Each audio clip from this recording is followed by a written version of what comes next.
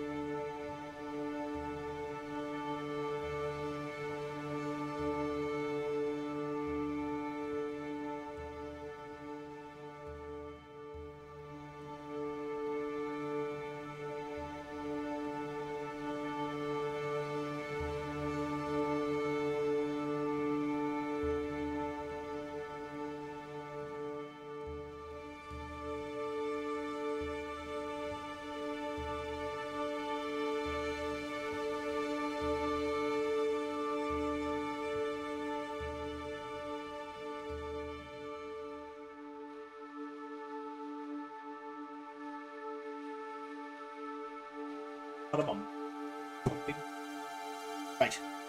Shall we continue on with our adventures, chaps? Yes, again, I am incredibly sorry, Thorn. I didn't see the VIP thing, so congratulations on becoming a Vapa. If you don't get this message, I will remind you when I see you in chat next. Thank you very much. Alright, let's see our friends and family, shall we? It's a tough thing to send from Russia anywhere at the moment. It is a tough thing. I remember, even stream. like, God, how long ago was it? Like, hello, folks. oh, are we live? Yes, we are live. You can stop talking about sending dildos to Russia. No, I was talking about sending a children's tent this is to a much friend worse. in the UK. Oh, This was like years ago. a children's dildo. Yeah, sending children to the UK in a box. What? It's fine. That'll be all right. Right. Bouncing baby boys. They don't call them that for nothing. Okay, sorry about that, by the way. My fantasy grounds apparently needed updating. Yeah, we were talking about. Ours just done it as well. Okay, well. Like, we Hey! updated this morning, and I like how Alpaca. Alpaca. I like how Alpaca said it like in the morning. You remember to update Fantasy Grounds. I mean, I was in the fantasy grounds while he was doing it, so I was like, okay. It's been up this whole time, so I guess just not updated. Hello, Zari. How are you doing, my friend? How was your Saturday? This music's a little loud for you guys. Is it a little loud for me? All right, I'm gonna go close the window. Turn this down. Oh. Better. So today we're going to be doing session 21, the failed vessel, which is going to take off. Well, we're going to take part of our little adventure is going to be beginning with, of course, I guess. To be fair, I will probably end up playing a little bit of narrative opener for you guys to make a decision, and then we'll probably go back to combat, knowing you guys, or we won't. We'll see. We'll see. Wait, how could we not go back into combat? I don't know. It It really depends on what I say. Then. I guess. But since I was asking, I asked some off the cuff role-playing questions. You know. Wait, here for my stream froze for me. It should be okay, CJ. Right? You were here for earlier stream, and this is. Does it count? Because it's the same day. Well, yeah, no, it's another stream. It's the same day though. That doesn't make any sense. Oh well. I mean, it's the stream stuff. Yeah. This is why I don't care about that streak stuff so much. It's so obnoxious. I am. People feel good. Yeah, I know. I'm stuck on 1080p. I'm so sorry, CJ. I'm so sorry. Listen, to be fair, you could just, you know, turn off the video? Is there a way to turn off the video on Twitch? Just turn it all off. Wait. What do you mean you're stuck on 1080p? That's what the source is. Yes, but that's the thing. That's because it's literally on that source. It's Oh, it's stuck. Yes, you can't change it. You can't knock it down. No. I I'm get it. All right, good. Be right back. Yeah, no worries. I'm good. I made a lot of potions for the LARP. How are we all doing? I think we're all good, right? I think like none of us are complaining. Can't think of anything. I can't wait for Ross's microphone to fuck up. That's what I'm looking forward to. That's on my bingo card. That's okay. I've turned off crisp. So hopefully not. Yeah, but you say this every time. I Yes, the last time I turned off, it worked. Yeah, true. I can also get cut out from my internet or get bombed. Yeah, I That's mean, on the bingo card. that's like on one of the corner ones. You know, that's make or break stream. Sometimes Twitch keeps it on a certain quality. I don't know why. Yeah, I don't know. I don't know enough about it either, CJ. I know that I can technically stream 1080p. I can also stream 4K, but I don't have it set to that. So I don't know how I would fix that for you. I don't think I can fix it. And to be fair, I am streaming like to what, 4? I'm streaming to Twitch. I'm streaming to YouTube, and I'm streaming to Tiki Talks. So, Have you updated? I think so. But the game? Yes, I have updated. It's updated. Yes, be able to join. I've been trying for a while, so Can I don't you know why. reset? I'm going to be re-updating this stuff as well. Okay. So I have a question for people, because I did leave you with some homework for last week or for this week. If there was any particular questions that you would like to ask characters, you know, from the mediocre to like the more complex story stuff. You know, for instance, hey, how does Ernie, when he goes to bed at night, what's his ritual? You know, that kind of stuff. So, do any of you have any questions? I know Bean's not here right now, but do you guys have any questions for each other or for maybe someone else, or some questions that you would like to throw out there at somebody who might not even be here right now, and some speculation? So, you've got anything, Muffin, first? If you want to go first. I'm currently struggling with entering the game and trying to remember the password for my stupid Fantasy Grounds account. So you guys carry on for now. Okay, no worries. I'll jump in. Ernie says, Zari says Ernie bugs Bert out of bed, out before bed always. So that's a Sesame Street. That's a brain tweezer. Yeah. But that's also a Sesame right, Street okay, reference. sorry, Someone's showing their age. Hey, Bert. Hey, Bert. Oh, that's gotta be my next character, I think. I was trying to think of like a Mind Flayer voice, but maybe I'll just be Bert. Hey there, Ernie. Oh, hey, Ernie. Oh, but Bert. Hey, what are you doing, Ernie?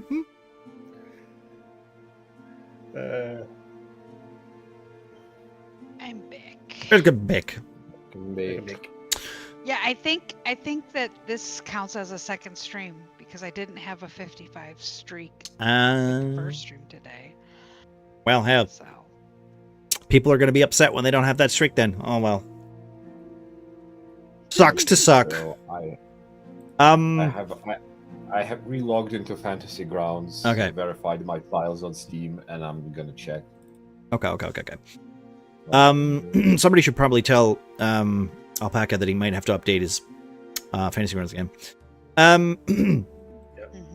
Okay, so for instance, I mean, here's a question. I can throw one out, right? Bean, Valavray. yes. She has been quite uptight, quite. She's got the nostrils in full 45-degree angle when she talks to people. Mostly because of height, or because of just she wants to come across as snooty. My question would be No. why? She wants to come across as like classy. Oh yeah. and That's I'm not- yeah. No, yes. I am taking what I see from it rather than what she sees.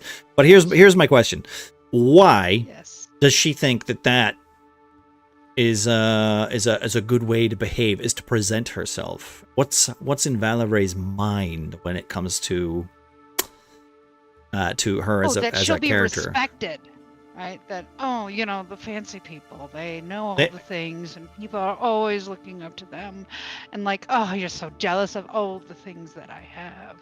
I'm so fancy. That's why. Okay. And what about, even though it generally works the opposite way, but those people that I mean, it would work on some people, right? You just might not necessarily come across the people that work. All right, what about you, Ernie? Why does what's one of the main things that Ernie kind of looks for in talking to people? Like, what's the first thing that he likes to get across when he's presented by a new character, like a new person, somebody he doesn't have any context for, good, bad? Like, when he introduces himself, just being a complete stranger, basically. Yeah. Like, what does he like to throw out there and like kind of capture, to present himself as a person? So for Ernie, he kind of throws out his booming voice to show that he's maybe bigger than his stature may appear. Obviously, gets joked around a lot about his height, so it probably rubs him off the wrong way in some cases, and obviously is part of why he goes into fits of rage. But yeah, he tries to obviously speak to the entire room, not just the person there, just so it's like, hey, look at me, I'm here, don't stand on me, Okay. So I think that, but also just that he is not a shy character, doesn't sit back, he's quite happy to be very vocal and upfront. Okay. Speaks his mind. All right. Do you have any questions for each other, or is there anything that you would like to talk to about this session? Protect something that's been scratching at your mind for what we're going to move into later in about 40 minutes. I had one for Alpaca, but I'll wait till he gets here. But I That's fair. had one for Godfin. Okay. So Muffin, you are getting in, so that's good. I did. I had to swap VPNs at the moment. Like, I'm literally just, that cartoon trope of making the railway in front of a train. Oh yeah. I'm doing that. I had to disconnect myself from the current VPN that I'm using to bypass the Discord block. It started connecting, so I started just applying any other fucking VPN that I had in order to keep the Discord on and the loading of the map. Isn't the internet wonderful? I do love geopolitical conflicts that benefit me in no particular way whatsoever. That's a brave stance to take. Yes. Yeah. But anyway, no, one of my questions was for Godfin. With everything obviously that's gone on with Godfin, obviously most recently, with this whole different stance on the Kelamites, would Godfin most change? of that have been in the background, by the way, chat. So yeah. Would Godfin ever consider changing who he believes, who he follows, and who he believes in? This is something I have been heavily contemplating for a long time, by the way. It's not that I don't think he's unwilling to... the Godwin as a character is unwilling to change whatsoever. It's more or less every opportunity to change have been bypassed in some way, shape, or form. Right now, he's kind of stuck. We have discussed the possible solutions of that, which I hope we get to in a way. The change should come essentially from the circumstances, right? So far, it has been extremely hard to even view an avenue for change, at least the positive change, right? Yeah. Because all the stuff that happened would essentially drive a person of any sort of conviction into zealotry, which wouldn't really work. And at that point, Godwin might as well be just written off as a possible just enemy encounter down the line. Because here's the thing, and this is how I've kind of explained it to you, like as we went in, right? Is that this realm, the realm of Gardenia itself, okay, as a as a melting pot for cultures and, you know, heraldry, fancy nobles, all that crap. All of this stuff is kind of like negotiable because I'm building it as we go, kind of. There are some things that are kind of knocked in and just they kind of stay that way, but they change a little bit. Or the, you know, the remnants of outside orders are kind of different. You know, they want to do something a different particular way. You know, for story reasons, makes things interesting if, you know, it doesn't just all work as it says on the tin, right? One of my main things was early on that I said that technically the gods haven't touched this place for such a long time. That's why Mr. Hookhand Man was so prevalent, like the god of justice, like Mr. I've already forgotten his name. Oh my god. Tyr. Tyr was so prominent with the Empire, right? Because that's all you really needed to know. The Empire was literally, hey, justice for all. You join our side, we'll get you justice. You will be able to do whatever the hell you want as long as you follow read our Bible, right? And then later on, we realized that was just kind of like a big old, like, you know, hammer to be like, all right, listen, agree with us, we give you some shit. If you don't agree with us, we'll just leave you at it, and you're no longer involved with our stuff, and you kind of have to just work outside the Empire. That's kind of how it worked. And that was campaign 1. With this one, with campaign 2, I am a little bit more, you know, lenient because it's like, technically, if you think about it, every order so far, since the gods haven't touched this plane or this realm, there's like remnants from like years and years, centuries ago, right? So all these like dead statues and all these little bits of paper of written stories and myths, these are like, they could have just been made up. Some of them could be fact, some of them could not be. So the Kelamites themselves, right? They are following like a bunch of like commandments or, you know, their oath, right? Which could be bullshit, right? Or it could have just been written down and just left there and then they're following it. And also there's another sect that might be doing some other stuff, or they might think that the way that things are done should be done differently. That's not like, that's a trope. That's a basic fantasy trope. Everybody knows this shit. Like, that's kind of how it goes or whatever. My aspect for oath breaking or oath changing or whatever, I want to be like, I have said this to you, I want it to be a bit more like loose, because Godwin is not a knight. You know, no, I made it painfully obvious. I made it painfully clear for the longest time. I have been having find steed for the longest time, where we needed a horse, but because Godwin doesn't even know he can do that, I cannot picture a Godwin even in remotely knightly. Well, this is what I mean. Like, but this is yeah. Sorry, just so I can get the thing in though, right? Like, it's just like But the thing is, right, the thing that I completely understand is I don't mind Godwin's character going into a knight kind of scenario. That's fine. What it does lead to, though, is that there is a scenario where, like, he can technically, you know, you can reclass. He can go, all right, okay, this isn't working. You know, this, I don't really believe this. And I know that's all oath-breaking stuff. But I have said this to you. I have said that, like, technically, if the story is more interesting for, you know, Godwin to be like, all right, I was basically kind of, like, taught this, and they don't even believe this stuff, it sounds like I'm following the wrong kind of people. You know, like, I feel like that is more acceptable when there's no god on the top.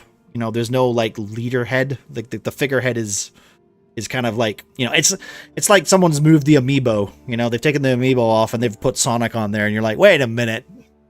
You know, you know, just so. I'm sorry, and continue your point. That was my my overall heraldry is kind of like made up. You know, it's like very much like, hey, we're all trotting along to the same rhythm. Why aren't you doing that? Oh, and then, you know, contrast. Religion. Yes. Religion being made up. What a novel concept. Hey, I'm not complaining. It makes it really easy to fucking write it. Yeah. So yeah, to return to the point of change, right? I don't want to say like, I don't want to result to what ifs and could haves, right? Because it's a defeatist talk and makes any argument after that sound really petty when it comes to fucking fantasy game. True. Right? I feel like the biggest change that would have basically dropped Godwin immediately and made him switch was if he would have became undead instead of Grom.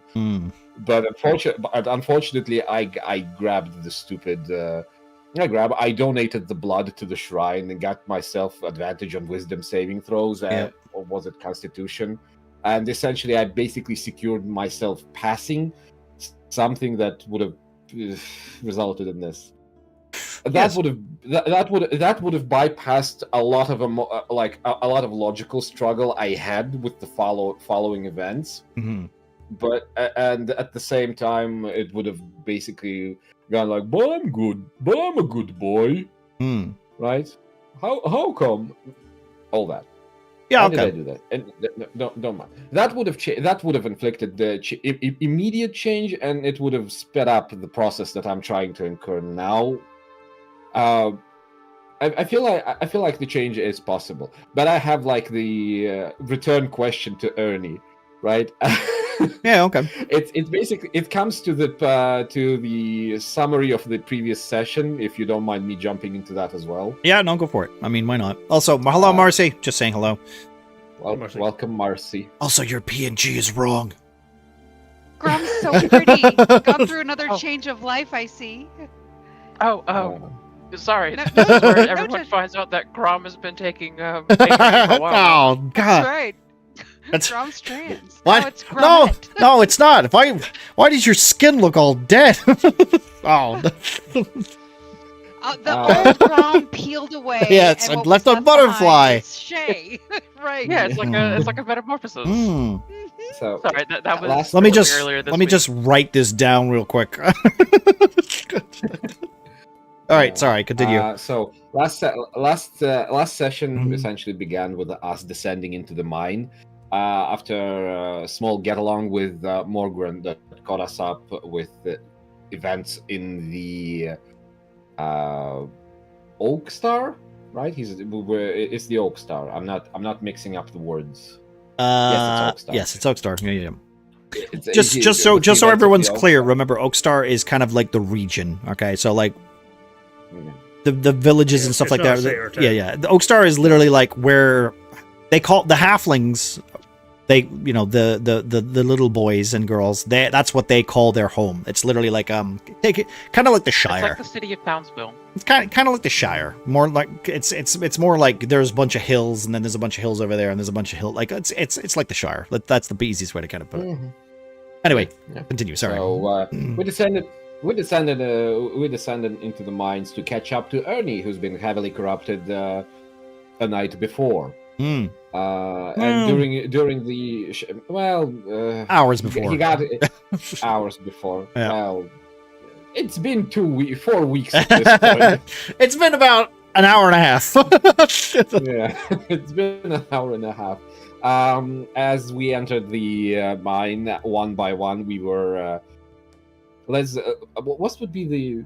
I don't think the word seduced would be correct, but I guess charmed and Or illusioned into the worlds of I guess happiness for us, whatever that beast thought may make us happy or content with our existence. Yeah, using your own ambitions and joys in order to try and twist your what's the word I'm looking for? Ego? No, because some characters don't have ego, so it's everyone has ego. It's just appeal, I guess. Yeah, I would say appeal. Yeah, I'd say appeal. That's a bit more accurate. Like wants and desires, maybe. Yeah, if I was to just like simplify it, yeah. And as to skip a couple of to skip particular illusions of Ernie being reunited with Astrid before the actual reunification.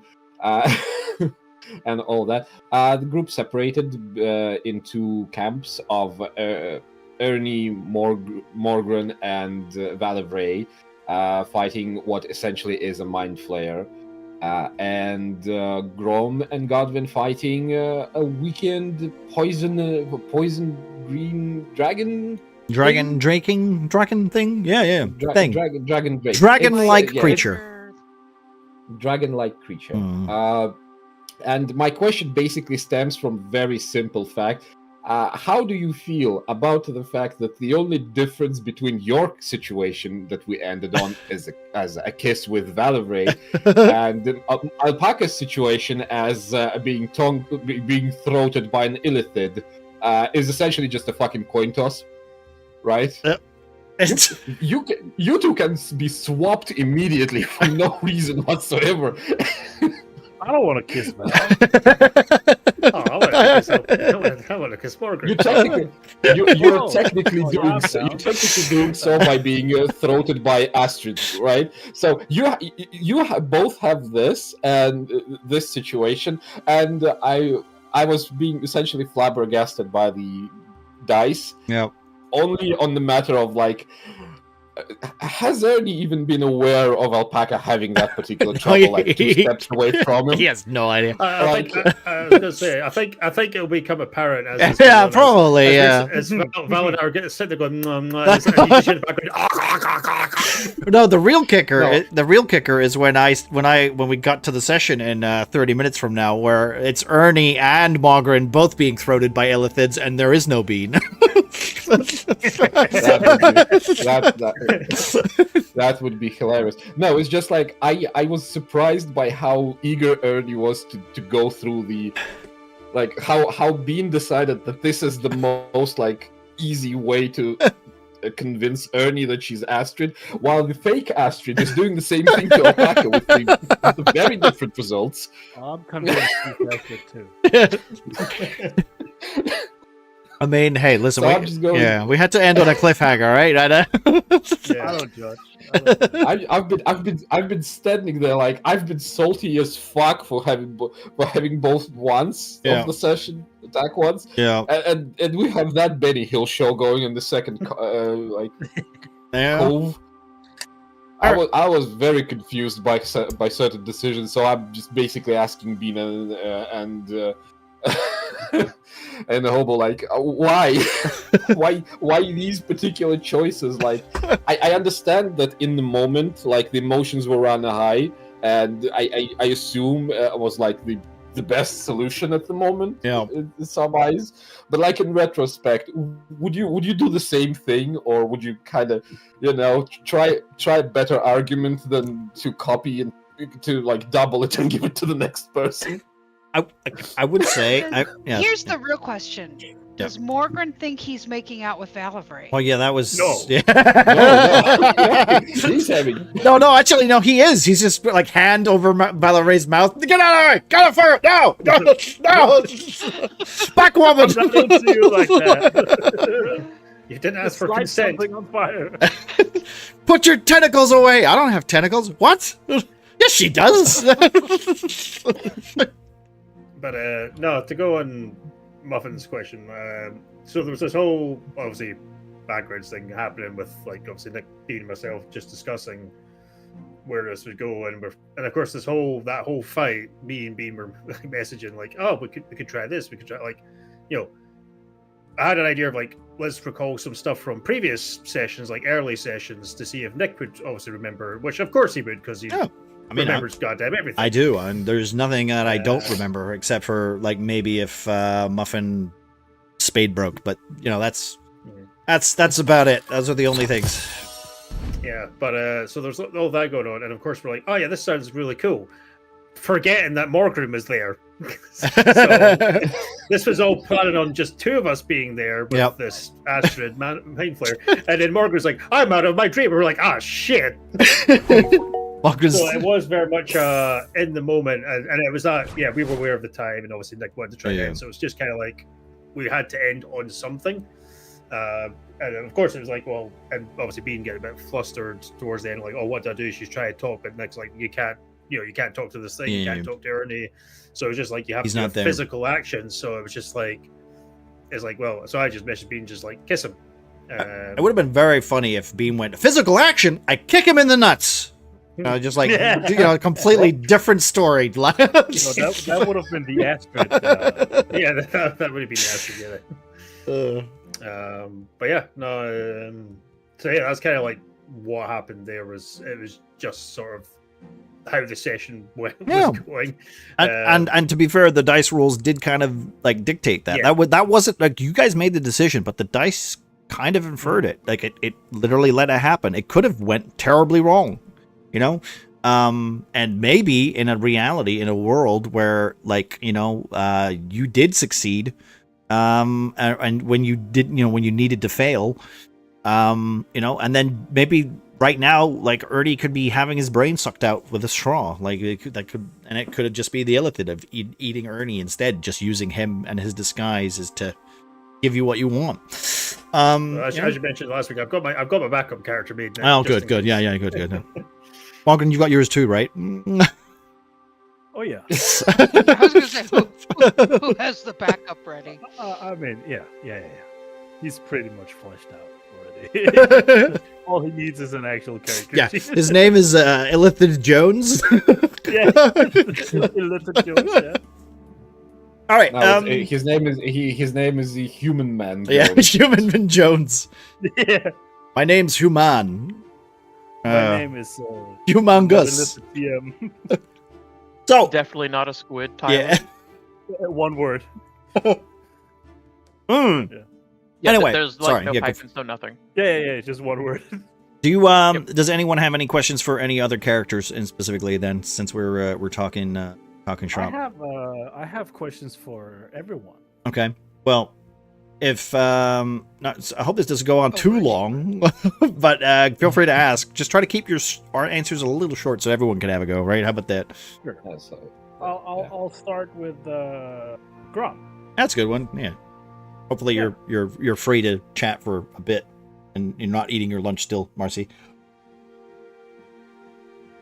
First of all, Okay, see? Yeah. maybe give Marcy 5 minutes. I'll give Marcy a few minutes. Ernie. But I just answered. Okay. Sure. Bean. But we're 5 players. I swallowed the food. I can ask a question. Okay. Okay, Grom. How does being away from his family affect him? We've been too busy to talk about it, but I would assume that it is beginning to take its toll, especially with recent events. So I like to imagine that the recent events that have been affecting both Grom and his friends, because Grom does consider a lot of the party members friends at this point. It's been a couple months. Like the recent events are stressful as fuck. Mm-hmm. Like he has no idea what is going on with the Cornerstone. He doesn't know if breaking it will ruin the world as they know it. He's being voluntold to go do things by a fucking dragon. And for some reason, he's really gray and super cold. He doesn't understand. So the events are stressful themselves, and the distance from his family is something that I think would be depressive. Like, most of the jobs he usually takes, gone for a few weeks at most. I think this current go-round, they've been gone for about how long, Manic? Ooh. At least 30 minutes. At least 30 I'd minutes. say last time you saw your family, I'd say it's been about a month, right? You left you left Trino like about a month ago. It's taken you a couple weeks to get to like the Oakfield. Yeah, because we took the ship. Yep. There so was that about a month. side bullshit. Yeah, about a month. Yeah. It's not been too Like, long, but recent events have. Grom usually stays.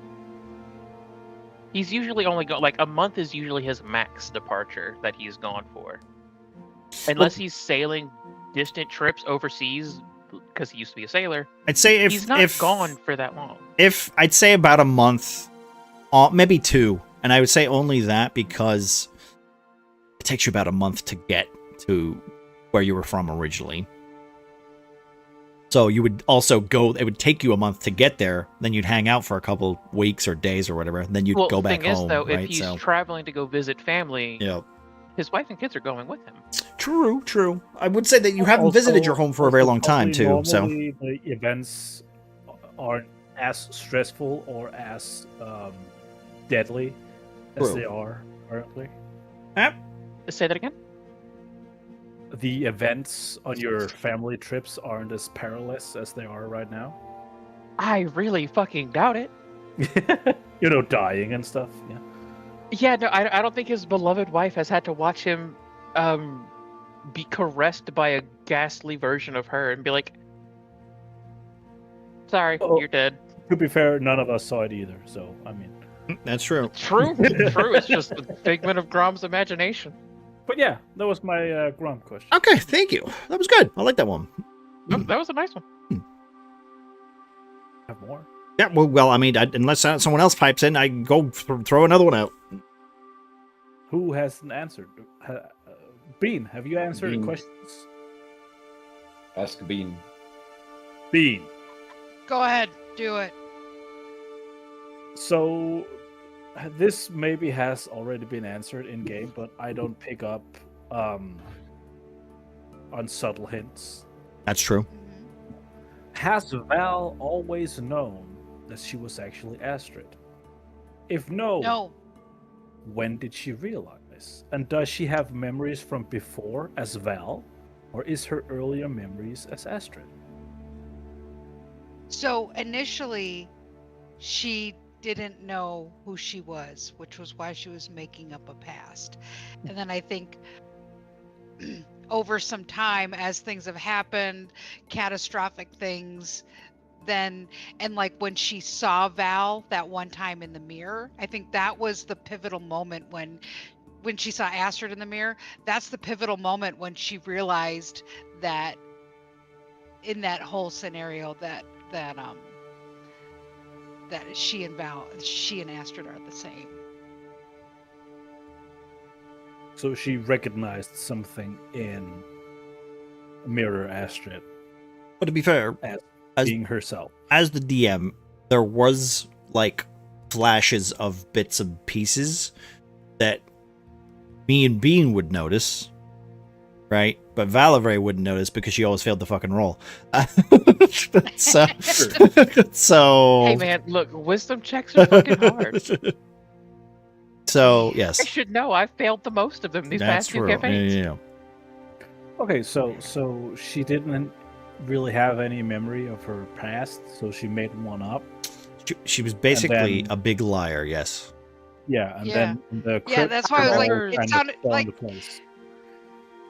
Yeah, Grom caught it like one of the first episodes when she talked about like it sounded like right out of a fairy tale, right? I think I did like a Rapunzel thing, and Yeah, Grom called her on it. That's what I was And- about to mention. That but you- Grom was like, yeah, sounds like some Exact- storybook sheet.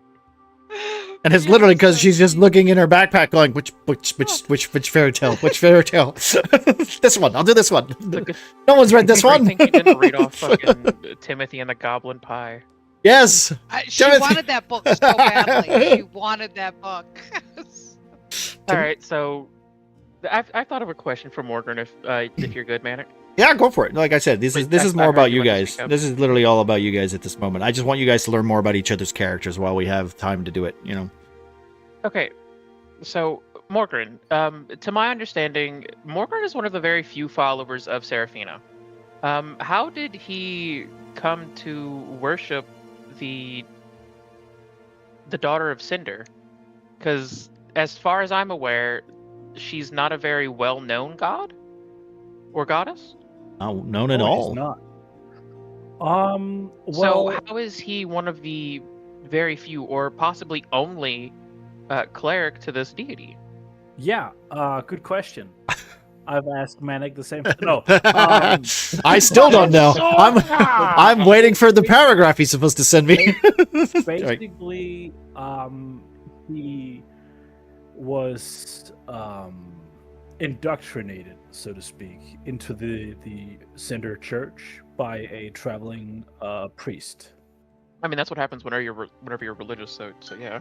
Yeah. Correct. So he kind of tried to do the whole, Cinder thing, and he tried to get into like their main temple, and for many years this was his like his primary focus. Like he wanted to be accepted into this the grand pyre temple thing.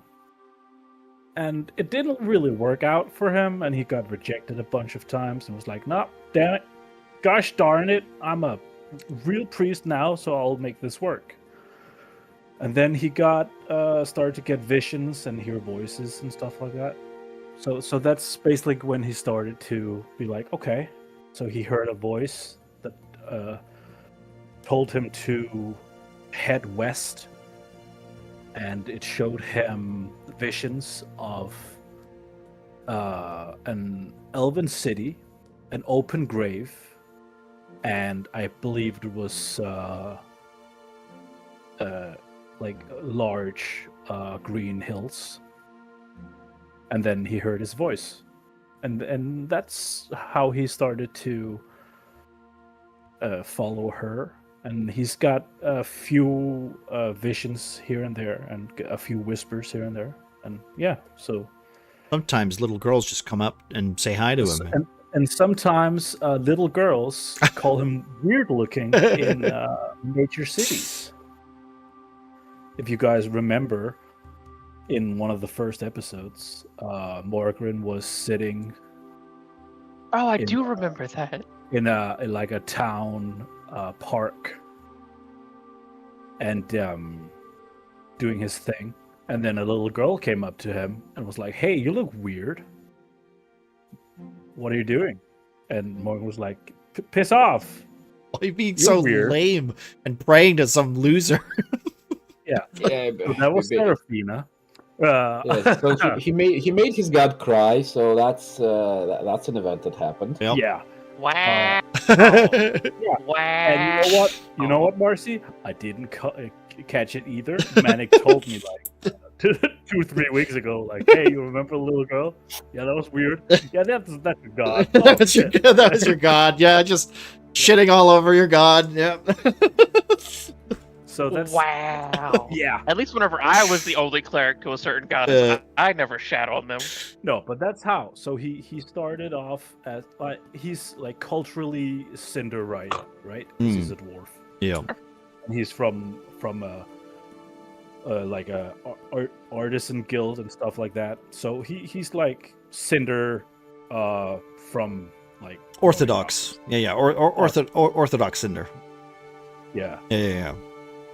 And then he was like, "Okay, let's try. Let's like embrace it." And then he started hearing whispers, and I was like, "Oh shit, this is way cooler, man." Yeah. All right. And I have also, actually. he doesn't know if I he's have a. yeah. Oh, he I doesn't know actually if have he's a crazy. follow-up question. Okay. This is actually something that kind of bothered me logistically, but I don't know if it's been given a lot of thought. Correct me if I'm wrong. Is Serafina a goddess of just a sun goddess? She is the goddess of the sun. Technically, yes. She is. Right? She is one of the daughters of Cinder. Cinder is the god of the forge and fire. And his daughter is his two daughters are the sun and the moon. Okay, so I have a question. It's essentially to Morgan, like, why aversion to darkness? Then Because it's why? scary. No, that's the thing, right? She's not the darkness is not the reasonable counterpart to fire. In my mind, right? You don't think when you go for pairings, it's usually just light and darkness, fire and cold, right? And then you just stick like the source of light, the unending source of light in terms of sun, and you put it against the darkness that can't do much against it, right? The darkness is just. I'm trying to basically just go. Why was the darkness picked as Morgren's essentially Achilles heel. something that he cannot stand? Yeah. Honestly, because I thought it was funny to have a dwarf that was scared of the dark, especially since he used like 3 years underground training.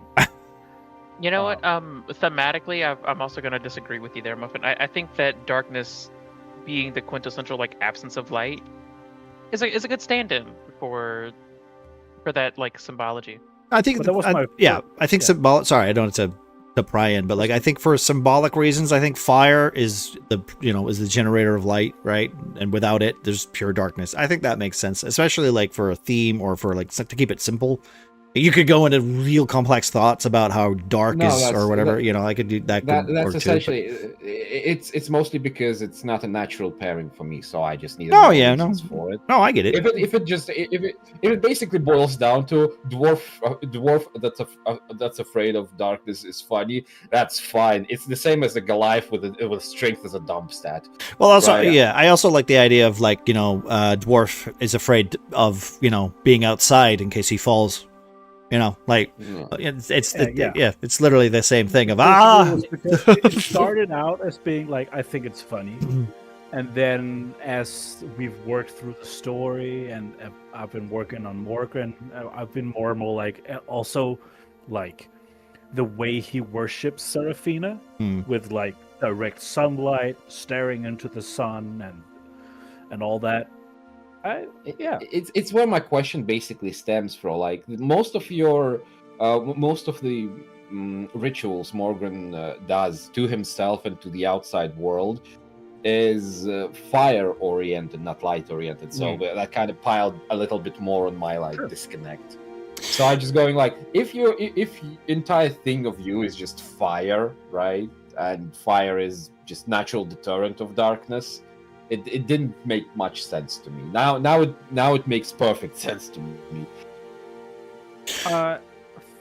In Morgan's mind, fire isn't light, fire is warmth. Fire is the embrace of Seraphina. Fire is safety. And the darkness is disconnection. Darkness is, yeah. Okay. I think that makes complete sense to me. Like the way we described it, or the way we were planning to go for it, was that fire was so important. Like there's a reason why Mogren is a sunburnt dwarf. Like at this point, like it's a like one of the ways he wishes to show his servitude is to treat his body like a temple by keeping it at least scalded. Yeah. The horrible ending to his character is just like the worst skin cancer. Yeah. There is such a thing as too much vitamin D. Yeah. Morgan would. No, that's why he brands himself, right? He sees a funny spot, burn it off. Yeah. He just Cordurized. At that? least use some sunscreen. Come on, Seraphina won't be upset about that, right? No.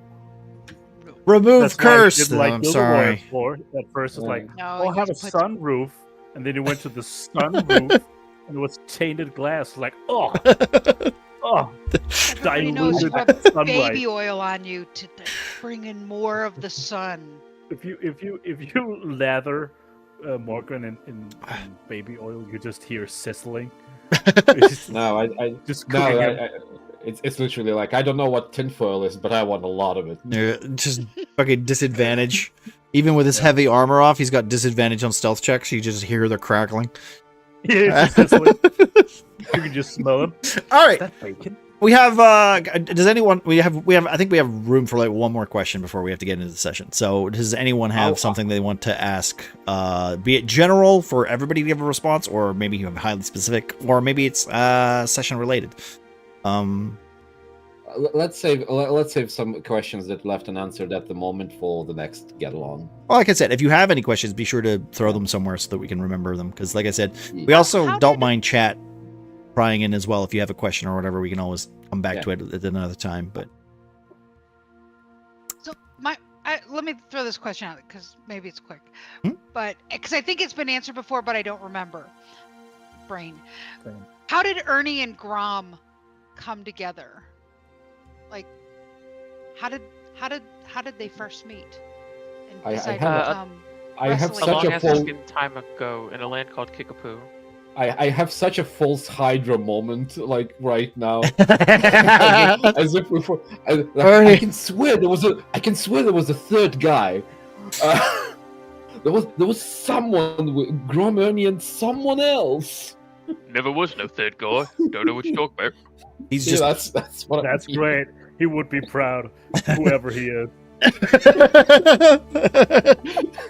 Who said that? Who said that?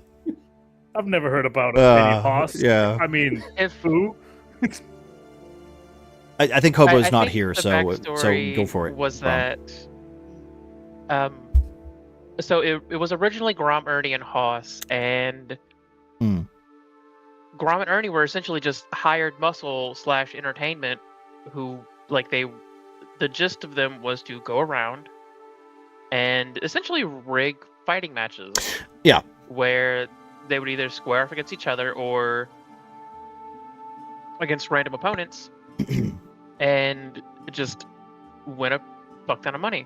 You guys were basically a makeshift crime How syndicate. Did you meet? Well, Was it all Haas? Was he the one that like went out and like found like a couple of guys like, hey, I can use you and I can use you and did he recruit you? ironically, yes, that's technically what it was. Since Filthy Tengu's Frenchmen? departure, I mean- there was never any like reworking of that. Yeah, not really. To be fair, Nor by that discussion of point, it already solidified, and I think that kind of became canon anyway. So the reason that you guys met was, I mean, you were always rivals. So probably the way, like from my understanding, Sorry, is this one Ernie and Grom meeting? yeah, this is well, this from my understanding, Grom and Ernie were always they kind of probably hated each other at the beginning. Right, and they were like, "Oh, I that like to fuck think that that it was guy, a pretty fuck friendly that guy." rival. No, I'm meaning like early, like young days, like before you got to your adulthood, kind of like like, "Oh, that guy, oh yeah, he's always kicking my ass, or he's always fighting me." And then it got to the point where Haas was like, "Hey, we can earn a lot more money if you guys actually work together." And then you guys went, No, I don't think No? Grom would have hated Ernie. "Well, I say hate, Grom, at but I least. mean, but do you know what I mean? Like, dislike. yeah, The way rivalry wise." the way we worked out Ernie and Grom meeting was that Grom already knew Haas. They were kind of like sort of together, or at least knew each other. Ernie was in a bar drinking away his sorrows and bumped into Grom and basically got into a fist fight. And then Haas seen this and was like, saw that people were getting intrigued and were putting money on this fight. And just decided to basically become business partners. And I'm so glad you remember this because I sure as fuck did. Well, I Things also have gotten reworked with this trio so many times. I also like the idea of Pengu just coming in and going, "It's because they were both freaks." Yeah. That's it. The tall freak of nature and the small Yeah, one. that's Quickly, it. into I the needed arena. 2 freaks for my show. But that's Yeah, Mark's saying. essentially. It's basically we started bar brawling in that, and then we sort of got talked into, hey, you can make some money, you can have a cut of this, and we went around, and that was the idea. And then there was sort of that. There was probably this at first, like Ernie didn't like Grom, just purely because of his sort of like early backstory, and then with his like his ex-missus running off with someone who Ernie interpreted to be stronger, so he always figured bigger and stronger, so he just assumed that Grom was that person she ran off with, and obviously it wasn't, and then they started making money, and then from there they just became best buds. And that's usually how most stories kind of go when it comes to rivalries, And then right? time went on, and now he's my kid's uncle. So basically, the funny thing is that Ernie is basically Vegeta.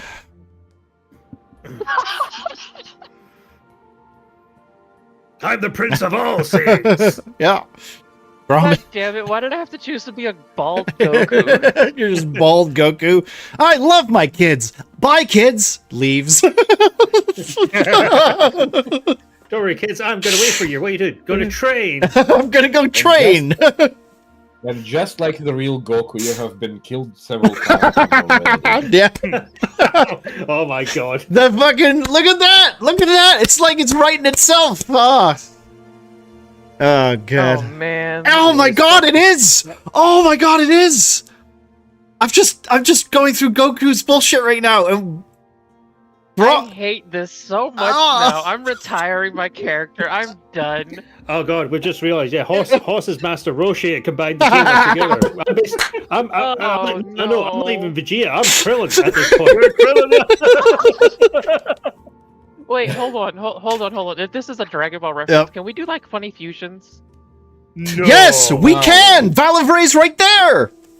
Yeah, Valor's Yeah. a weird fusion. Ernie, let's go. We have to do like a little. This twinkle toe this dance whole and, like, touch campaign fingers. is literally just Dragon Ball Z! I don't know Dragon Ball. I'm too old for that. Go watch it. Dragon Ball is Not now. old as shit. What do you mean? But I'm older than shit. That's the Yeah. problem. in fact, right now, Morgan and Astrid are more fun. Himself down and watch Yeah. Dragon Ball. Oh, God. No. All right. Well, Jesus. Well, on that revelation, I guess I'm going to give you guys 5 minutes to get a drink, set yourselves up, and we'll come back and we're gonna start the session. So Gotta find a bootlegged version of Dragon Ball. Hang on. oh my lord, I kind of, you know what? I Sorry, still my like love, it. Dragon Ball was not old as shit. I'm sorry. It is. so It is good. though. I mean, I was watching it when I was a boy. That was 30 years ago. Next Shut time your- on Cornerstone Z. I used to read the manga. The first Friday of every month, the Danish translation would come out, Hmm. and I would read it. It was like £5. Yeah. All right, Uh, so before we yeah. go on to this intermission, Yeah. Dragon Ball was not old. Nobody say a fucking thing. Okay. Um, I'll just No, finish. We didn't I'll say just. Dragon Ball was old. Yeah, we, yeah. we said Eden was Right. old. Well, no, for no, not no. knowing I mean, to be Dragon fair, Dragon Ball Z is about 30. silence, man. Okay. You know what? Fair enough. All right. Okay. Well. I am old. Remember? Older than- Remember 20 years older ago? than- When, Hey, when- remember when half of the cast is at least 30? All right. I only had to say that because I know. I Mrs. know. was in chat. She All was right. mad. Okay, so we're gonna give it 5 minutes. If you guys want to get a drink or whatever, do that. I'm gonna start the session in 5 minutes. I'm gonna go to the screen real quick, and we'll see you guys in a couple minutes, and then we're gonna start the session. So give us seconds, and we'll be back in a bit. Yeah. So if you guys want to break down or whatever and do whatever you need to do, set up your whatever you need to do. We're technically in combat. We're gonna come back to the fight, but don't worry. There's a little bit of Do we get a short rest or long? well, during it, no. Yeah. Do we level How up? long do you want to be tongued? 8 hours.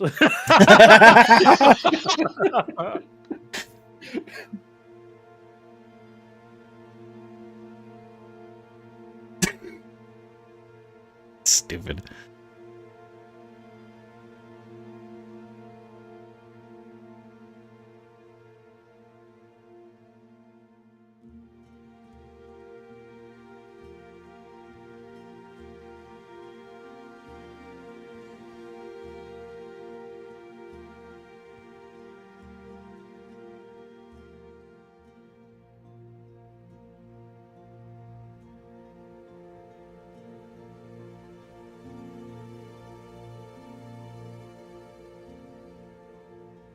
Okay.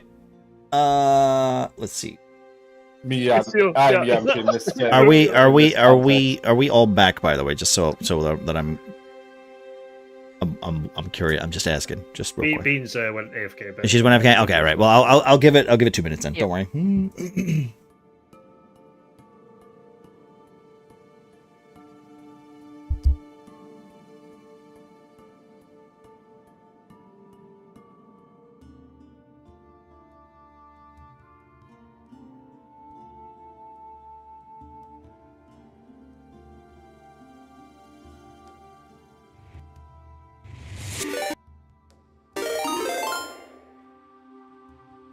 Hello, Limbo. Thank you for the raid. We're just starting up our session now. I hope you're doing well, my friend. I hope your stream was good. How was No Rest for the Wicked, my dude? Also, if you need to go and eat or do whatever you need to do, I appreciate you. Thank you again for the raid, my friend. If you're not already, guys, go check out Limbo Worm live. Playing No Rest of the Wicked lately. He's also been playing some Outward.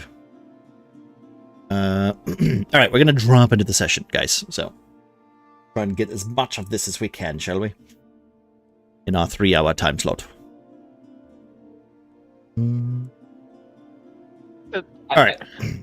Hello. Hello. We out here. Hello. Thank you, Limbo, for the raid. All right. I like the Krillin option because he's short. Yeah, but I just like the idea of like the cross switch because technically you're the one with the haircut, right? But he's got the haircut now. This is true. Oh, see, now we have to do the fusion. Well, no, you just after a time skip, you have hair and he doesn't. Yeah. I think at that point, if we fuse, we're going to turn some of the monsters that's in Resident Evil 9 record. Yeah, maybe. Okay, so just so we're clear, so we ended the last session with a bit of a snoggy snog. Oh yeah. Yeah, people were snogging down that hallway. You know, I feel that I've been left out of the amazing word of snogging because that doesn't exist in this. We need What? to bring that to America. Snogging? You've never heard of That is- snogging? Bean, that is an that American word- thing. Snog? Like, we have it here. We have it You here. think Not the it's word. the word snuggling? It's not snuggling, not snugging. No, it's snogging. No, stalking is S-N-O-G-G-I-N-G. Snogging. You want a big snog? That's snogging. Yeah. the best Yeah, words I've no. ever heard in English. It's No. just Not making me. out. It's just- No, well, yeah, I guess making out sounds something. Who cares? You know what? We're not teenagers. Why are we talking about this? I want to talk about snogging. I don't know. We just been talking about Dragon Ball Yeah, Z for I know. a bit. Fuck me. I feel like Well, this is a terrible session of D&D. All right. So, I think that's how most of them go anyway. yeah, I guess. Time is worse. Hello, Miss Verse. All right. So, let's continue our session, shall we? Right. So, last time, okay, you know what? We're going to do a little bit of a recap of what happened, okay? You almost said it. You almost I said did. it. I You stopped almost said it. myself. On Cornerstone, I stopped. So we're gonna do a quick recap between what happened to Godvin and what happened to Grom with the creature before we go back to this kiss, right? But clearly that's what you like because that's the more important part. No offense, guys, but that one's We probably a bit haven't- more important. We haven't killed the dragon yet, right? It is not dead. No, can you see it? No. Can you see it on the screen real quick? I don't know if you. Now Can. it's not present for me. All right, there we go. But now, Now it is. now it is. All right, cool. Oh, motherfucker was right there this whole time. Yeah. Damn. Right. So it was climbing on the walls, if you remember right. I'm also just going to turn the music I on. think it was trying to before it got fucking hit. There There we go. Before- Godfin, are we Goku. killing this thing or are we knocking it out? Hello, Runa. Okay, sorry. So, as you guys, if you guys remember, it was running away from you. It was kind of skittering away, climbing up the walls, trying almost to like lead you somewhere. Perhaps, maybe it was going back to its master. Maybe it was literally just scared shitless because one of you hit it pretty hard and it got a little intimidated. Who's to know? Unless you roll like some sort of insight check. You never asked for one last time. I mean, did you? hey, you No, fucking. it's Sometimes it- they're it's implied that you would like to ask these questions. I don't have to answer shit. I'm just a storyteller. It's wisdom based on. it is on us to roll perception or insight. Yes. True. Oh man. Okay, so I mean, okay. In this situation currently, you are unaware of what happened with the other guys. Right now, Oh, completely. you are deep in combat mode, chasing after this like slimy like dragon that seemed to be like whipping its tail around, using it as like a barbed whip. I would like to. I'd like both of you to kind of give me what your mindset is right now, as you are kind of trying to hunt this creature to stop it. Because I'm assuming both of you kind of are considering this creature to be the problem that is what you were told to kill. Is that would I be right in understanding that's what you guys think this is currently? I don't think I think for Godwin it would be like it's the he's currently very pissed that his sword broke Yeah. over its head, and at the same time he fully realized that this is not the end of it. Like this is probably just one of the problems here. Okay. Because it cannot it's never that easy like to walk in and see the problem immediately. What do you Right. mean? It's as if on the very first on the very first session, as we saw Calico go down with poison, we would have just approached it, just stab him with a sword, go, well, now he's dead. Anyway. Yeah. Well, that was Good. short. Yep. There we go. Good chapter. Good chapter. Goodbye. All right. What about Grom though? So in Grom's most recent run-ins with a dragon, and note his only run-in, these things are sentient. They're usually pretty talkative, pretty bossy, and something doesn't seem right. It's Seems behaving like a wild beast seems more instead yeah. of instead of cognitive like actor. Okay. So It's behaving on instinct rather Grom than is, um Grom is leaning more towards trying to capture it and like render it unconscious rather than outright kill it. Okay. I mean, it is quite deadly. It did hurt you quite a bit. Oh yeah, no, it did. Okay. That's why Grom's about to punch the fuck out of it. All right. Well, I think if I remember right, if we go to the I think we ended on, was it Ernie's turn or was it Bean's turn that we ended on the character? Ernie, Bean initiated the kiss. It was her turn. Okay. So it technically would be Godwin oh my next then. God, that's Morgan kind just of killed gay. Val. Okay, so it would be Valerie initiated kiss. Boom, boom, boom. All right. Okay. Right. Just so that I'm incredibly clear with this.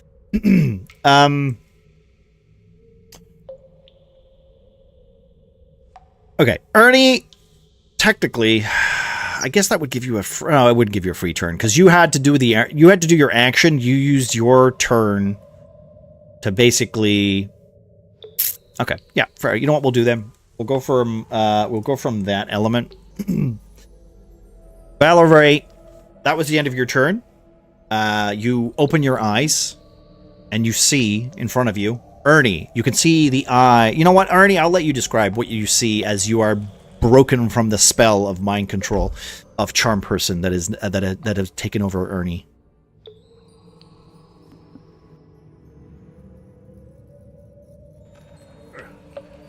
Ernie there sort of looking a bit puzzled and a bit amazed and basically back in reality.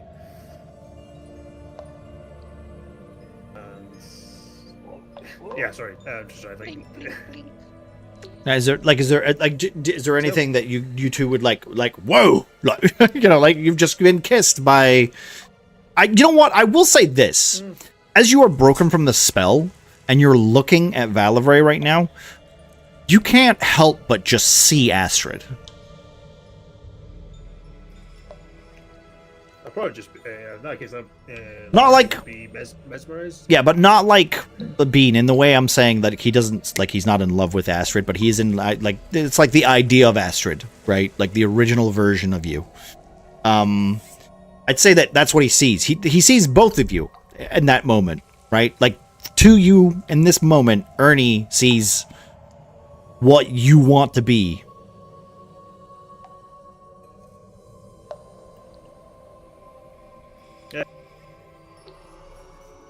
Uh-oh. Look at Val. Are you leaning back from your mic, by the way, dude? Your mic's a No. little... Okay. It's literally just... it's literally just... Yeah. No, he says while he rapidly leans forward. Yeah. Yeah. I don't actually tilt my chair back. Yeah. No, probably at that moment, Ernie just kind of like, in that, just kind of sees Val, or Valistrid, and just kind of goes, oh, hey.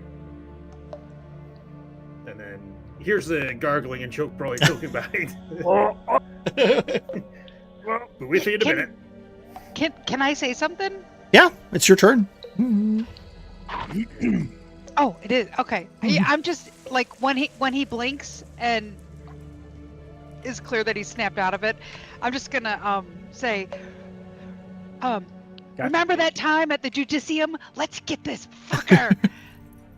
And just like I'm pulling out my little my rapier and cast Blade Song. I'm just gonna like, I want like, let's get this thing. Okay. Is its illusion broken? Does it look like the? I will say, as soon as this charm person has been broken, you do see this large, kind of almost robed-like figure, the tentacles kind of spilling from its hood as it's surrounded. The image of Valerie or Astrid, now broken, Monkrin, unfortunately, staring deep into this creature's lifeless yellow eyes, it stares into you.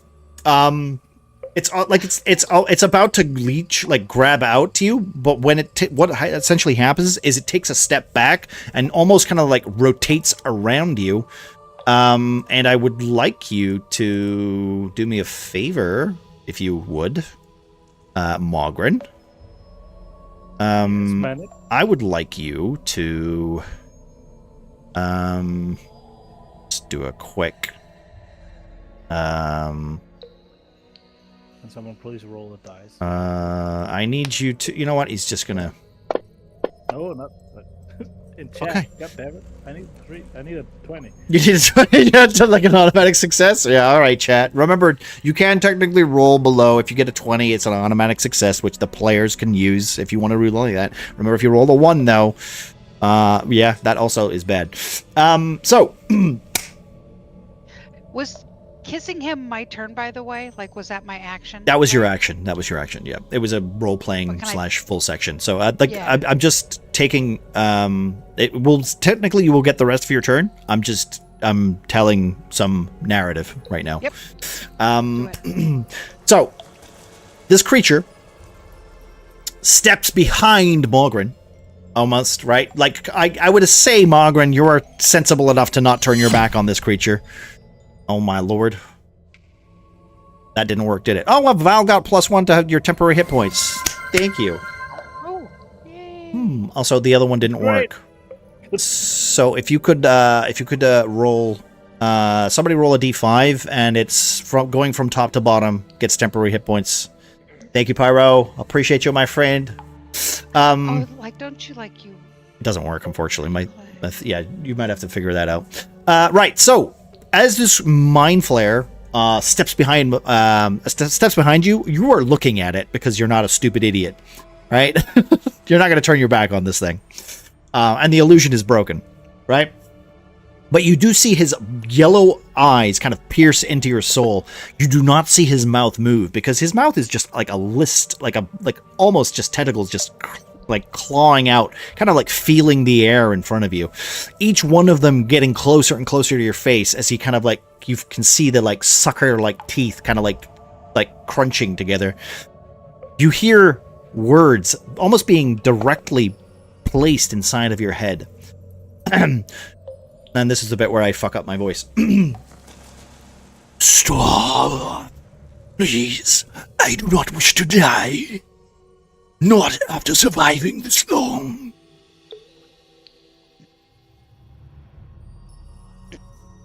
Seriously? That's really what he said. I have lived in these caves for years. Quiet, hidden, unseen. I have stayed because something below calls to me. Not with words, but with sickness.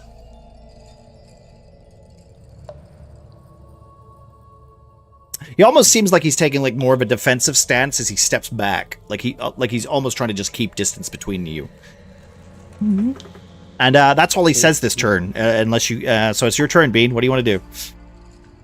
Yeah. So, like I said, where to go? Oh God, there it is. I'm casting Blade Song on myself. That's my bonus action. Okay, dokie. And looking at it, this is like not even this. He's just tried to kill us all. I don't think so. And I am going to I'm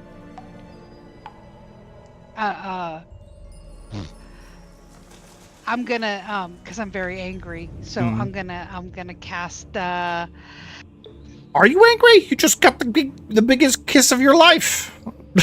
Aren't you feeling bliss? It almost like what it did. It was like trying to destroy us. It was trying to destroy Ernie. It was trying to destroy all of us. So like this thing where it's saying, "Save me now." I mean, it was. I mean, you're in its home. Yeah, but so. I mean, do what you got to do. It's up to you. Yeah. So I'm gonna do like the Sith Lord thing, and I'm gonna cast Witch's Bolt on it. Okay. Do you need line of sight for that? I think you might need to step to the side because you will be shooting right through Alpaca. Oh, because he's behind it. Yeah. Okay, well then, good point. I can switch this. It's fine because now we've got. That's great. No, that's a great Piccolo reference. So you down your Piccolo, and that way Margaret gets to be Goku. It's another Dragon Ball Z meme. You're unfortunately Bean. You're not going to get any of these jokes tonight. Just know that he's the coolest character. And he's always wearing. He literally has a spell called Clothes Beam. Clothes beam. Yeah, where he shoots. Like Yeah, a beam of clothing. Yeah, like he equips himself with clothes by Clothes Beam, and he hits. So and you do that all the time with your character. See, this is literally just a Dragon Ball Z fan fiction. I hate myself for this. Yeah. So, Well, we're here now. Yeah, well. Might as well double down. No, I mean, All right, Magic Witch's Missile. Bolt, just Yeah. a beam of crackling energy. I don't know. I still think that this. I said, like I doesn't said, have you to- can do it. It's just like for line of sight purposes. You just need to step 5 foot to the side. That's all I'm saying. Like, Sure. yeah. Okay, there you go. Boom. Yeah, and I have said to Ernie, I'm like, like I said before, right? I'm saying that like let's do just like outside the Judicium. Judicum. Yep. All right. So to cast it, Witch's Bolt. I guess I still have to do a hit to hit. Yes, it is right. Effect. Cast. There it is. Cast. Oh wait, I gotta target this thing. And it's lightning Can I damage. target? You should be able to target it. Yeah. Control Trying to T, right? target it. Isn't it just control and then dice roll? Selection. You've got to target it. I have it targeted. Thank you. This one. Come on. Boom. Nice. All right. Damn. Oh, Roll damage. that's good. And it's a 1d12 lightning damage. 2d12? 2d12. Oh, I guess Yeah. 2d12. You're level 5, right? Yeah. Boom. Concentration.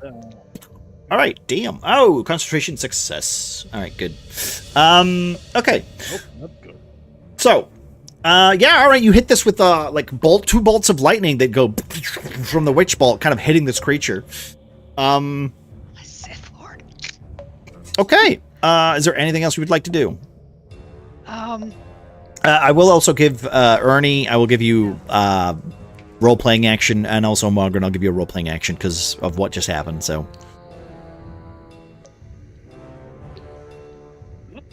I'm gonna try to roleplay. That's not an action. He's still holding me. No, he's not. He back. he failed and stepped back, like so.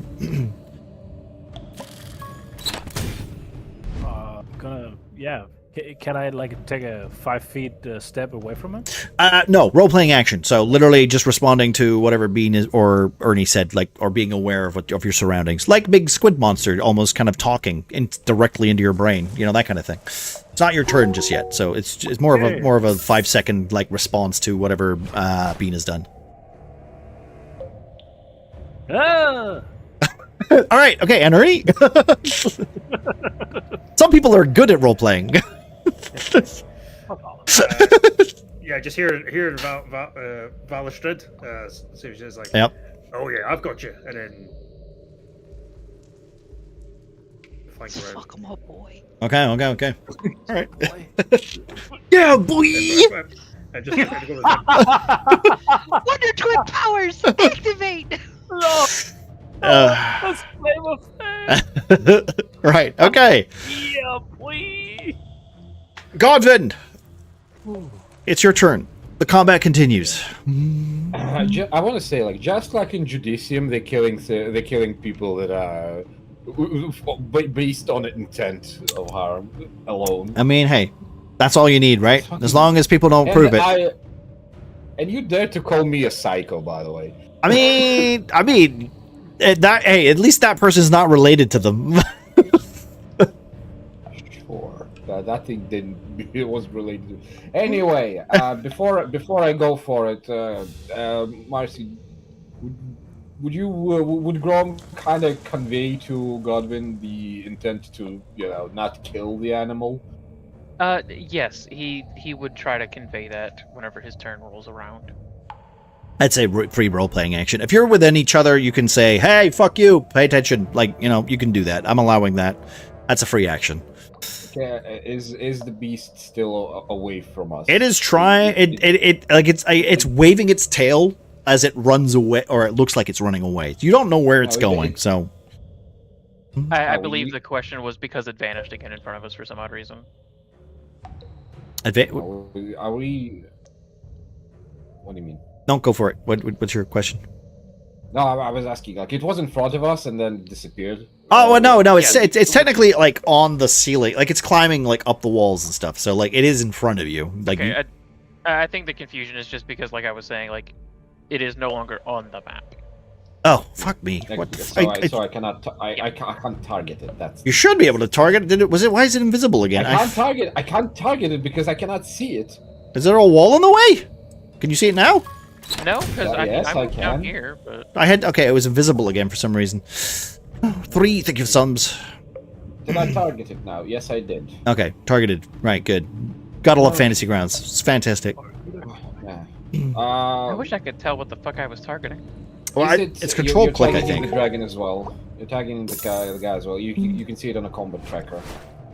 Oh no, you don't. You're not targeting anything at the moment. Is it control? It's control click, right? Control click. Yeah, there it is. I use the Control I use click the works. Target mode. I use the target mode button on the map itself. It's more reliable for me than any like quick shortcut. Regardless, so Yeah, same. you'd say you'd convey like anything in regards to we gotta take this guy alive, that type of deal, right? You try. Yeah. Try to say it with Grom would words. specify that. Is it within Grom would reach? specify or- that the last one was sentient, so maybe we shouldn't just kill this one. You can reach it. the children of that guy weren't.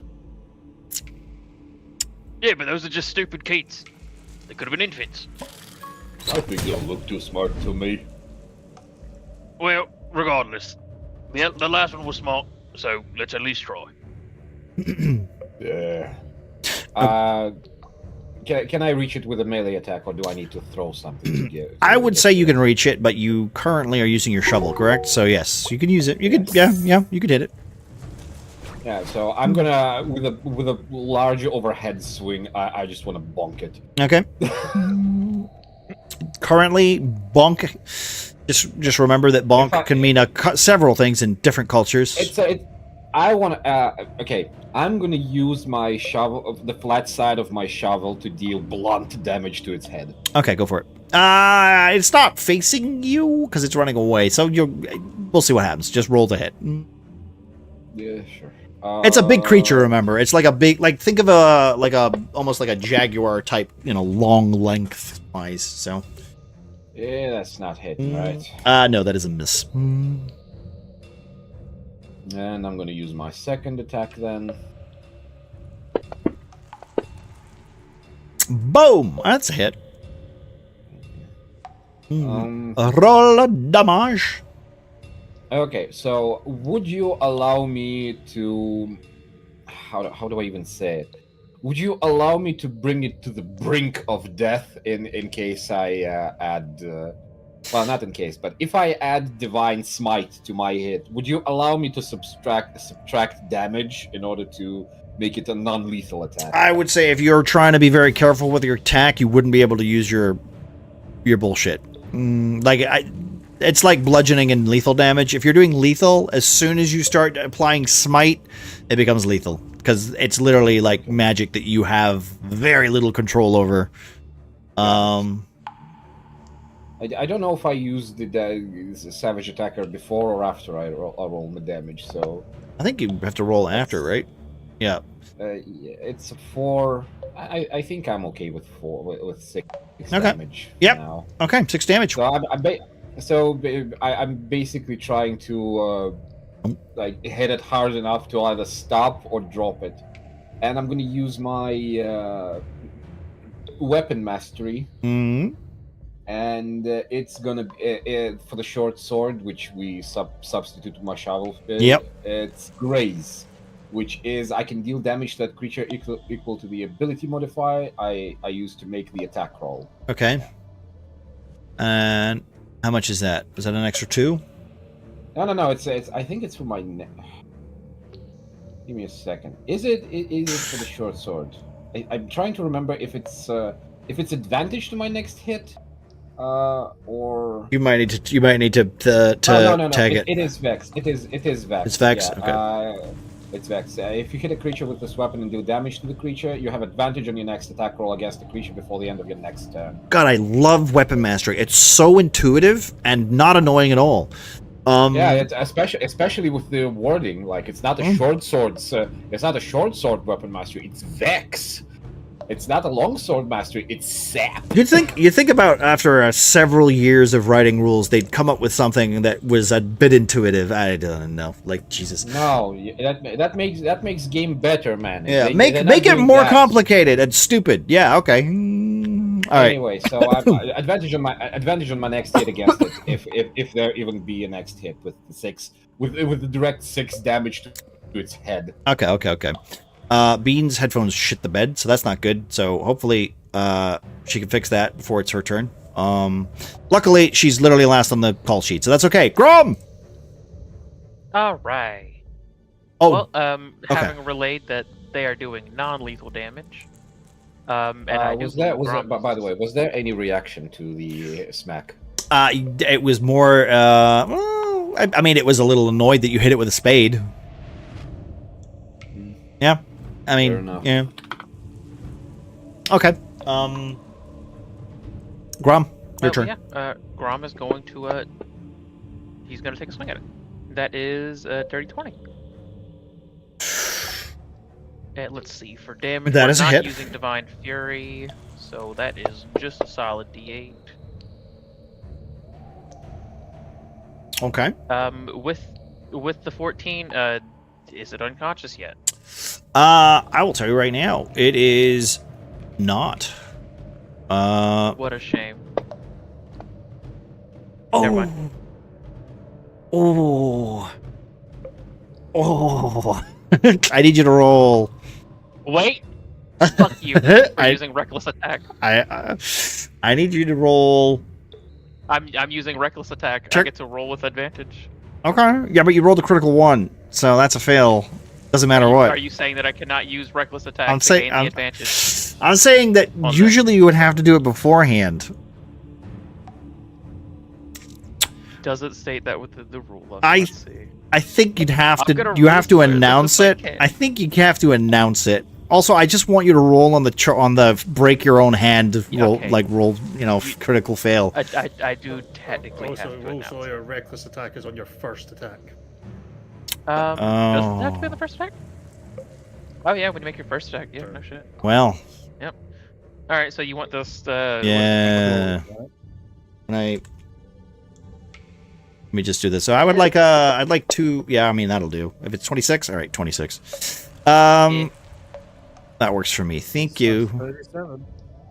26. All right. So, oh wait, how's this gonna work? Because Read it out. Let's you're see what we got. because you're punching it. You lose your grip mid-swing, and your weapon goes flying 1d4 plus 1 5 feet away in the direction of your target. You're using knuckles, right? Yeah. Knuckles? So Well, no, Grom is specified non-lethal, so this is barehanded. I would assume. You know what? I guess you we just could say caress that its I'm- back. I was gonna say that we could say that I've lost my footing and You have ended up oh, you know what? moving. All right. Yeah. Okay. However Give me much a distance away. d4. Give me a d4, and you'll move 10 feet or whatever feet in that direction. All right. 6 feet. All right. Alright, so 1d4, yeah. okay. You move 7 feet away. So we're like right there. Yeah. So basically, you slip and kind of just go "Huh!" and move back to the side. You know. Here, fuck! Oh, maybe what happened was like the creature was like about to like dash where you think it was gonna go, and then Godwin goes dunk, and then it just goes what the fuck, and just stops in place, and you go whoa, and just slip, and He bobbed when I thought he was leaving. all right, okay, that was fun. Yeah, these are a little hard to manage whenever you have someone going barehanded. Yeah. I mean, that's okay. That's fine. That's to be fair. It says melee, ranged, and like spell casting. So those are the only things that they account for. So, all right. Okay. Is there anything else Garm would like to do? No, since I technically can't use reckless attack at the moment to reroll, considering the way it's worded. Okay. That is it for Grom at the moment. Mogren, Yo. it is your turn, my friend. Bean, are you wait before you take your turn? Bean, are you all right? Everything good? Yes. Okay.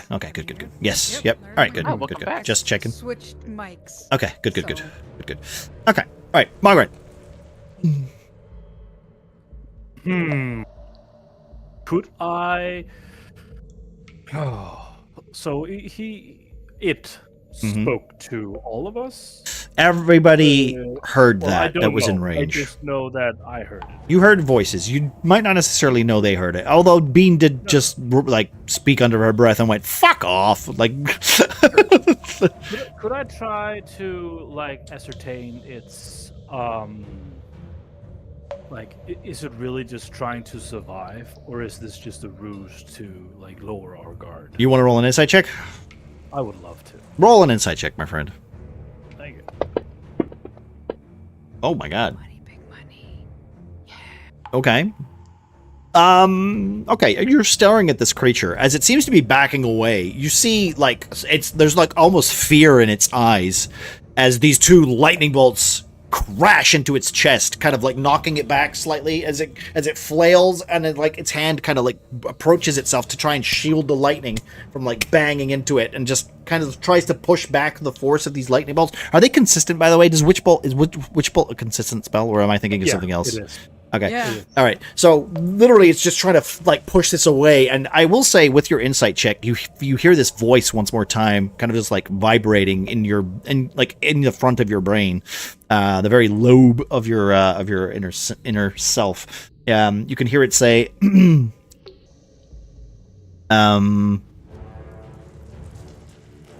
let me just check. Give me a second. Okay, the creature under the mine. Its mind is wrong, torn. It was not born that way. It was made. The demons touched it, twisted it. And that's all you hear before the lightning kind of like stops its concentration. Okay. I would say that Bean and Ernie, you, Valavray or Valistrad or whatever your name is now, and Ernie, you guys hear that too, but I don't think you care. So, Okay. Is that an action to? No. that's just that's a free action. I'll give you that. Cool.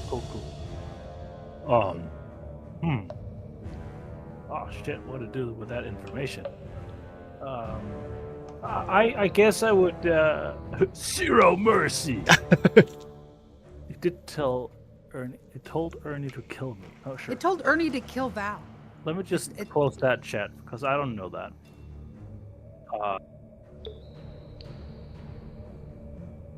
No, Morgren is not the everyone deserves a second chance kind of guy. Be Morgan. Be Morgren. Be Morgren. Be Light shit on fire. suspicious. Be suspicious. No, wait, no, not be. No, be suspicious. Don't twist my words.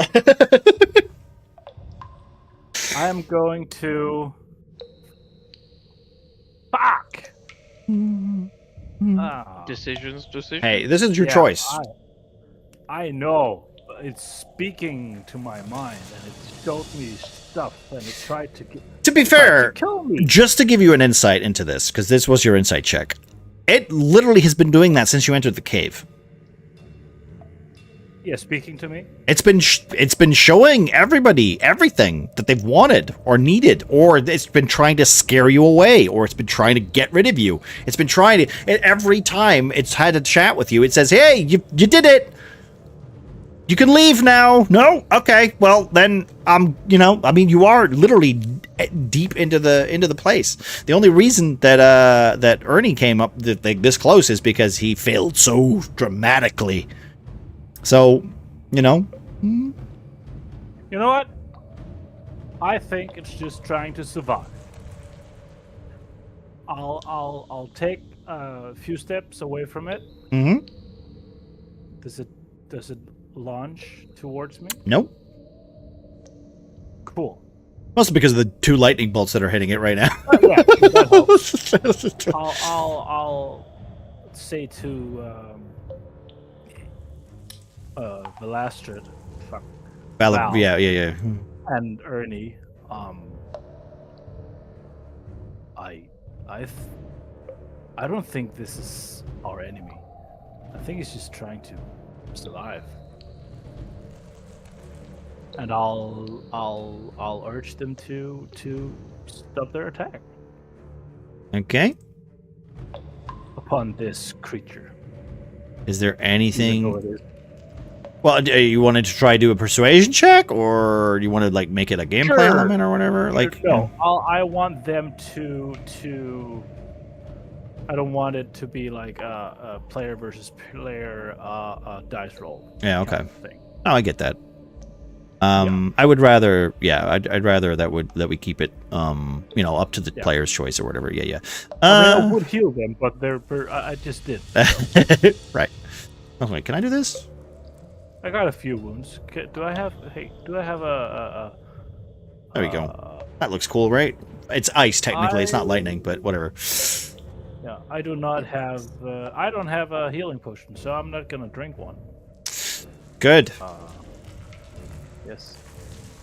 Yeah, that's it. That's my turn. I'll be like, yeah, nope, fuck it. I'm gonna cast see invisibility. Why? No, that's my turn. Okay. What a weird guy. Wait. Okay. You know what? I'm not. Yeah. Oh yeah, that's better. Damn it, make up your mind. That's good. I like it. Okay, there we go. I'm gonna cast next time on corners. Next, yeah, okay. All right, okay. So that's his turn. While you were monologuing for a bit, we'll. All right, okay, good. Right. It's the Shaped Horror's turn. All right. So you do see this creature kind of like realize you guys seem to be still attacking it. It then starts to project into your mind one more time. But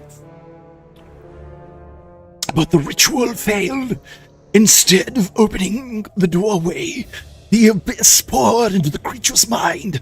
It is drowning in it, and now it spreads that corruption into the stone, the soil, and the air. If you kill me, it will continue to rot the land from the inside. And it will try to... Ooh, do you know what? Can I do this again? I can, right? Does this work? Give me a second. No, I can only do that once per day. Damn. What, the face suck? No, dominate. Oh.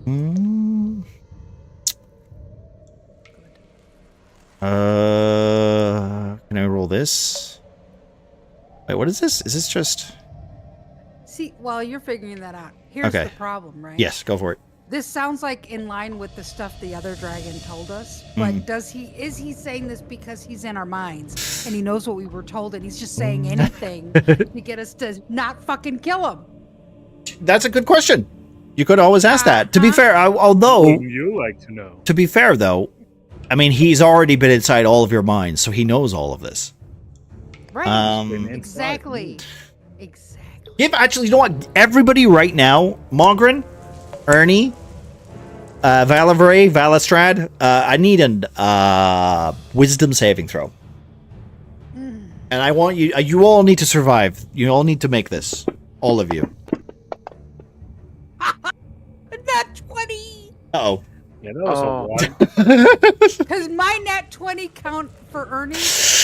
And neither one. Oh my god. Dude. Like, shit. Go, short I get a game. fucking nat 20 Okay. and you get a goddamn critical fail. I No, will. it's Morgan who got critical fail. I would like also to point out, Yep. so I won't be the only one shafted throughout this entire encounter. Okay. Wisdom saving throw, Ernie, on a disadvantage, please.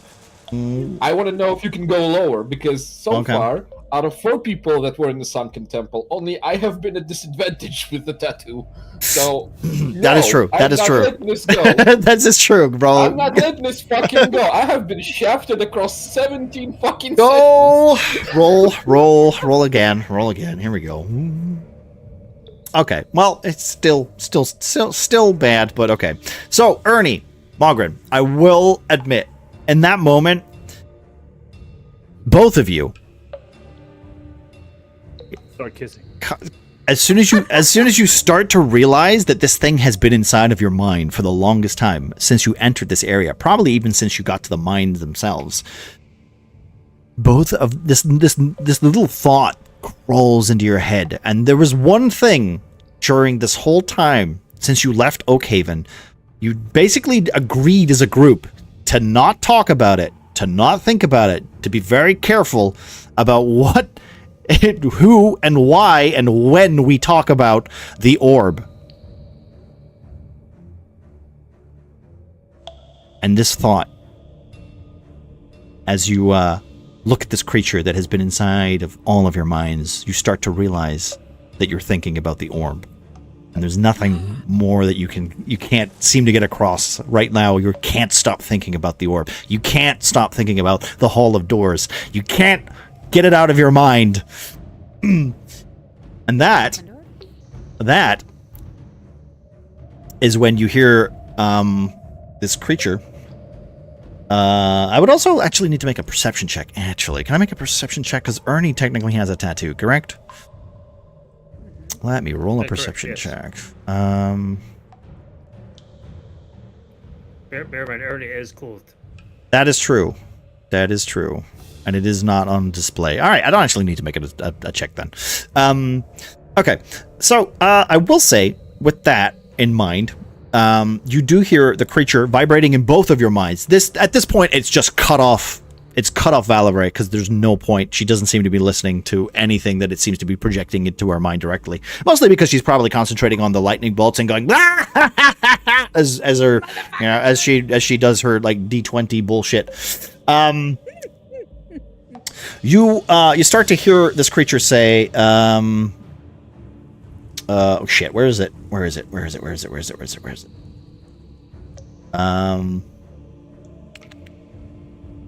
I had a shit.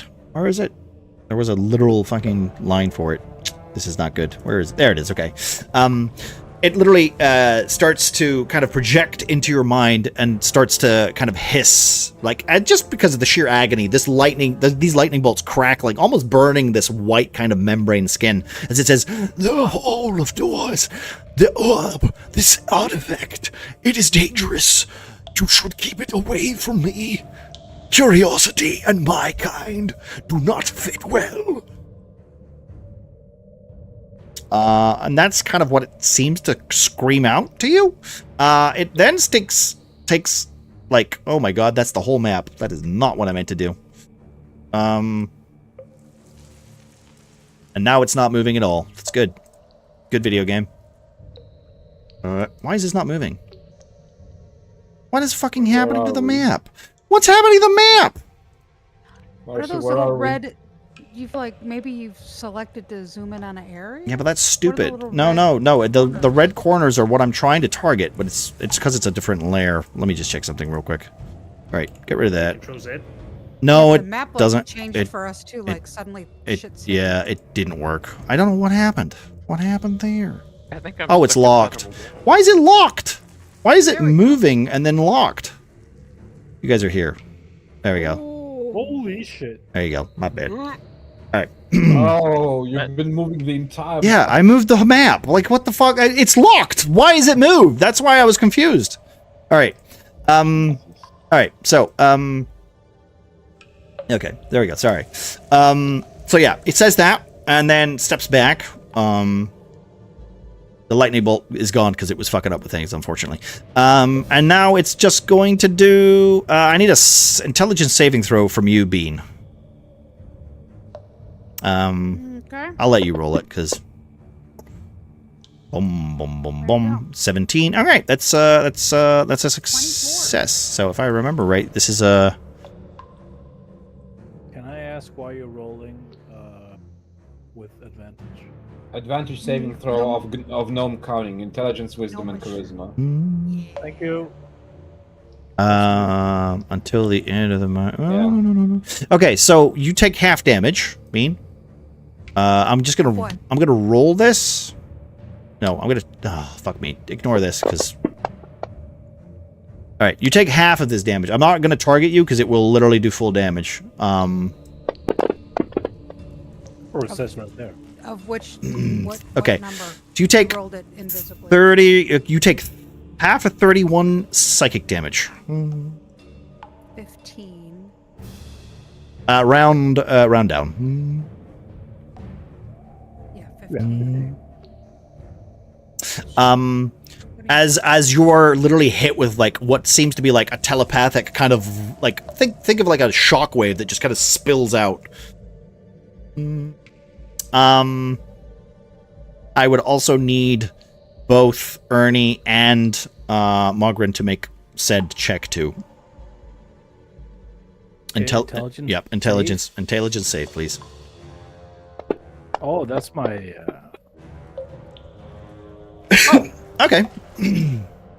Nat 20 minus 1. Night 20 minus 1. All right. Okay, so you take half of this. So 15 too? You know what? Should I roll it separately? No. You know what? Ignore this. Yeah, take 15 points. Take 15 points. Ernie, you take full 31.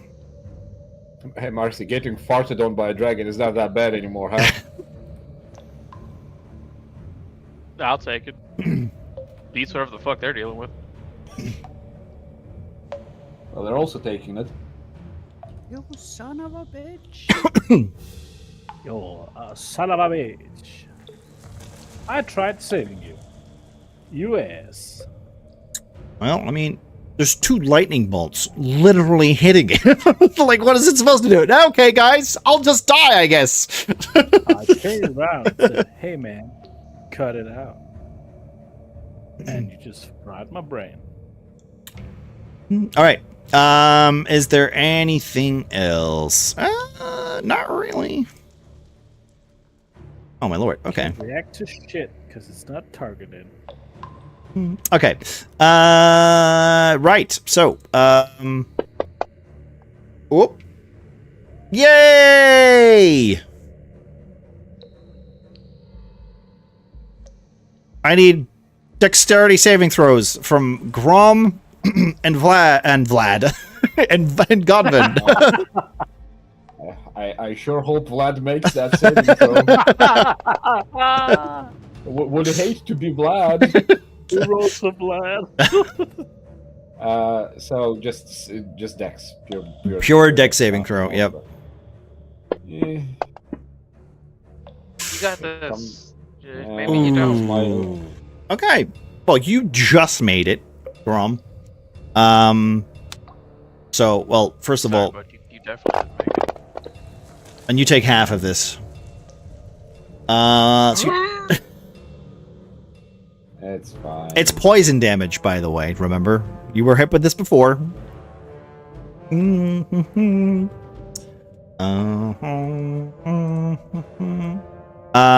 Also, after it basically, essentially what happens is it turns around and then just as soon as you both like fumble and kind of smack it, it turns around and just sprays poisonous cloud like in your general direction, hitting both of you. One of you kind of like just kind of taking the brunt of it, and the other kind of just like lifting. I guess you would just lift your I don't know, block your face or something, something with handling with an elbow, essentially just with a raised elbow.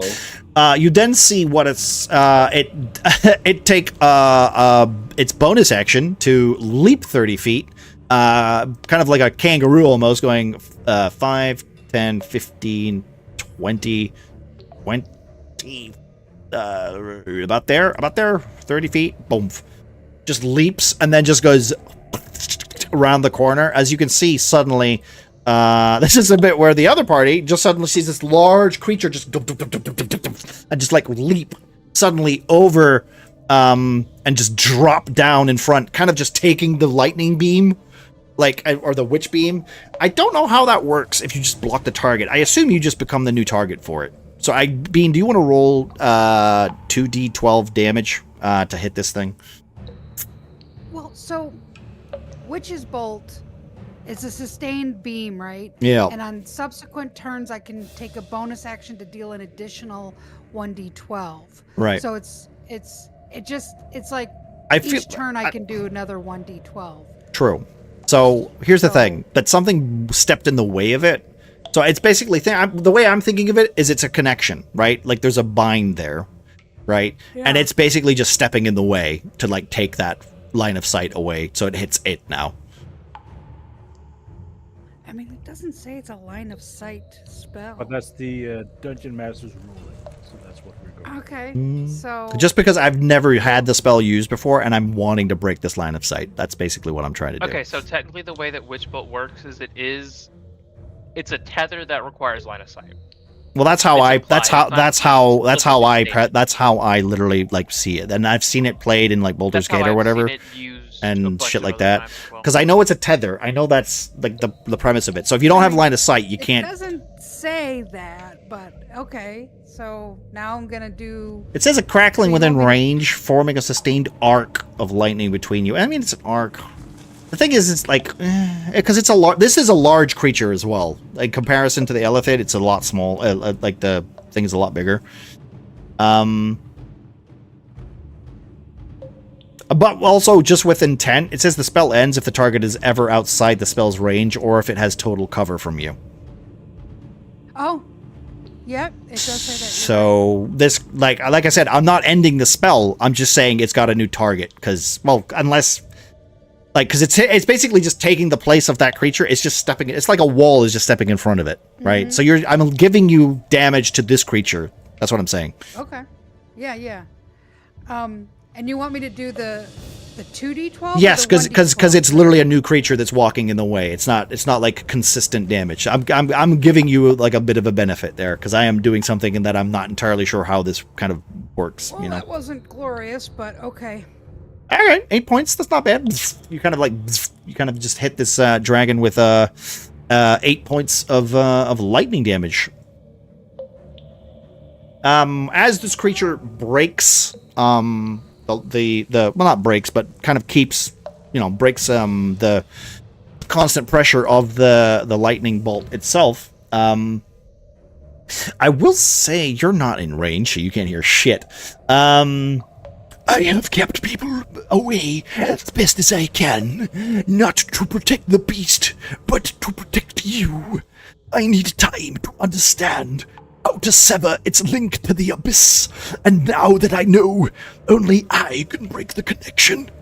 Only I can make what they have made undone. But I cannot do it while running from blades and torches.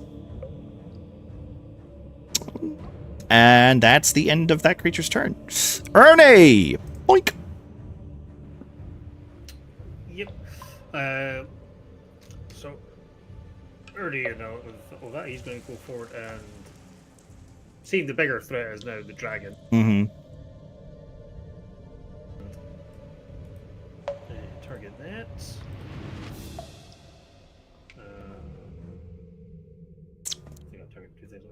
I would say also this creature is like, as it's leapt over the Illithid and just dropped down, you could see like the poisonous like drool hanging from its chops. Bits of teeth are almost like falling out, kind of like fillings, as this poisonous like hue of musk is emanating from its mouth. Oh, should have went to a dentist. Ugh. Who's Dennis? And yeah, going to take a swing at it.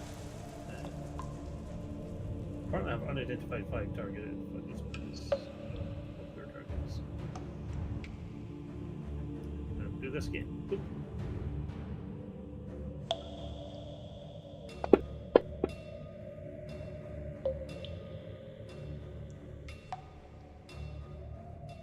Uh, 16 to hit.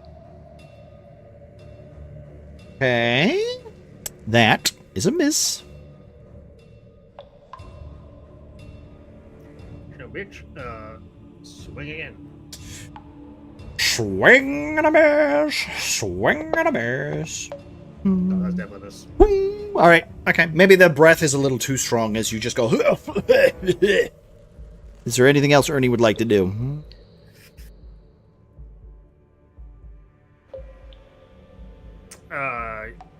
Probably just use those things just to get a step to the side of it. Try and stay away from this this lightning bolt That's hitting. Okay. Yep. Sure. Yeah. That'll be Ernie. Okay. Anything else you would like to do? Yeah, probably last thing is just. If you want to ask it a question, or it seems to be. Shout out to basically shout out to this mind player elephant thing. Well, if you say you can help, prove you're on our side. Kill this thing, and with the accent, swinging at the dragon. That'll be, Give me a persuasion check.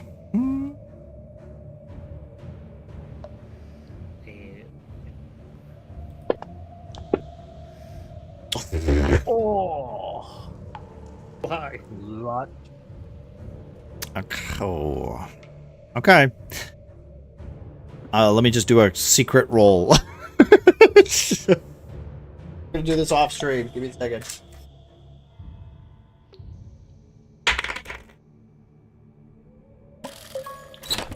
Oh no.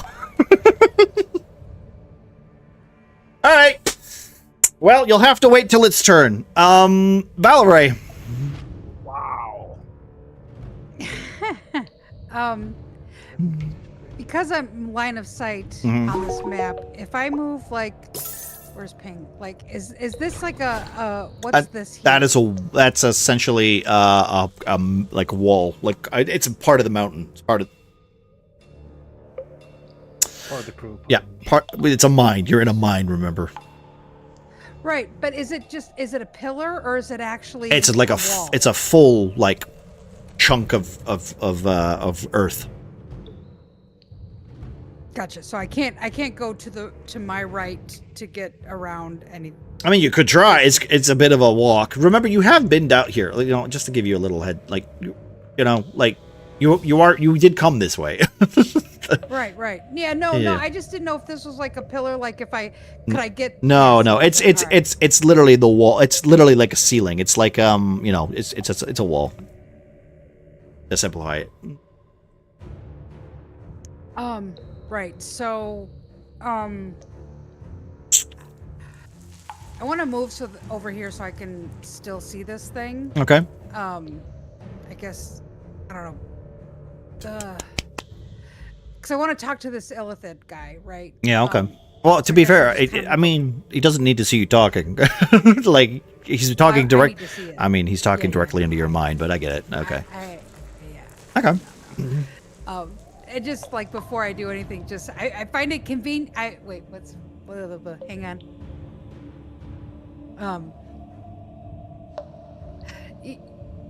What do I want to say? It sure is convenient that you've been down here for God only knows how long, for Seraphim only knows how long, and now you have you're the only one that can. I'm not buying it. You try to kill me. You try to kill my friends. I'm not buying it, sir. I'm not buying it. And so with that, I'm gonna cast Magic Missile. Okay. I'm also as my bonus action gonna do the D12 of damage. So against, I guess, Mr. Dragon. Okay. Still on him, right? Yep. So That's a D12 of damage. So I'll do that on him, and then we'll target. Okay. Selection. Let's see. Wait, if I click him and click him. click off of him. There we go. Because I'm going to put all magic missile is 3 bolts, right? Yes. 3 glowing darts. Yeah. Actually, you know what? I don't want to do that. I want to because I had mentioned to Ernie the whole remember the Alamo. I want to with my I'm gonna cough. With my rapier out, I'm just gonna charge this thing and just stab it. That's exactly what I'm gonna do. Okay. As you're saying that, kind of like running towards it, though, it does, like, you know, it says you're not buying it. It literally starts to kind of like feel it probing into your mind almost, going, yes, of course, the one person to hide from me, using secrets and lies, would never understand. As you come running towards it, Yeah, get in range. Well, come on! It's like I'm bopping around. So yeah, let's do. This is to attack. Oh, ooh, it's a miss. that's a miss. Turn this thing. Okay. You need to do more than that to convince me, sir. I'm not buying it. Sir, ma'am. Whatever the hell you are! All right, Godwin. I am here. Yes. I'm gonna be pulling out a potion of greater healing. Okay. My backpack. How many potions do you have as- in your as both backpack, of- by the as way? bo- By the way, just to check. 3 potions of regular healing, 1 of greater. And I'm removing the greater. you're using the greater one. Okay. Yeah. I'm gonna use it as an action, so for the max amount. Okay. Yep. And I'm gonna use my free action to toss a potion of regular healing to Grom. I need you to As- roll as a we're both- D. I need you to roll a D3 on that. D3. Yeah. Okay. 3. All right, Grom.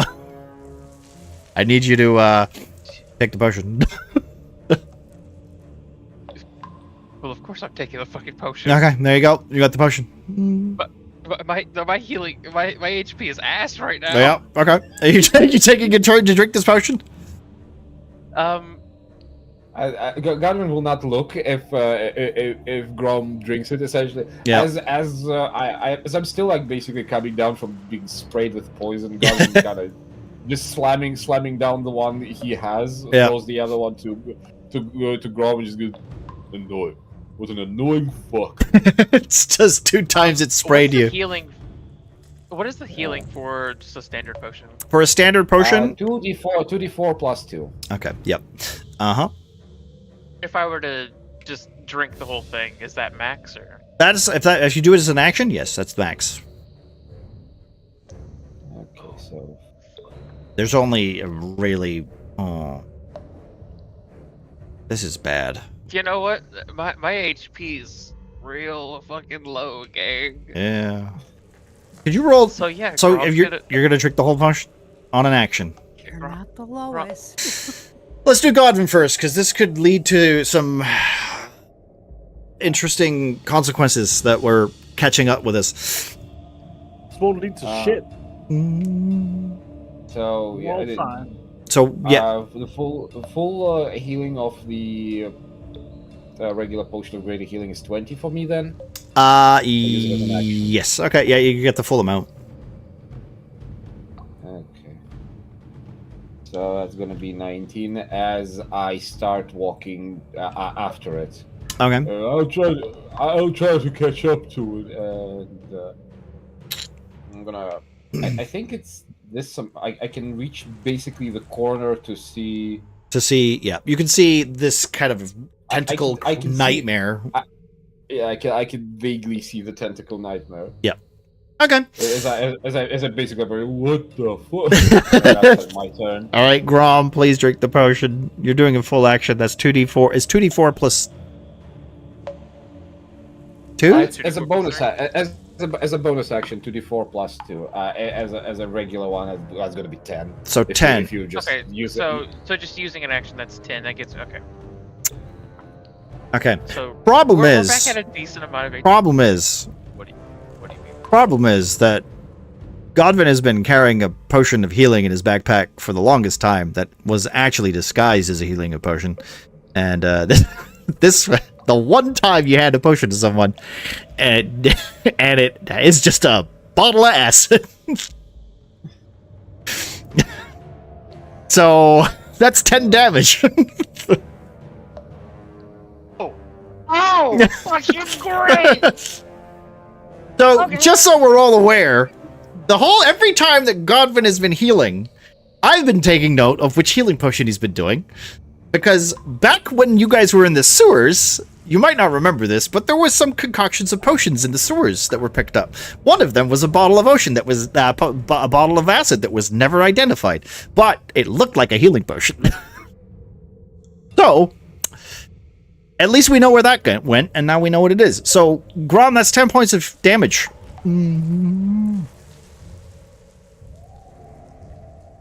God, what the fuck? What the fuck? What?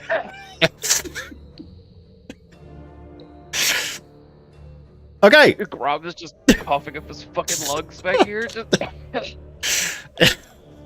Hey. That's bad. A good DM remembers, okay? That's all I'm saying. Uh-huh.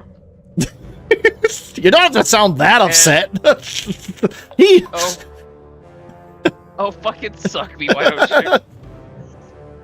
Okay, Grom is gonna use Adrenaline Rush. It allows me to use the dash as a bonus action and gives me 3 temp HP. Okay, thank you. Sorry, listen. Which gives me 80 feet of movement. Yeah. What the fuck are you gonna say? No, I'm just saying, listen, I'm just saying, this was, like, hey, it could have been, the circumstances could have been much worse. Okay, honestly, yeah, they could have. All right. Dealt 12 damage. That's what I was gonna say. You think you're gonna just take a swig, or like I need to know. Well, you see, I trusted Godwin. Also, you need to add that damage to your pool. Just remember that. Yes.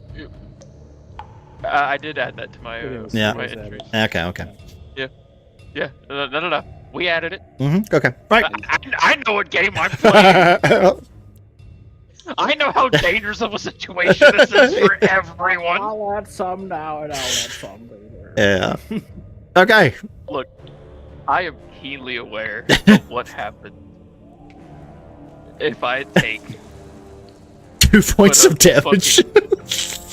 Well, technically 5. Okay. 10 HP. Yeah. I'm keenly aware of what happens if I take another 5 points of damage.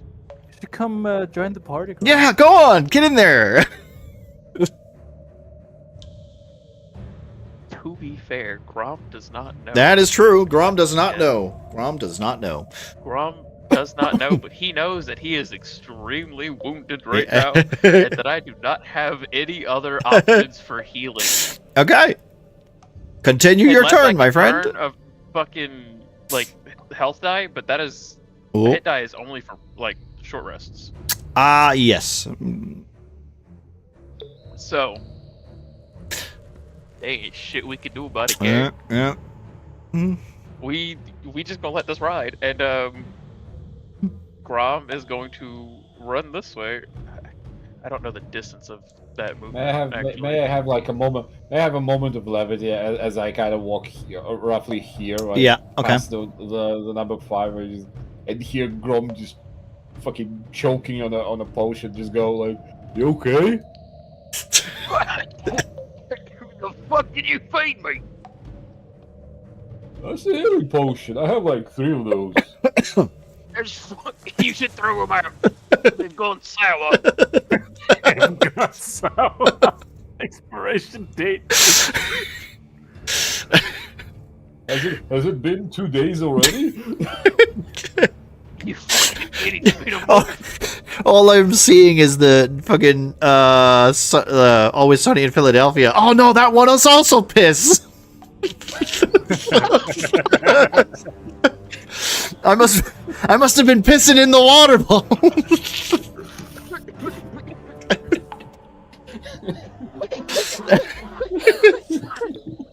And now Marcy dies in real life.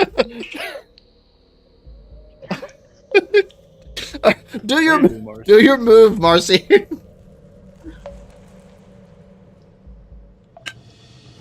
You know what? Hi, Cookie. Hi. Nah. How we doing, guys? Rob is gonna run over here, pick up a rock off the ground, Yep. and what's the distance that we want to say from here to here is? That's about 30 feet, that's by the 30 way, feet. Yeah, that's 30. So if you want to go your full 80, you go for it. I need you to give me the turn. Oh, sorry, my bad. There you go. No, you're good. You're good. Okay, so if that's 30 here, Mm-hmm. if it would let me fucking can I move? No. Should be able to. No. Oh, Okay. there you go. Yeah, you got it. You had too Okay, much so- acid. Yeah, no shit. All right, so that's 30 here, Yeah. Godwin. It's just sitting on top of it. That's what you get. So in here, Grom can see the guy, the other shit. He's still got his rock in hand. Yeah, no, I'd but say he that. knows Yeah. he's fucked up. He's gonna go the remaining like 50 feet he's got and like get over Okay, yeah. here. Where like he's gonna kind of just like take aim to chuck this fucking big ass rock he's got in his hand. Okay. Go for it. Since I can't do so right. You're gonna hit I thought I could the do so, elephant in the considering back? I used my action. To, Oh, no, you did. You drank the potion. Yeah, you can't Yeah. really. Yeah. And well, I mean, I do technically have a second attack, but I think it's specified. I think you anyway. need to take action for. You need to take the attack action first before you can do your second attack. Yep.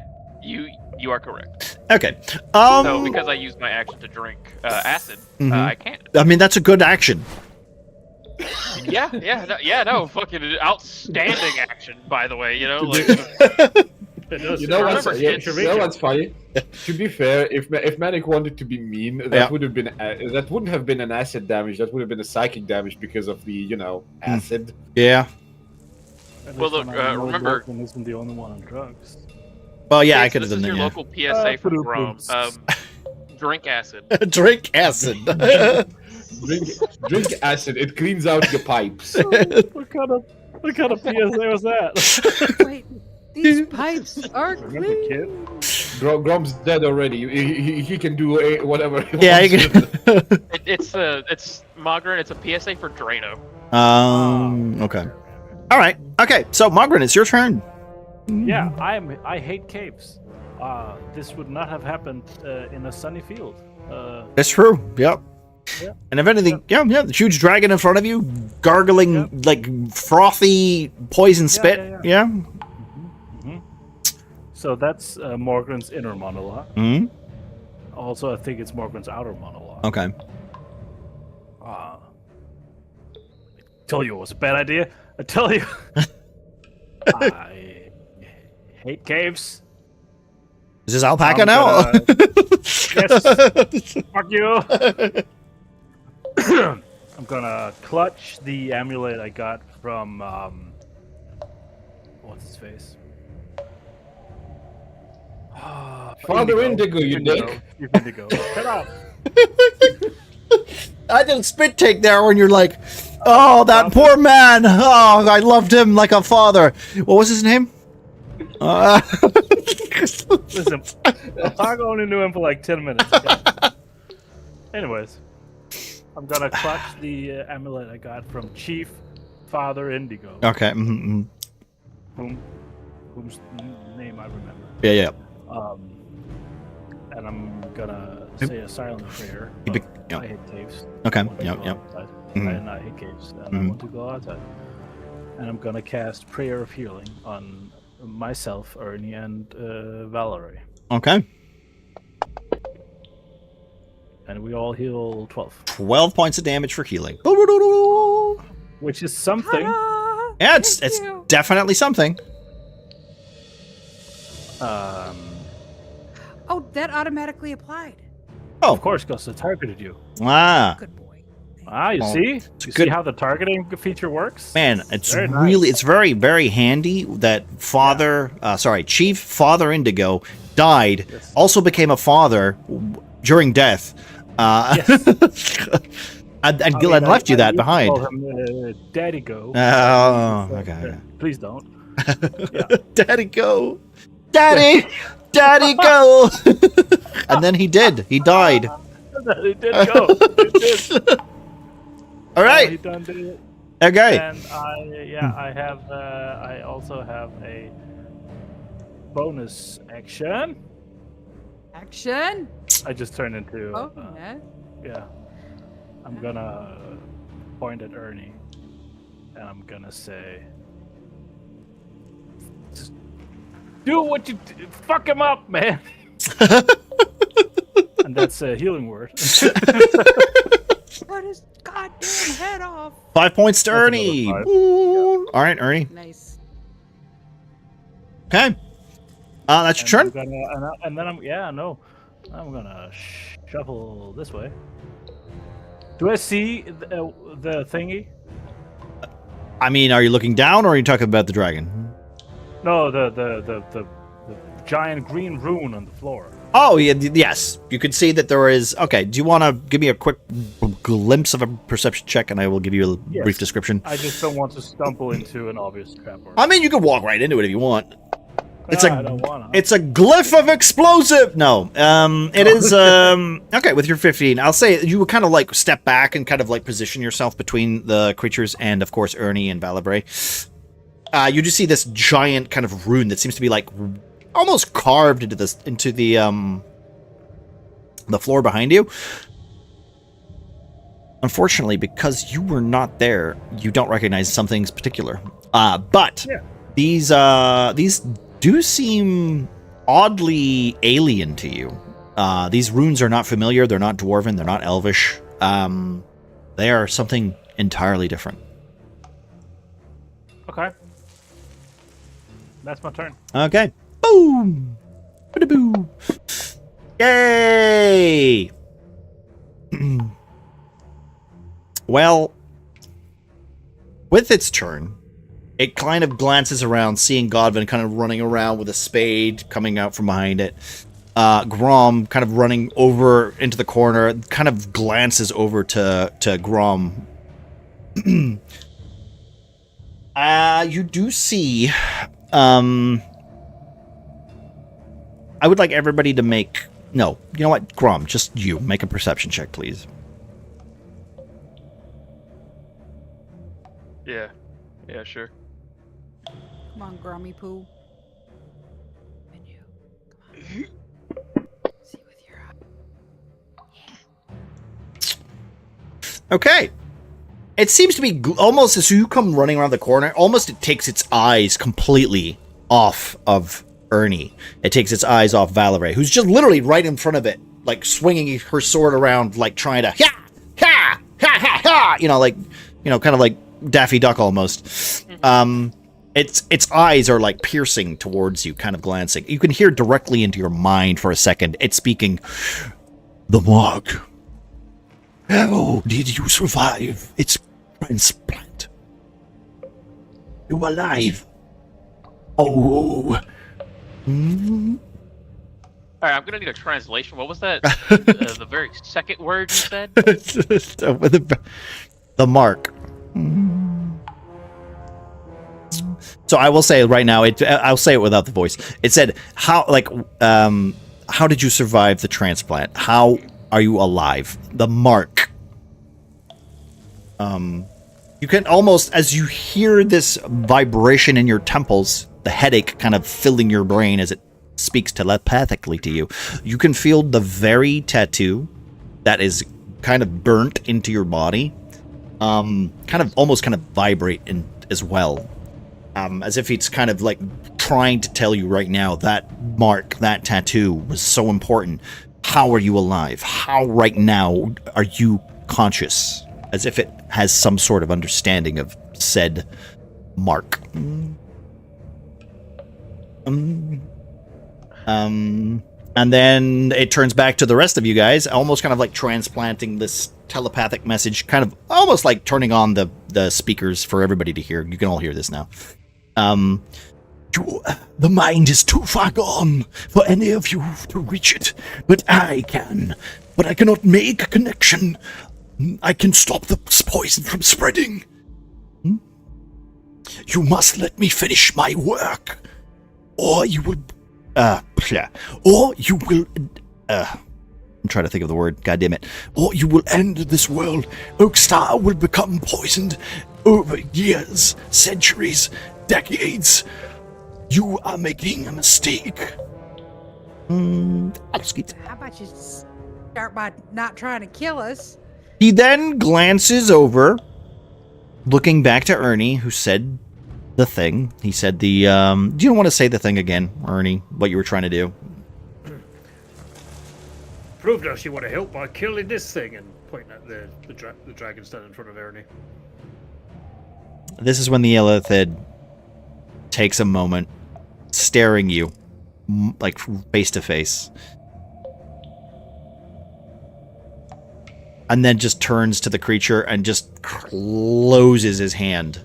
As he closes the hand, the creature just folds in on itself and drops to the ground. Oh shit, that was pretty fucking cool. The creature kind of still doesn't trust you, almost like stepping back, almost like walking to the middle of the room going, the creature is dead. Attack of opportunity? If you want to take it, go for it. I'm going to look at Ernie. Can I look at Ernie? Like, or do I just attack it? I do whatever you want. Yeah, go for it. Well, I realized that Fantasy Grounds didn't apply the bonus properly when I did that attack to hit. Would a 14 have hit it? 'Cause I got 12. No, it's an armor class of 15. Okay, good to know. Can I? Oh. If you want to attack it, me. Yeah. Okay. Okay, this game is about consequences. All right, it's a hit. Good. Not much. Ooh. Okay. Ooh. Ow. All right. It's keeping its concentration. You're not acting like you're not acting like you're the good guy here. Just saying. He's not acting like he's a good guy here. He's trying to tell us that we're trying to save ourselves. You're fucking kidding, right? Fuck you. Just gonna throw it out there, Val. Real convincing like after trying to shit him. Okay, he does step back. You do stab him still, and he goes, God, I have killed the creature. I mean no harm. I am not your enemy, but no, neither am I your friend. You told my friend to kill me. You were trying to discern yourself in matters that do matter to not of your race, of your people. I am trying to survive, to understand, to educate. Look, A No, I'm normal not that individual would sit stupid. down for a mating. You know, we could've hold on. talked. I'm not that stupid. That was a double negative. I spoke, fuck you, try doing this voice. I'll say for the moment the combat stops as it steps back. It's holding its wound. It looks severely wounded. Yeah, Ernie will step up in front of Val and just put like his other hand across, a bit across her, just to sort of block her, and just like, hold on, Val. I did promise it. If it killed it, we'd listen. Wait, we taking a time out? Grom's just sitting behind a cliff wall going, hello? Ernie, you gotta be careful. I don't know that we can trust it, but okay. Yeah, it would be a real dick move to ask you to roll a d4 right now, wouldn't it? Can I check? Can I check the quality of my other healing potions then? Yeah, you could do that. Roll a perception check. I was gonna say like, hey Grom, you should technically roll a d4 damage for acid damage. You said perception, right? Yeah, perception, please. Or medicine, whatever you want to kind of do. Oh, well, you got some temper. Oh, It's you got some temporary hit points. I can roll medicine if you want. Well, like I said, do whatever you think would be more appropriate. I'd say both of them suck. They look okay. The date on them is fine. Yeah, I'm basically gonna just dash to Grom with my hands outstretched with both bottles. Go like, oh, these look okay. Oh shit. No. No. All right. So I'm not drinking those. this creature almost kind of like looking behind you, and then kind of just stops as you run across the room, going, "You understand the nature of our alliance. The dragon was something that took quite some time to convince."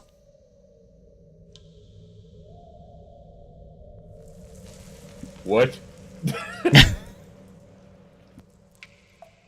Alright, said what that? dragon? The large blue dragon outside has been an invader to this mine as well for some time. Funny you should mention Blue Dragon. I need What to do you know mean, how we can Vince? trust. I need to know. One at a time, guys. One at a time. Sorry, B. Go. Sorry. No, it's okay. You go first. No, I just that's it. I want you need to do. We need to know how we were sent in here. How do we trust you? You've been playing with our minds since the moment we got here. You wish to tell me, in order to prove myself, become, well, useful to you? Yeah, that's Godwin, it. Godwin, is it just me or does Valley Girl sound real weird right now? I don't know, we missed a lot, it feels like. Yeah, she has totally dropped the Oh yeah, fake yeah, accent she had yeah. carrying. She's back to the Astrid accent. It's just Ernie, just like literally just like on like Valley's like shoulder, just going. I'm Stop making my character do motions. He's not good. I'm gonna go grab Morgan. You don't look too good. No, you're not. You're gonna stay. You're gonna stay where you are right now. Right. For now, yeah. You know what? For now, yeah. You know what? One of those might be acid. Hand him over. All right. Yeah, sure. I provide him with Both the potions. All right, Grom, you have both the potions now. Okay, so this creature kind of like All right. almost stepping. Now that you moved over there, he just steps back slowly, like this way. He doesn't seem to trust you all that well. But then he kind of glances to you, going, "You have come into you have come into contact with aberrants."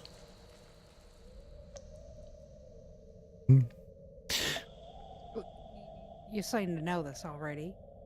I don't know how much of my mind you already know. You. Do I look familiar? Have you seen something like me before? Is it still wearing Astrid's face? No, it's not been wearing Esther's face. I don't have a thingy. It is literally a walking tentacle monster. Like you do see this. Okay. Amada 'Cause, ate something that looked You know, like my you answer one depends day. heavily on that. Yeah, right. With a 14, is Grom able to tell if it's an actual health potion or not? It looks like it's good. Looks good. Mm, just stand right next to Godwin when you do it. Yeah, Yeah. just in case. all right. You ready, bud? I'm ready. He says, hiding behind two walls. Yeah. All right. All right. It's 10 HP if it's a good one, right? Well, I mean, hey, you do you, Marcy. You do you. The creature kind of then glances over and kind of looks towards Valerie, who seems to be like the only one kind of propositioning. It then looks and says, "You are, well, confusing to my senses. Nothing is real with you." And then he kind of glances over to this halfling and looks and goes, "Your thoughts are simple, yet your mind is enraged. You can smell and it almost it doesn't really inhale, but it kind of looks like it takes a deep breath, and you can see its tentacles almost shiver, kind of like when an octopus goes into like its death throes. It says, "I smell the mark of the aberrants on you. That wound was taken from a blade of aberrantian kind." When it says that, Ernie will he's already got what the army's got out looking sort of Val. He'll take it away and put the hand down towards his chest where the wound is, and because it is under clothes, isn't it? He's just sort of looking at this thing like, how the fuck did it know? I will say, as you are kind of thinking that, you do feel every time it talks to you, it does seem to be kind of detecting your thoughts, right? And yet again, by the way, this is the same as you're talking to it. You can't help going cornerstone, hold the doors. It's just like that intrusive thought that just keeps popping up in front of your head. Him literally going the artifact you carry is dangerous. Make sure that you keep it away from aberrants. Keep it away from me. If I were to come into contact with it, my people would know. The mind would know. It would be dangerous for this realm. Oh, well, it's a good thing we don't have it here. It's in that person's pocket. Education, he's reading. God, I've never played poker with him again. The original book about the Hobbit would be so fucking stupid if it wasn't a dragon but anything. What's in my pocket? It's a fucking ring. Give it away. Ernie, hold the window that he'll sheath his axe onto his belt. Going toward more but non-threatening, and let's dropped his rage as well. Okay, right. I will say when you do that, it seems to drop to a knee and kind of hold the wound as you see it's kind of the robe is kind of bleeding like a purple kind of ichor as it kind of just holds itself in place. It does not expect to see sympathy from any of you, but it is severely hurt. I'll approach it carefully, and reaching into his bag, he'll pull out a healing potion of healing he has, and go. And just looking at this sort of tentacle face, and he's just like, "Can you consume this?" And pulls out a potion of healing to the thing. It just goes. I'll give you in a minute. It's just acid. No, that's. It literally looks at. It looks at you and it kind of reaches its hand out and goes, "It is not necessary. Human poultices do not work on my anatomy." All right, in that case, then I'll be right back. Over the potion. Works on me. And as that, I guess I'm gonna, as that happens, God will kind of tip tap to Margaret, since we can walk around now. Yeah. Well, he seems more concerned about looking after itself and doing. It seems to be doing some sort of anatomy check on itself. Kind of not really worrying at you. It is all, however, looking very much like Ed Valerie, almost kind of questioning. The last thing Ernie will do is he will just turn to Val. It's just like, "Val, stand down." Bitch. Roll for quiver. You ain't my Bob.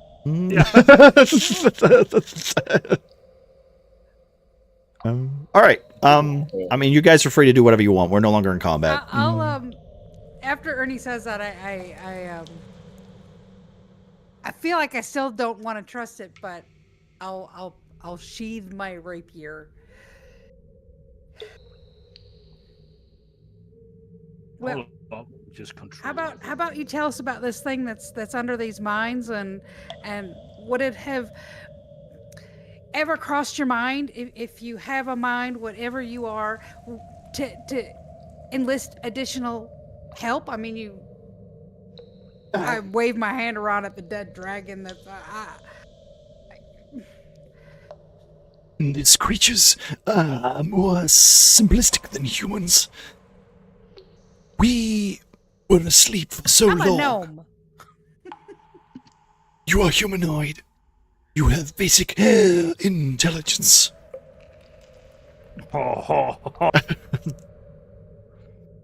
My understanding of your sword are whimsical in nature. We stayed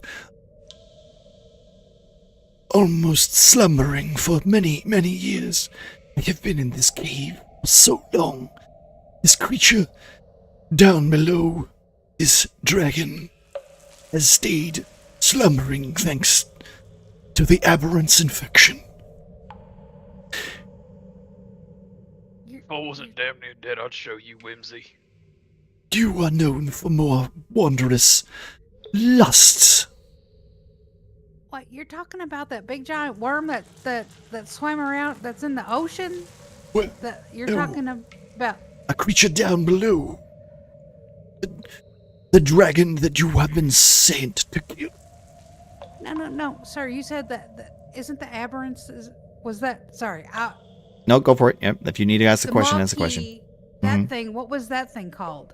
That was the the Maquis was the key. The worm was something else Yeah. entirely. Yeah. Not the same thing. We're What not talking was about that? the same thing. Okay. Well, because you said that Grom is infected by the aberrance, so I'm confused. Well, the What? aberrant. No. Not infected No. by the aberrant. No. He. So first of all, that was Ernie. Ernie has the stain of the aberrant. Technically, also so does Grom. So does Godwin, actually. Because But He that looked was at the Grom tattoo. and mentioned something about surviving it. yes, he survived the something. He survived the mark. That's what he said to you. Also, you were the only one that technically heard that. If you want to bring that up again, you can. That's Oh, speaking of, I wanted to basically point it out. Is his conversation with Valivray targeted? this is Or all. No, is this is almost like it's speaking to everybody. Like it's trying not to be rude and secretive. And As I'm approaching Morgan, I'm going to probably just look around constantly as he speaks. yeah, you don't know where this voice is coming from. Hello? He just runs around the corner going, hello? Margaret, you're really good at throwing your voice. Also, Grom's not looking too good. You have a lot of injured here.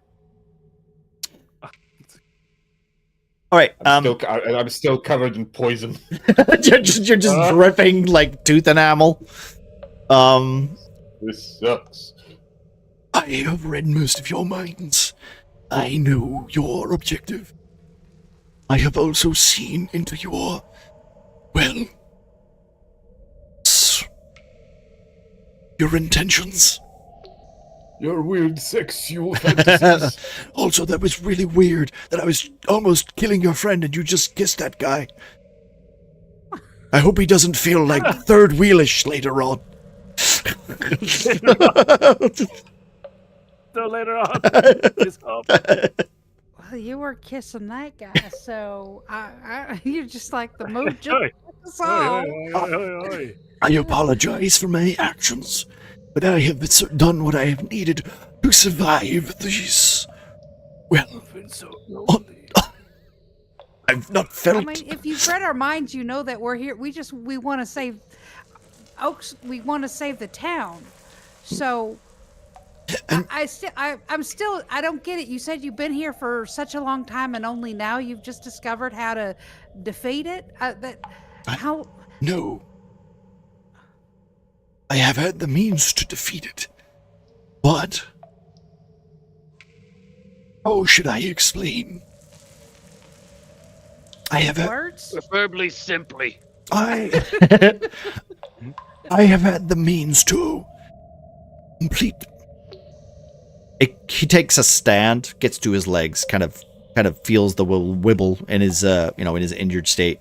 Almost kind of like reaches his hand out. You can see this long, almost elongated hand kind of almost like want to bring Grom and Ernie closer.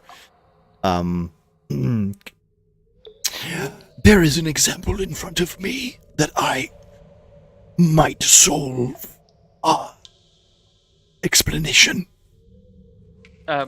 Grom will sort of like hobble to his feet because he was like leaning up against the wall and sort of like seeing the hand gesture, just kind of whatever, show and tell. Oh. I mean you no harm.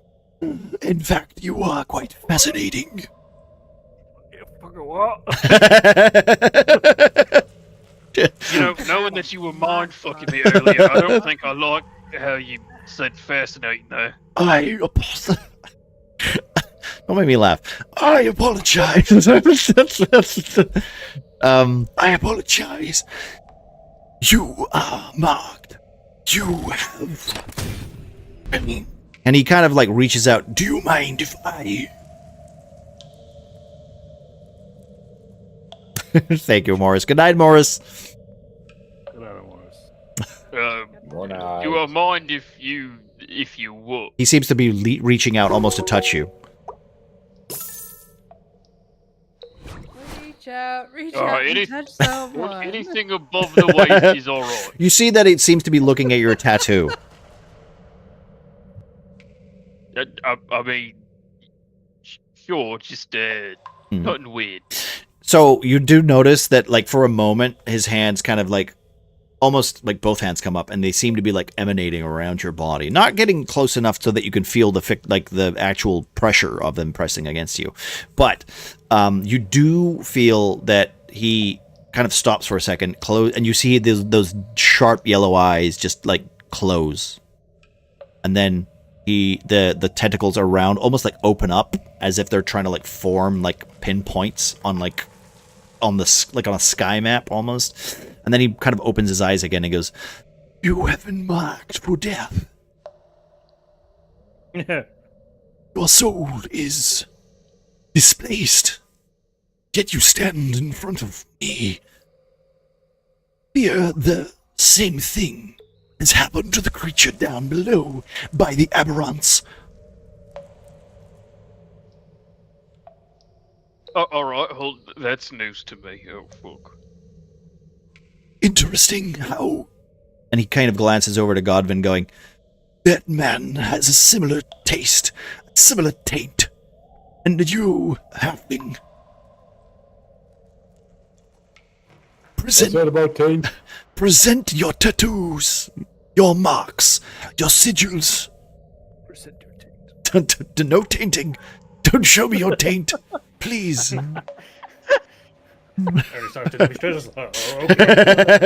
night, Sons. Thank you, my friend. I hope you have a lovely rest of your night, dude. Not the taint. Put your pants back on. Ernie will roll up his sleeve on his right arm to show the tattoo. This is a sigil of the mark. These are sacrificial ritualistic markings. Yeah, that's the same shit that weird man in the fucking sunken temple or whatever the fuck said. When these are spent, creatures do not survive the process. I guess this is the first time I can do this, but I wanna. Okay. As I approach, like I hear the present the tattoos and taints and whatever the fun conversation the barbarians have with the creature. I would like to approach it. I'm gonna just extend my hand. Hi, my name's Godwin. Godwin, not... God damn it. It is a pleasure to meet you, Knight. Kind of almost like not reaching out because he's kind of busy inspecting Ernie and stuff, like just awkwardly like glancing over to you and going... I'm basically just trying to fish for a name. Oh!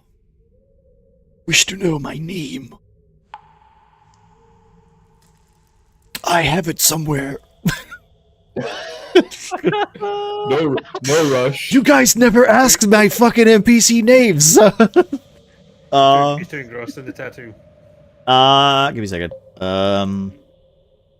My name is Val- Okay, no, go for it. Valivray. My name is Valifrey. No, my name is Valkim. Val Kilmer. No, Valkim. Okay.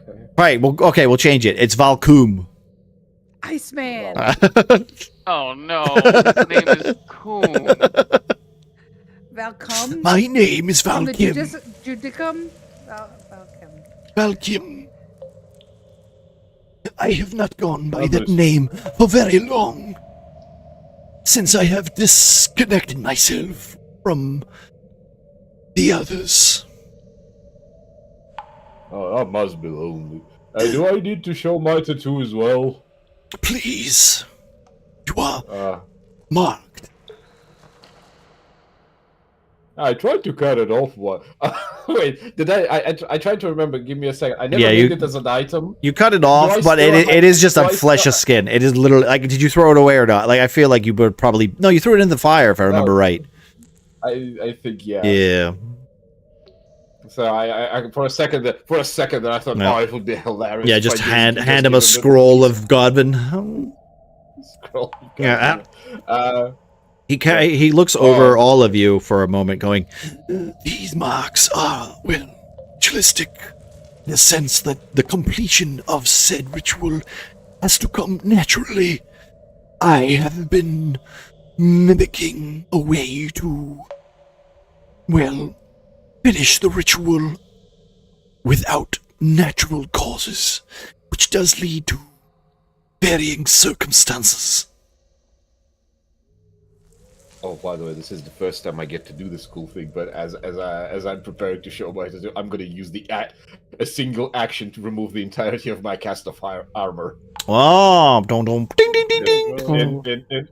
Just in one movement. Like I guess it's going to be similar to how you take off a t-shirt. No, you just open the door.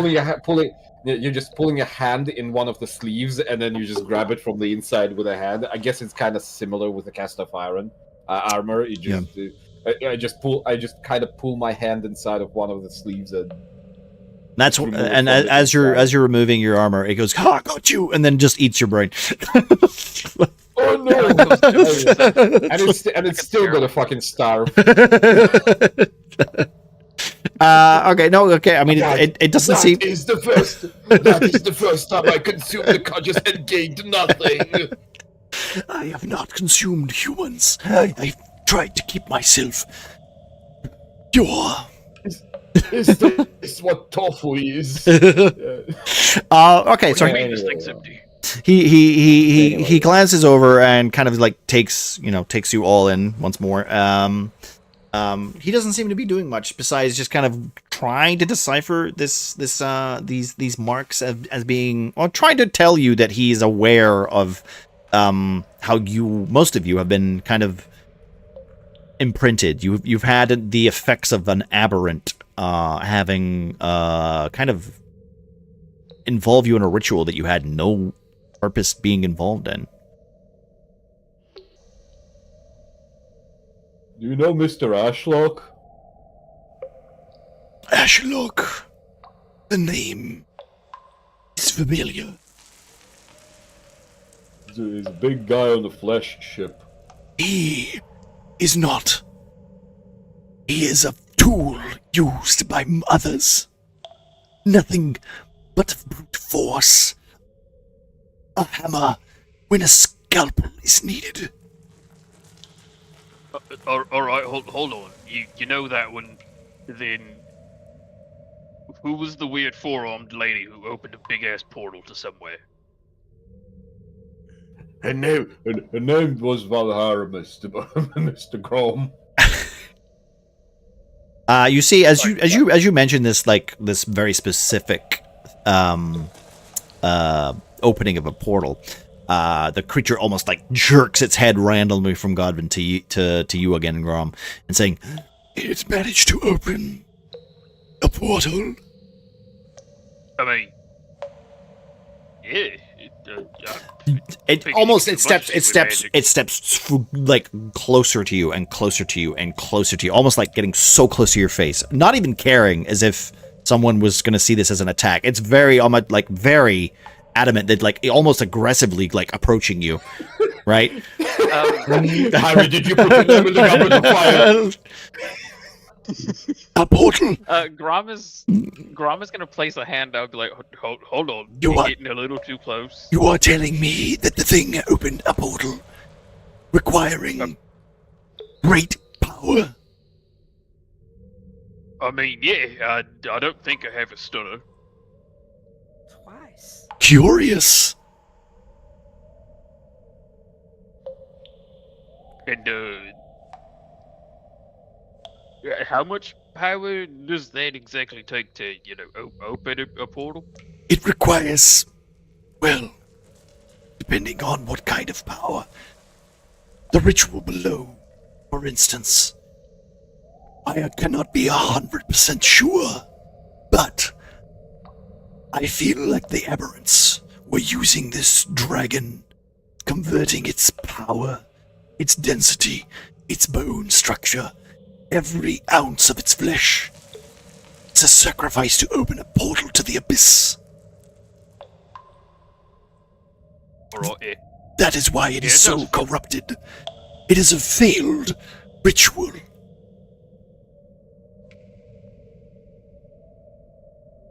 Well, that doesn't sound very good. That means that they have succeeded elsewhere. This is troubling indeed. Your realm is in great danger. Well, speaking of great danger, I don't know if you know that blue dragon, Zatharax, he's gonna destroy that town in 24 hours if we don't take care of this worm thing, whatever it is, and we need to act. I About understand. 14 hours now. I understand. Right. Speed is of the essence. There are two options. I can bestow upon you gifts in order to defeat or perhaps lead to distraction of this.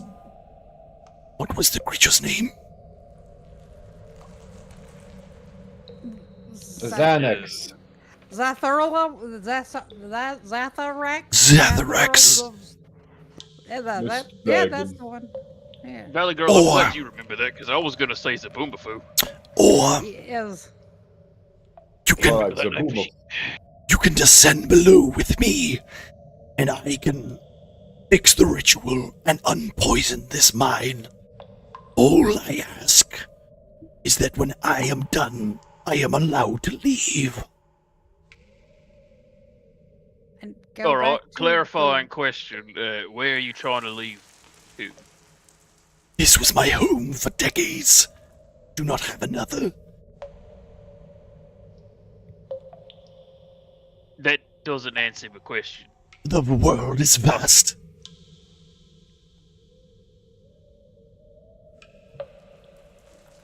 I am of half a. I'm a half a mind to offer him to live in the Temple of Oakhaven. I think he just answered my question with a non sequitur. I have no answer for you. I know it best. I wish I could relay your fears. But as I have said before, I am not your enemy, nor am I your friend. Yeah, see, it's that last part that makes me a little worried. So how would you equip us to help destroy this thing? You If gonna take us down there? You gonna give us super I magic need, powers? if you wish, I will descend below. I will allow you to assist me in the ritual completion of. I require total concentration. I would have done this myself. But, unfortunately, if I was to, the creature would become difficult to control. It would become more like, well... And he kind of looks over to the crumpled dragon in front of you. Like, it's literally just... It's almost like flattened.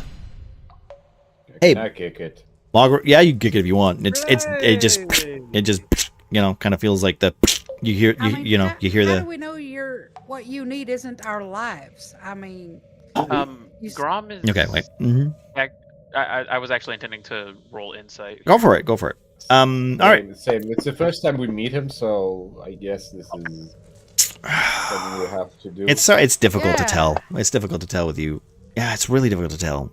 He could be lying. He could be lying. He Where's seems like a the good sign? enough guy. I'd say like the premise, like it really depends on what you're looking for. If you're looking for lying, it doesn't seem like he's lying. I would say you do feel like there is some honesty there. He is telling you a lot. Every question that you've answered, he's not, he's either answered it or he said, I don't have an answer for you. Well, Grom's main concern is that he wants to complete this ritual or fix it in some way. Hmm. And we are aware that the ritual allows people to open portals. I will say that, like, as you're having these thoughts, you're trying to look into his mind, and he's trying to look into yours, as he has detect thoughts on consistently. He can see that you're a little worried about what he's doing, so he will then pipe up and say, "You misunderstand the ritual itself. If I was to undo, it will kill the creature, and the abyss will fade. It will no longer stagnate and infect the land. I have no way of proving this to you. Or if it makes you more happy, you can hold a knife to my throat while the rest of you hold back the creature." If we do what you say needs to be done, what kind of assurance do we have that we would walk out of here alive? Again, I don't know if, I mean, I've read stories about the tieflings and needing lots of power to open a portal, and usually that means killing lots and lots of people. So you're talking about If I power. was to kill all of you, it would not be enough power to open a portal. I have been alone for decades for one reason. I enjoy my solitude, breaking the link with my brothers and sisters. I do not wish to return to them. I find curiosity Immaculate. of this realm. I wish to be untainted by the aberrants. Their kind are unclean.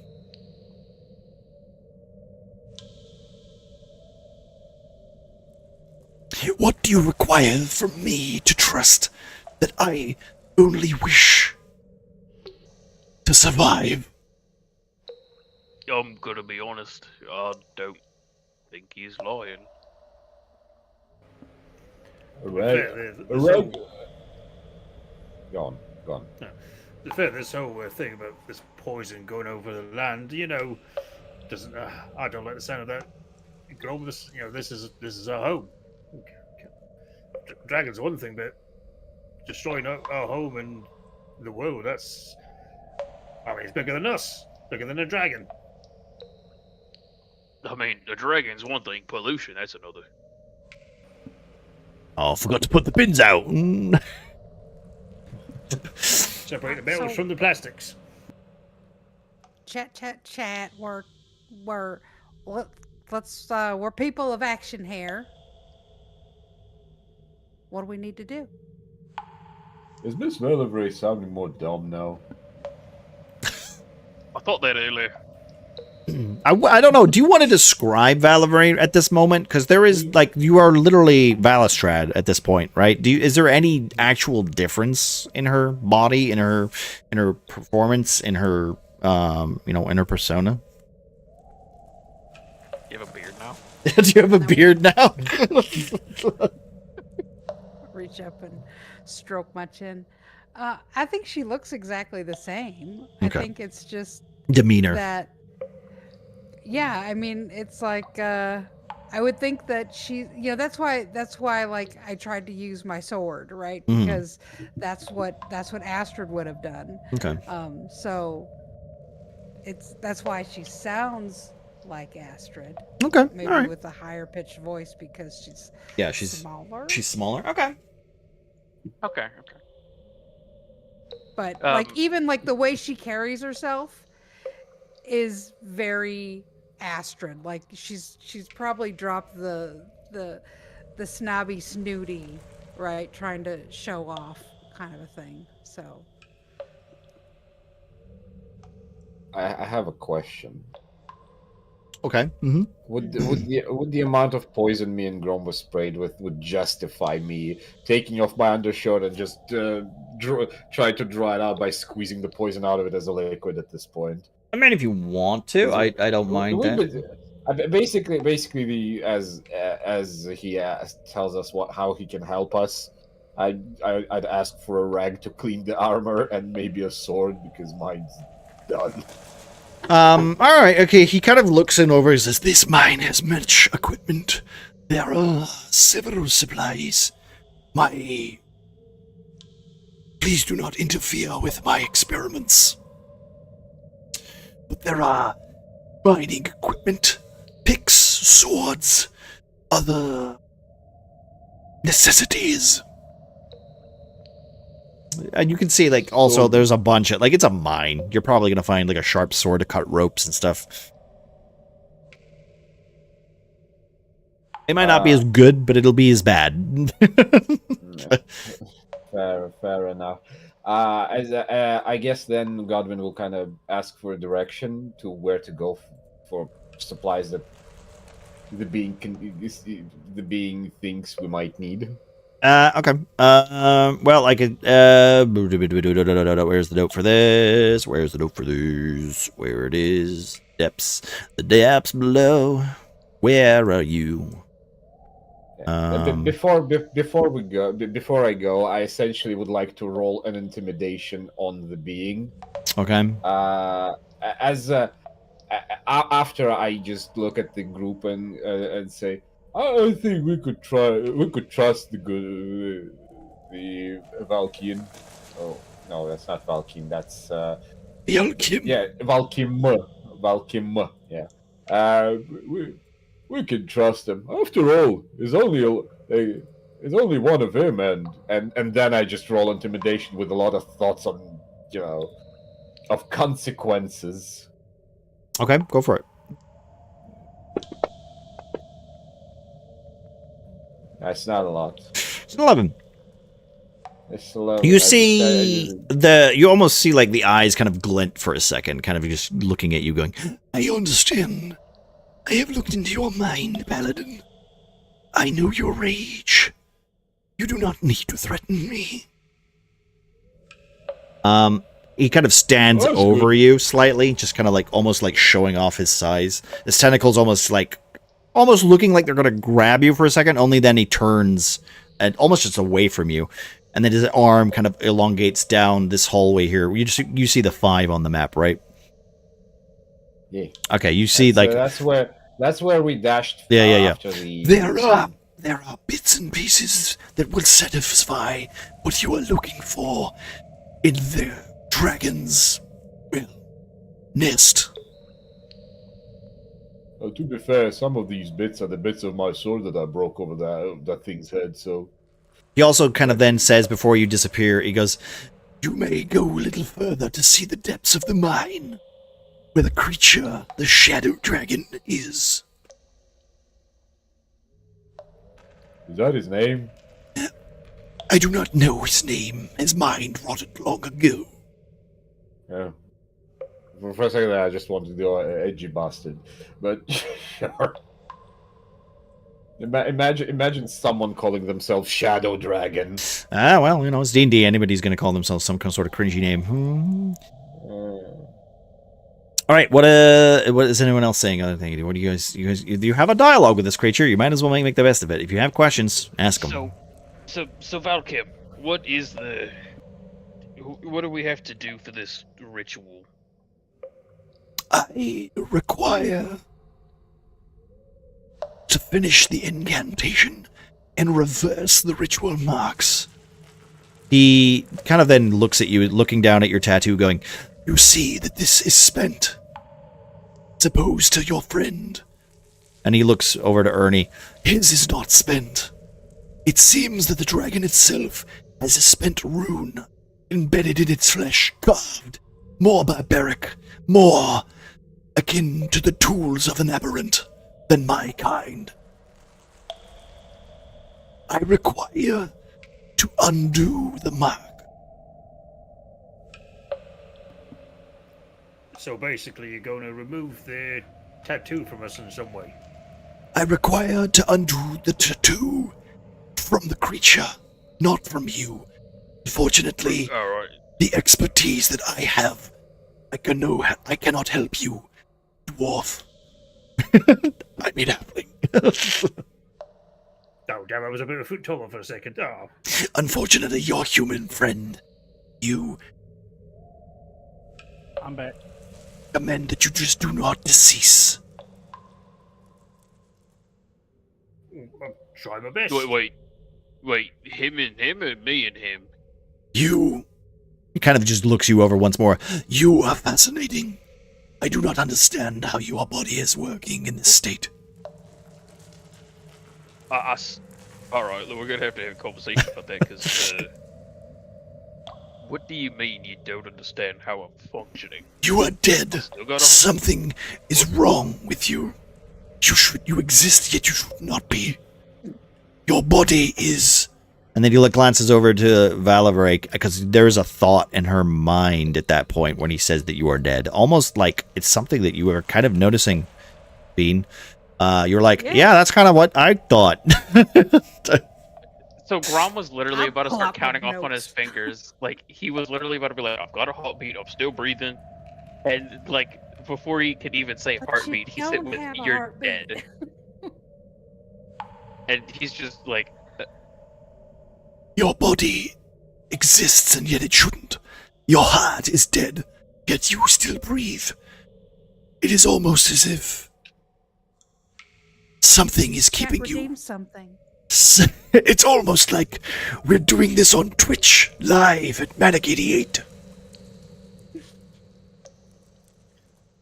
As he says that you're dead, Godwin just screams from the other side of the. Oh, I have a lot of nice stuff here. do you know how much mortar and brick that's gonna take to patch this fourth wall? God fucking It's fine. every fucking session. We have mines and stuff. There's probably lots of mortar. No, but he kind of glances you over, almost like fascinating. Like you can see he's almost shaking his head, going, your very body is confusing. It is almost as if something has kept you on this plane for a reason. And yet the energy on your body is troublesome. Almost as if your very body could create perhaps a gateway to... It is... You have no... The stink of the aberrance is on you, but yet not focused.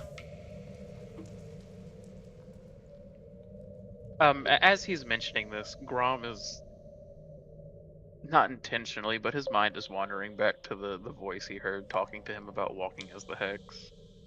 And he's just kind of replaying what was in his Hex. head. The Hex. The Hex. It's almost, like I said, it reads your thoughts. Interesting. What is this god? Who is this creature that holds puppet strings above your head? That's that would be Naveen. I am not familiar with this entity. We should not let my curiousness get the best of me. We should behave as the one known as Valerie behaves. Action. I require you to join me down below, or you should kill me now and move on with your plan. Well, it's a good thing my plan consists of going down below with you now, ain't it? We must make haste. Decide now. Fuck it, Well. we'll save the land. Yeah, I mean, What about just so that Mogren might be able to get a word in, because I know you've been away, but I'm assuming you've caught up. Like, yeah. Yeah. Does Mogren have anything to say as this conversation has kind of been not alleviating stress, but definitely is kind of causing a little bit of tension. I haven't been able to follow along. I'm sorry, I had to. That's okay. That's all right. No worries, dude. No worries. Like that's fine. That's fine. I'll catch you up after Convince this. the party to spare him and like either help him take care of the dragon or kill him now, right? Yeah, kind of. That's basically. I was just summing it up for you so that you can, you can be like, okay, got it. yep, that's long short of it. So, I mean, he seems to be kind of like leaning back slightly, going like he's severely injured. He then kind of like starts to. I'm gonna do a medicine check real quick. Let me check real quick. You do see him doing this, by the way. So, okay. Yeah. You know what? Yeah. Okay. I mean, we came here to clear out the mines, so. I mean, he did say, And I did already once agreed to, like, spare him. Yeah. So. You do see like what seems like a glow of like purple energy kind of like emanate from his hand onto his wound as the flesh starts to like slowly kind of seal up his wound. I have made necessary healing, if that is all right with you.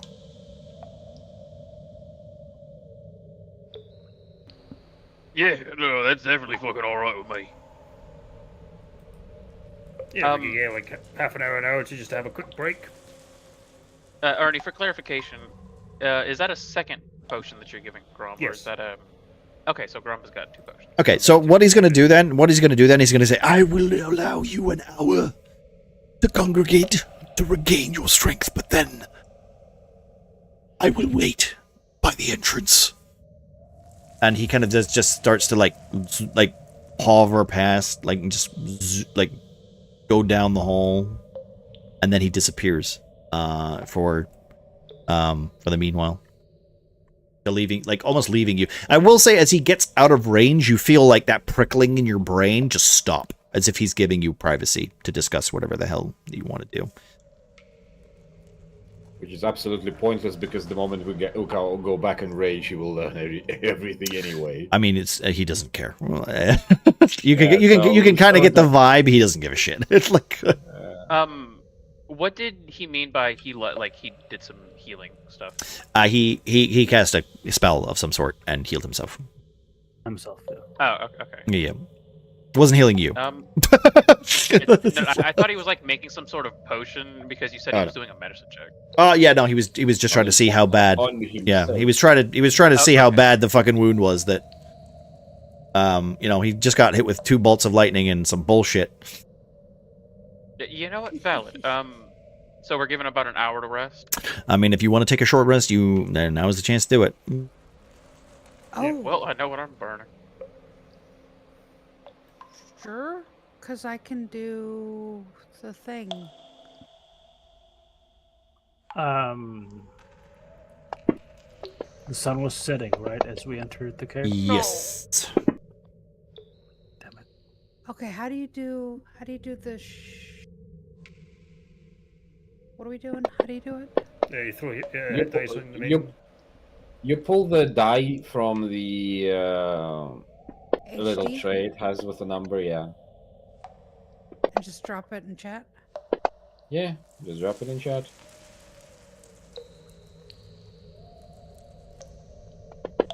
Okay. How do I do arcane recovery? Lets me do.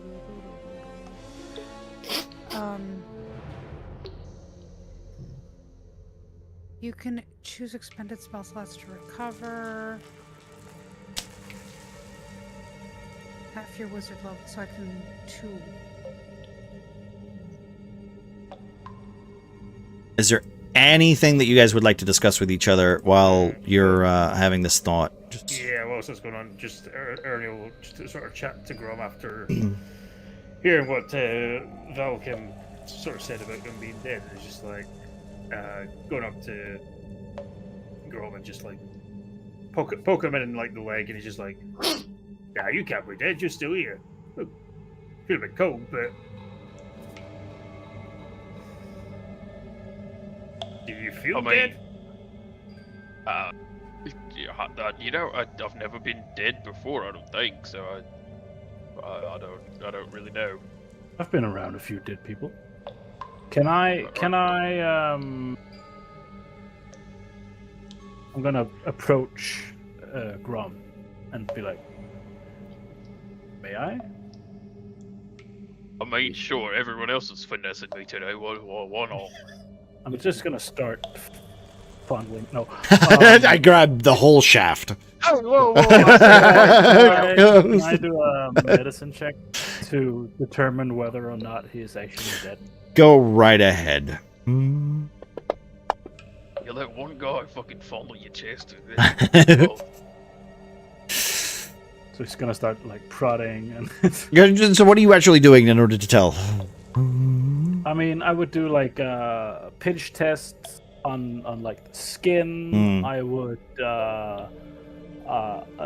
prod him. I would. All right, I will say that he feels very cold. You feel the skin itself feels very tight and very gaunt. He's a big guy, right? But you usually feel a lot of heat from Grom. Like sitting in a room with him, like the room heats up. Not so much. It could be the cave. Could be the cave. It's pretty cold. There's a bit of a wind. It's going out the hole. There's a gap somewhere in this mine. You're not sure where, but it is making a whistle as you know, as you were familiar with these, you know, horrible dwarven caves. But I will say with a 17, which is into a 23, sure as hell doesn't seem like he's alive. I love how you have said that you're going to poke and prod him, which are such great scientific terms. Yeah. Thank you. I'm sorry for speaking in another language that is not my own. I will say Sure, that I'll okay, no, go for it. Trot away Mm-hmm.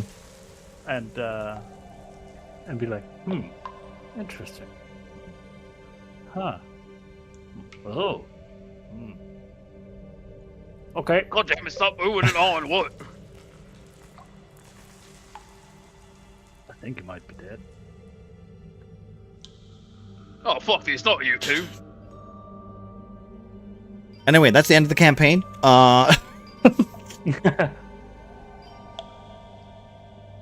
Scorching Grom's ray! gonna...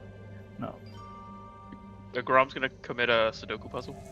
Okay. Roll for damage. Critical fail. You miss.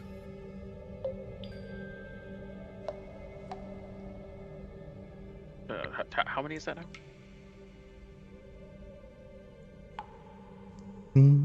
All right. What about what about Holy shit, Mr. Ooh, you just rolling potentials. Do you want to Bean? What's Valavray doing in this instance as she hears this news that she kind of almost feels like she's just been, you know, you've been the closest to Grom, like physically lately, because he always picks you up.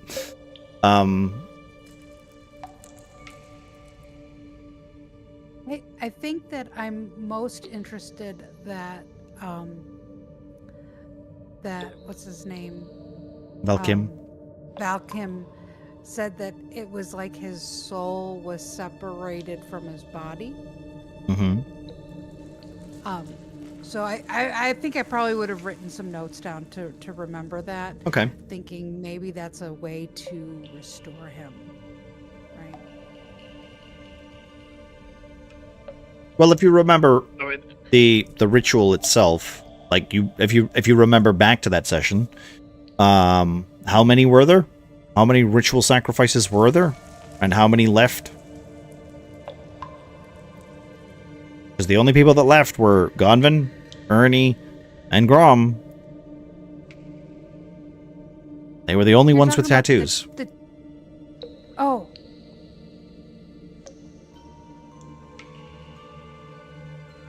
I mean, I don't remember the number. But there's like I'm two not remaining.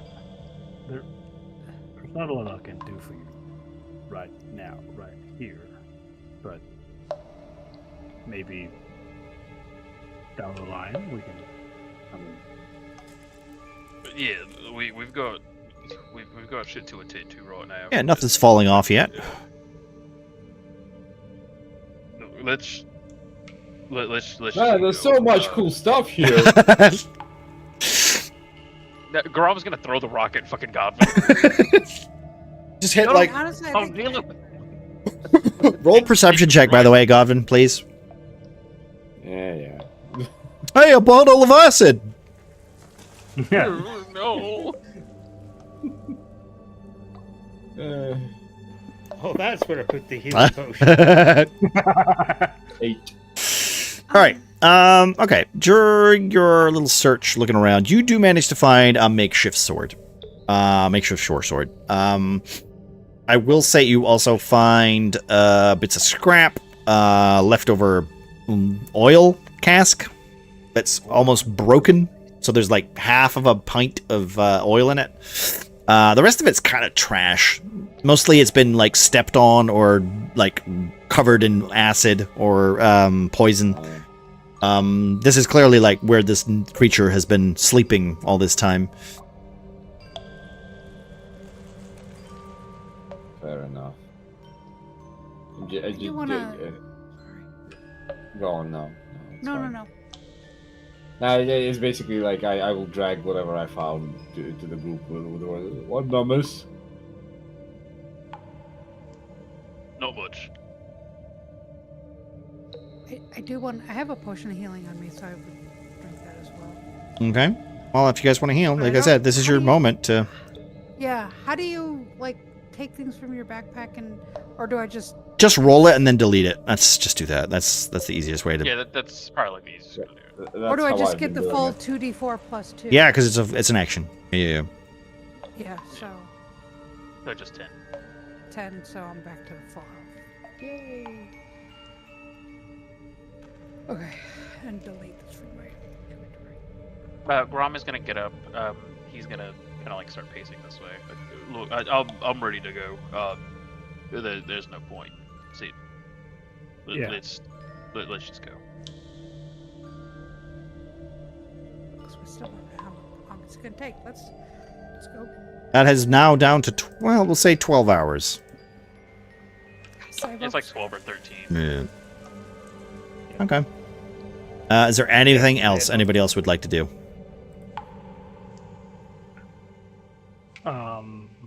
Before this, like I said, this is literally I'm giving you must gather your party before venturing forth vibes. So Yeah. Nah, Grom's gonna go ahead solo. The only thing Ernie will do is he'll just kind of have a one after like checking on Grobinat and for like the last maybe half hour. He would just kind of like wander around and just check the rest of the cave for any sort of other items or anything like that. That's anything that may be of use for that, any potions or scope. yeah, okay. Other throwing daggers I think lying around. I will say that through like as you're like as everybody is like trying to look around and clean up their clean up the whole shenanigans. Oh, too babe, almost. You do see that there's like a lot. Like there's not a lot here. Like everything seems to be destroyed. All the supplies. Give me a perception check, actually. Okay. Give me a perception check because there is one thing that you might be able to find. On a 12.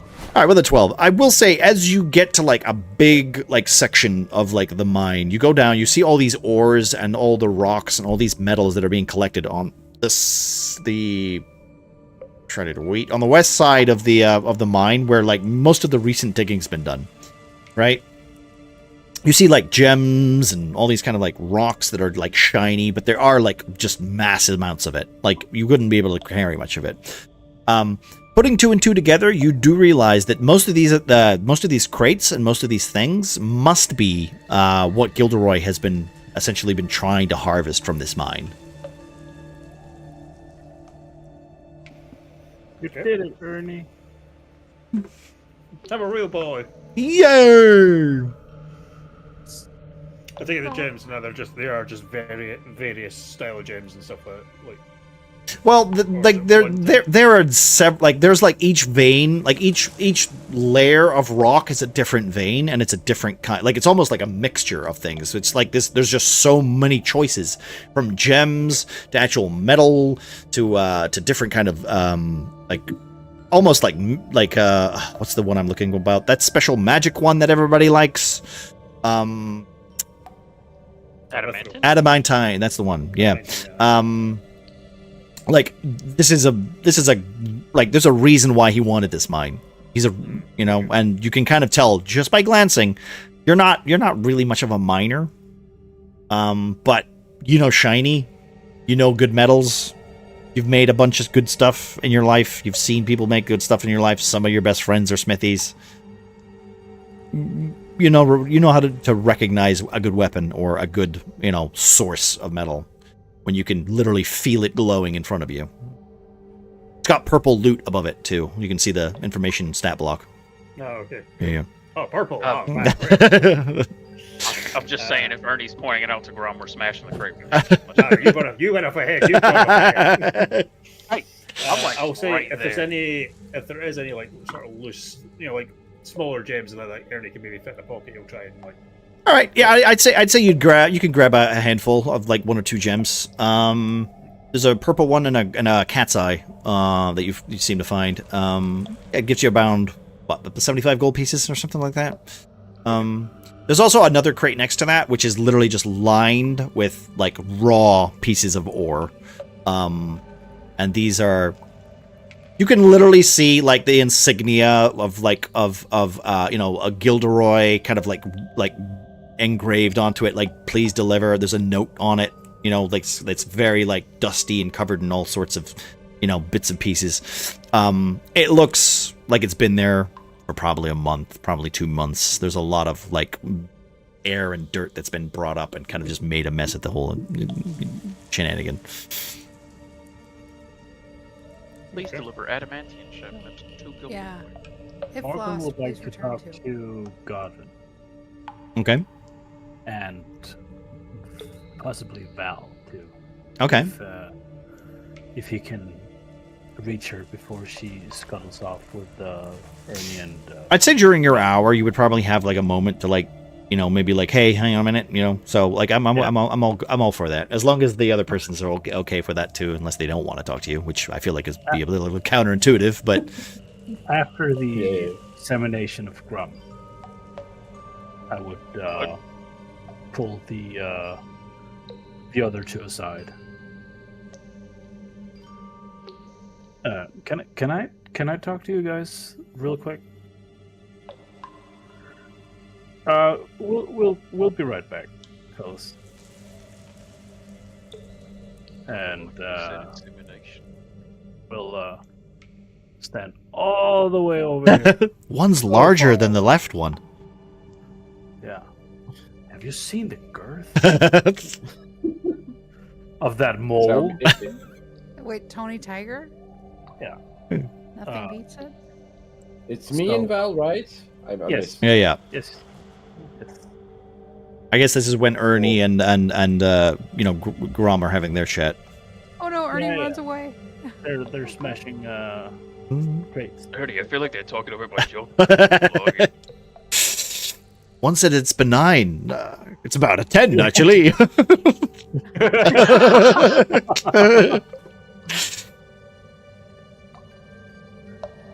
you have any daughters I can date? 9. Oh, once enough. All right. So yeah. So I'll pull the other two casters aside, and I'll be like, so something is off with Grum, and I'm not quite sure what to make of it. But I feel like we kind of have we could do something about it. Not right here, not right now. but there's something off with him. I don't know if it's a curse or if it's a disease. But he's changing, physically changing. Well, sure, ever since we left that crypt. Yeah, probably. What crypt? Changing how exactly?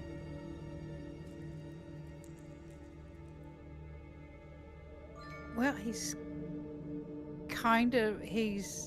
not quite living and not quite dead. I mean, and He's clearly not dead, but he physically, so all the signs physically points to him being deceased. Never seen 3 people try to avoid the word undead.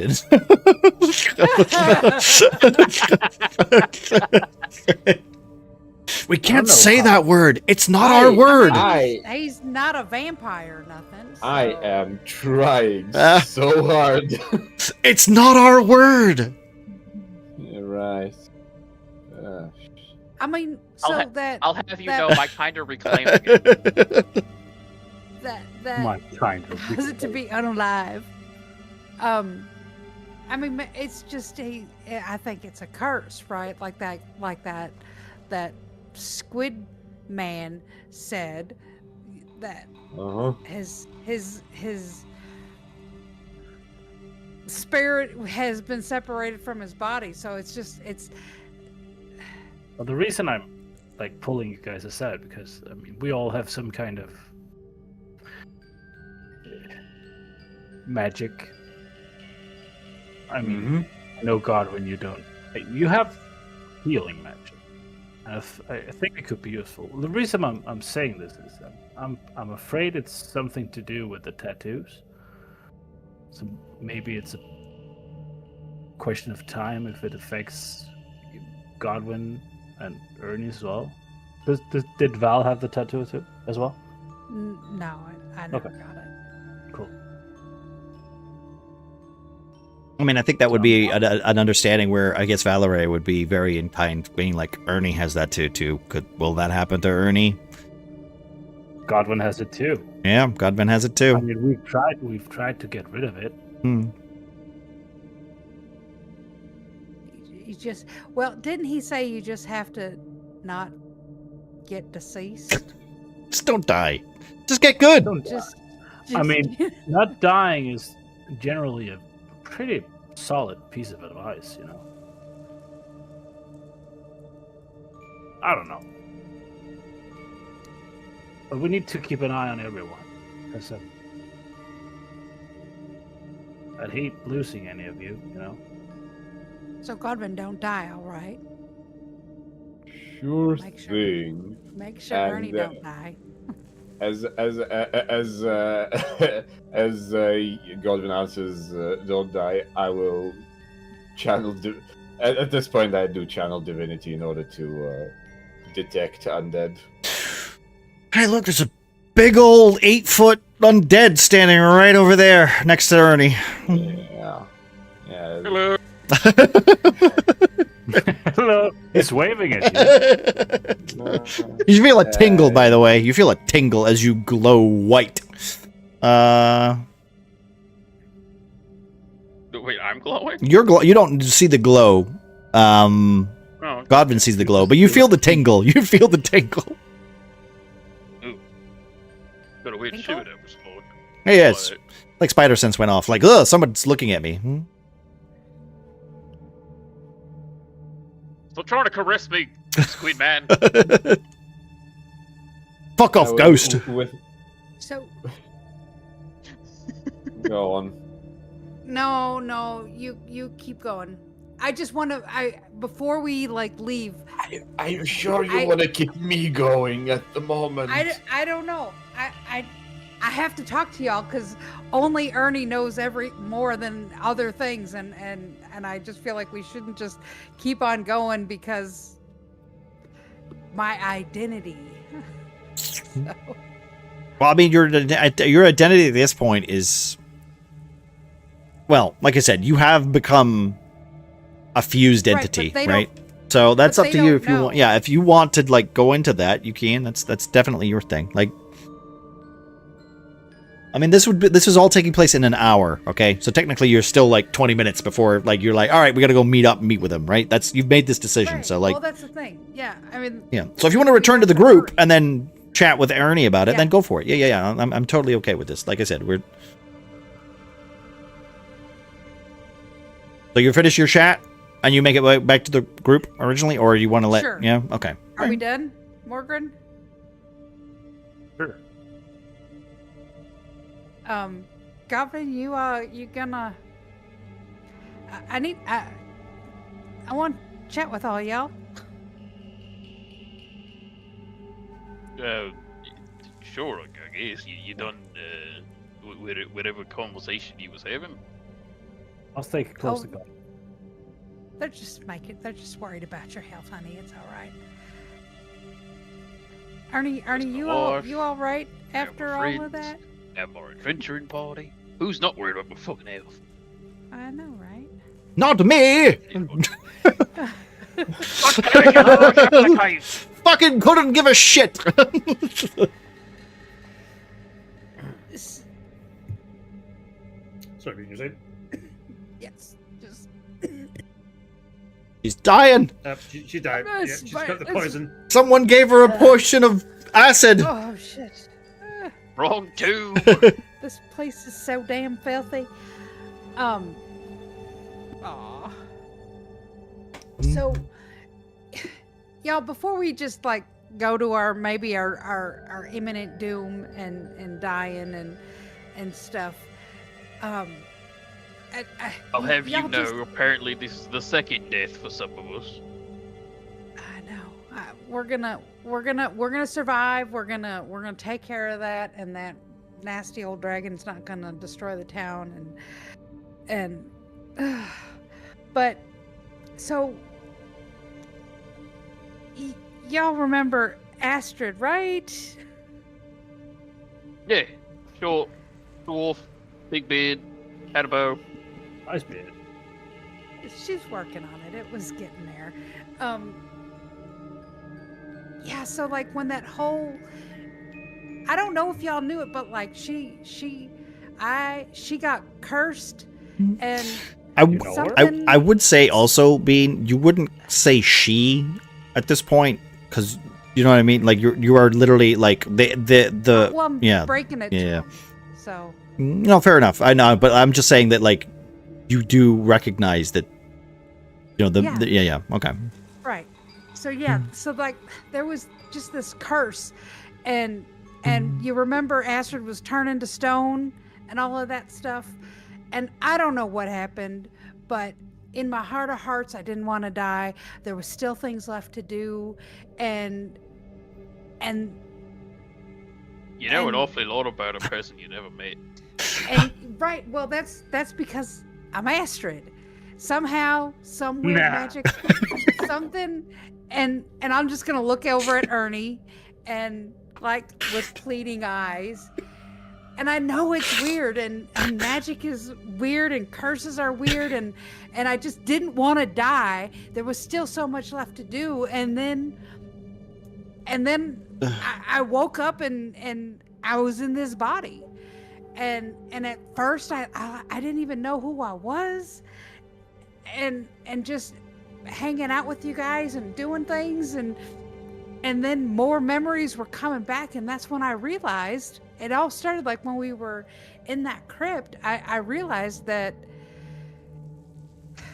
who I am. So I just want y'all to know, like, I mean, in case things go, that's.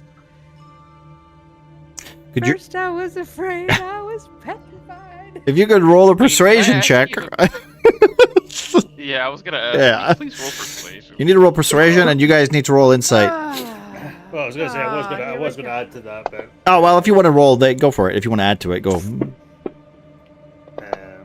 well, they're already rolling, so No, I need your roll, honey. Come on. well, no, I was just saying Ernie was gonna add to the chat. Maybe I'm like just shaking a bit and nervous. I mean, I think at this point, like since Mog, like okay, Ernie does know.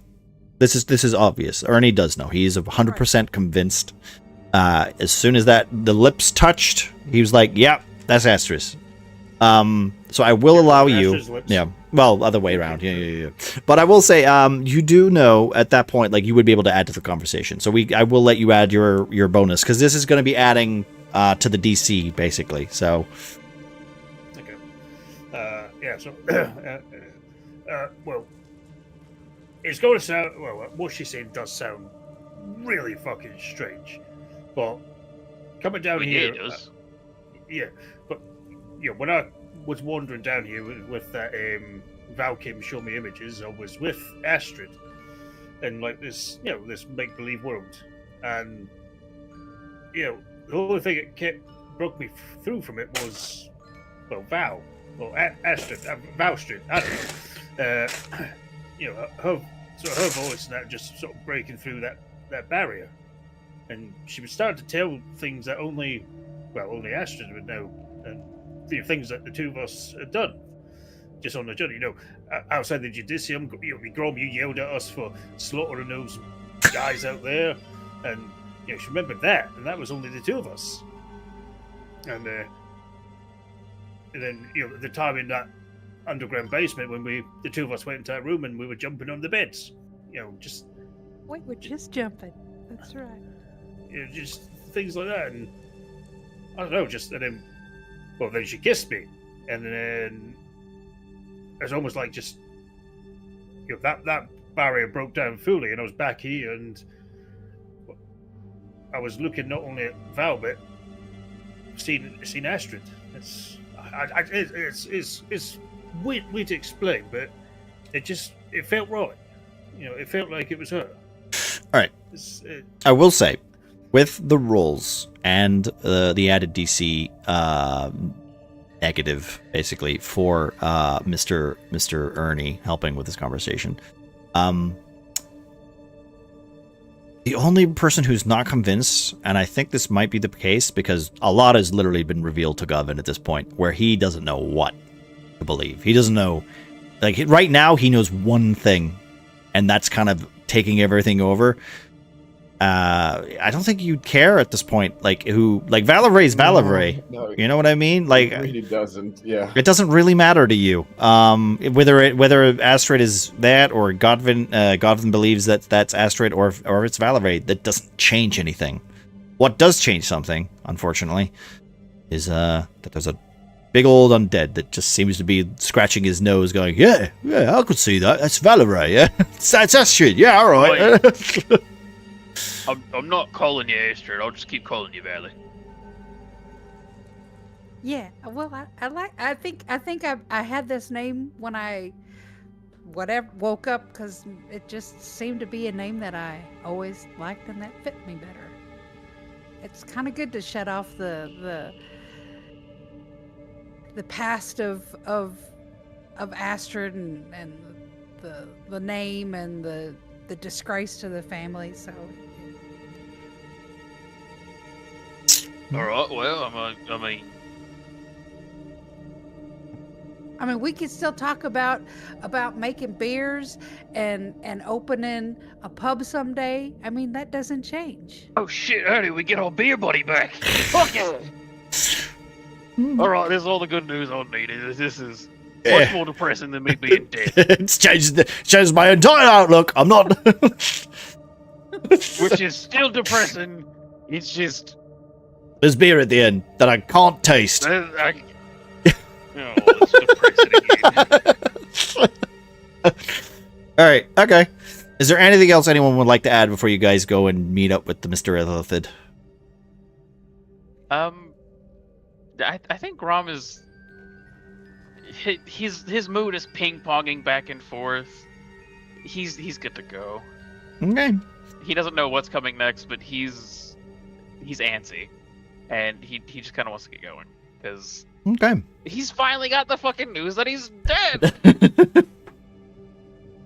And he has. I mean, you no are believing idea how- in Illithid, and very, not a practical doctor, but definitely somebody who's been around dead people. So, I mean, all right. Yeah. Okay. Unless Should anyone definitely get a second opinion. unless anyone else has anything to say, Godwin, what about you? What's the thoughts of Godwin as everybody starts to gather the things and move down to the pit? Godwin is just at the moment the reveal. I guess it was forced upon the conversation. We've been avoiding it for so long. I guess there was no. It was proper time. way of, Yeah. Godwin just a cold, blank stare at Grom with nothing behind the eyes. It's not. This is now the point of undivided attention. Okay. Give me a perception check, I'll be actually. around. Grom, perception check. Me giving the perception. Yes. Okay, perfect. Oh, It's just to see if you lovely. notice where like a sudden change. Nope, you don't seem to notice that he's changed Nope, his not with a mentality. 10. Okay. Not with a 10. He's not making it super obvious, and Godwin can be quiet when he wants to be, but like when he gets serious or when he gets, enamored. Not enamored. Enamored is the wrong word for it. Once he concentrates, it's like he's behaving like Godwin usually does, but sometimes you notice. Well, you don't notice that he seems to be staring, almost daggers into you, I guess, right? How did you describe that? Like the attention, like not in it, like whenever attention is It's required not a- elsewhere, it's- it is it's on Grom, right? That's kind of how you want to put it. Yes. It's, essentially, it's no longer the stare of curiosity or just pure or observation. It's now the stare of tactics. Evaluation, so to speak. Well, so Waiting- glad we had this heartwarming talk. Yeah.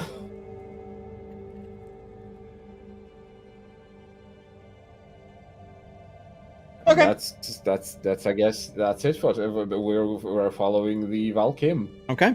Gotta save the town. He waits, and you see him kind of resting for a moment, like just almost kind of like perching, like a bat, but like not upside down, like just kind of like huddled in the corner, waiting for you to approach. And as soon as he sees you, his tentacles kind of like open, and you can hear that vibration again, like almost kind of like rubbing into your scalp. You have excuse me. You have come. Are you ready? Are you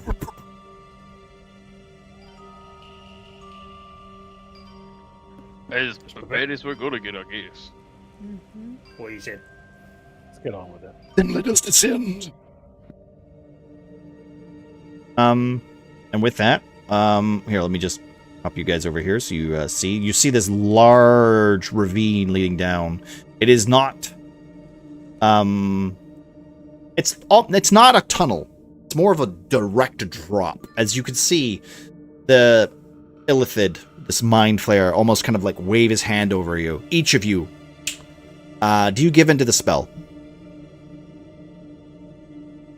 Yes. Yep. Okay. For a moment. Wait, do I know he's casting a spell? I mean, you can I'm not roll gonna roll arcane if you want to see what spell he's casting. It's up to you. Yeah. Nope. He's casting Featherfall. Yeah, I'll say, all right, I'll tell everybody. It's safe. We can trust it. We're As- not going to fall and get hurt. As he literally starts, casting this spell, waving his hand in the air, the incantation is almost kind of like, once more, like darting like stars in the sky. You all feel this like weight kind of lift you for a moment as he then just looks at you going, "You will require this in order to descend. Good luck." And then he kind of just like steps off, and you can see as almost most people would just fall straight down. He kind of like starts to like levitate and just slowly kind of make his way down into the deep pit. After like about 10, 20, 30, 40 meters, a light appears around him as he casts something on what it looks like an orb in his hand. And it just it generates like this almost 30 feet light around him as he descends, allowing you to see where you do as you choose to follow. He didn't push you off. He didn't do anything. He's just going down himself. Grom is going to step off into the precipice. Okay. Now get I want ready to to go grab for his Ernie's own. hand and go run and jump. Let's run and jump. Okay. On three. Go. One. Okay. No. Jump in. Oh, shit. Uh-huh. Fuck. I can only cast it on 4 of you. Ah! I wish my wife was an adventurer. That'd be cool. All right. Let me just bring you to the next board. I'll look to Godwin, and Morgan is trembling at Okay. this point. Yep. Being in the cave was bad enough. Yeah, you're just going, ah! Yep. You gotta help me, buddy. Godwin will pick up the torch he dropped in the middle of in the middle of the dragon fight. It should be slightly to the north of the ravine, so I assume I'd be able to. I would let Go you. and grab it. I'd let you grab it. Yeah, it's fine. Yeah. Just knowing, and while staring, still staring down the ravine, he will direct his voice towards Morgan and would, "Oh, I'm right next to you. I'm right next to you." We descend. Be careful. There are creatures down here that will make things difficult for outsiders. I want to say, as Godwin looks down at the descending Grom, he was ain't that the truth? And with that, he will kind of usher Morgan. Kick him off. Essentially like having a hand on his back, Okay. just kind of slowly moving near him, and will step right beside him into the abyss. So they would descend roughly at the same speed near each other with a torch. Okay. I would also like you all to add 4,700 experience to your character sheets because you earned that for the last combat. Oh my god, when did we start doing XP? God damn. We've always done XP. Yeah, we've always I done must have forgot. Oh wait, yeah, we did. it. You said Long. 4,700, right? 4,700, yes. I forgot we were doing XP this campaign. Yeah, we're not always. We do it when Manic remembers. I always Yeah, remember. shit. I just don't give you the XP until I get to the end or where we get to a long rest. Or I get to the end of the actual session. You know what? You don't get that XP. Fuck you. Hey. Nah, fuck you. I already did the math. All right. Well, I'll take it away when I'm done. Thank you, Manic. My token's not Nuh-uh. assigned or something weird. I haven't shared the map. That's what. The map. Spooky Descent. Ah, The depth. What is Ah, the what- map called? Spooky Descent? Oh. Unable to find That's token on smooth. available maps. Yeah, there you go. You've got it now. yeah, I Would've- got it now. That would have been Waiting cool. for the map to load, I think. Yep. Okay. Totally should have been called Spooky Descent. Oh, moving my token made it pop right into play. There we And go. you need to you need to allow us free movement, by the way. Yes, I will in a minute. Give me a second. I think it's hilarious that you still have the quote-unquote Astrid face on. Yeah, I'll change that for next time. But I'll be honest, it doesn't really matter. It's a fucking creature that can literally look however it wants to look. So, Theater of the mind. yep. Okay, I'm looking for As this. soon as we land, Yep. Morgan would like look up. Oh, you can't see anything. There's no How roof. do we get back? Give me a perception check real quick. Unless someone was counting. From who? Anybody. There you go. Perception. No, Ernie wouldn't be counting. He's too busy going, the fuck is going on? I said just having a good old time. Just woo. Just enamored with Ernie. Just having a grand old time. Gromp didn't count a fucking thing. All right, Margaret, I guess you would have been counting a little bit. You would have been going 10, 20, 30, 40, 50, 60, 70, 80, 90, 100, 120, 140, 150, 160, 170, 200, 220, 240, 250. You got about 300 feet. Fuck. Now, I wonder how much of that is panic and miscounting. Oh, it's only like 70 feet drop.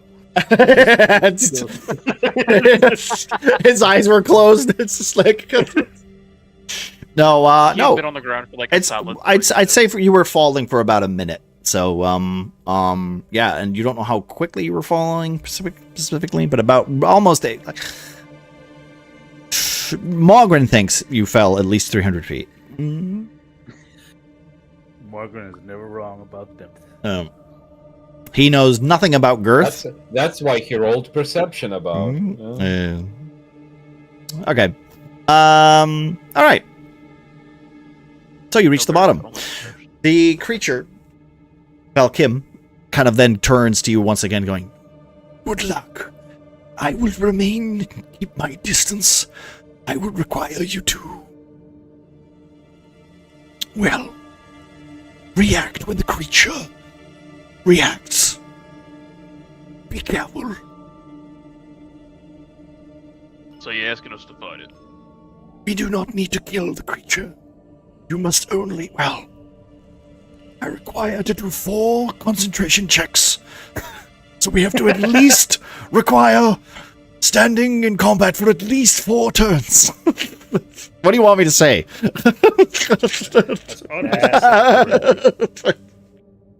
It's close to the end of the session. It's fine. We will forget all about it in 2 weeks. I think Before, something like Golden at Bay would have been good. Yeah. But yeah, no, 4 concentration checks. Wait, is it 2 or 4 weeks at this point? 2 weeks should be. Almost. 2 weeks. Couldn't be 4 weeks. Hopefully not. Unless I'm missing something. Unless people are fucking off 2 weeks time. I don't think so. All right. He descends into the room. You are free to follow. We are going to end on the description of said creature, so we'll get to that point. Please, allow us to move freely. Oh yeah, good point. Thank you. Tokens are frozen. Thank you. Unlock tokens. There we go.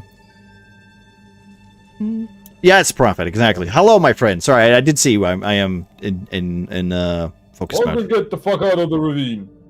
You can't go back that way. Nope. It's going to be really awkward when this Illithid gets killed and you guys have to fight that dragon and have to crawl your way out 300 feet. Shut up. I can Get metal to pick us up. Metal, come pick us up. Oh my god. Oh no. Nobody told me there were going to be girls at the sleepover. My mom said I can't. Troll just subscribed with Prime. Thank you, Twitchy again. Thanks for the Prime, my friend. All right. Okay. So as you enter this room, you notice that it's a very narrow corridor, very narrow, that makes you very uncomfortable. But as soon as you get to the end of this corridor, it definitely almost feels like a huge cavern. You look up, and it's almost like 200 feet up into the ceiling.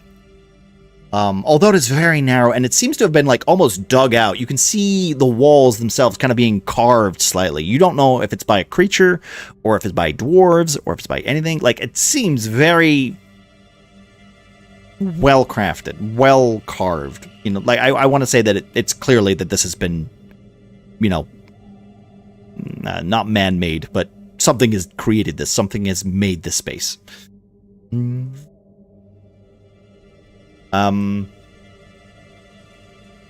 Is there anything you guys would like to do before you step out into the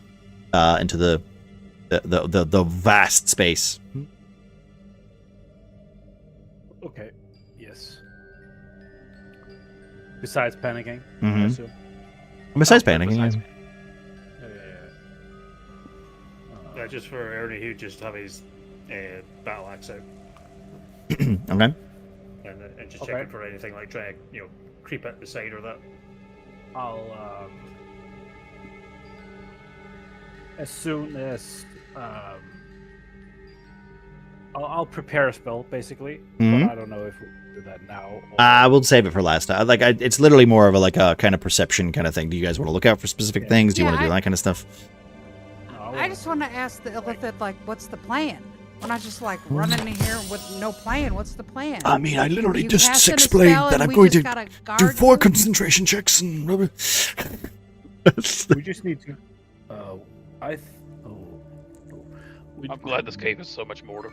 We need to distract the beast for as long as we can. Precisely, dwarf. Shut up. If all was necessary, the creature will not wake, and the spell will be quick. It will take nothing, perhaps a minute.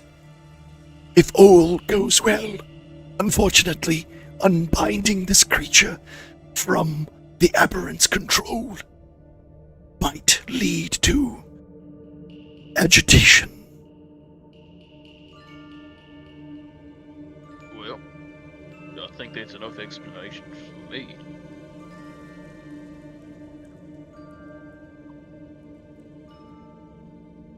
And with that, the creature kind of like, where is he? There he is. He kind of hovers out over here to where a torch is lying on the ground. Leaning down, he then kind of like doesn't pick it up, but you can see some invisible element seems to like lift the torch, and it just zooms forward down into the hole. And you can see this whole area is actually quite well lit. You can see veins of the rock kind of glint as this torch, this unlit torch in front of you, suddenly bursts into like a blue hue, and the light kind of then shines off of the veins that are down here, clearly pointing out that this place is very enriched with some sort of either precious metal or crystals or gems. You're not entirely sure specifically. It's far too dark. The only light source right now is that, and of course the light source that is from Godvin. Everyone else is kind of just hovering in the dark. And Morgan. And Morgan, okay, of course you're gonna have a torch. Of course you can have your torch. I'm not taking it away from you. I will say, however, as you okay, let me just mark visibility. There you go. As this torch moves forward and creates the beast, the Illithid speaks inside of your mind. Assume the position. I am about to turn the light on. Sorry. I will let you all take your position as best you want. I would also like you to all roll stealth while you're doing it. I'm sorry. That's funny.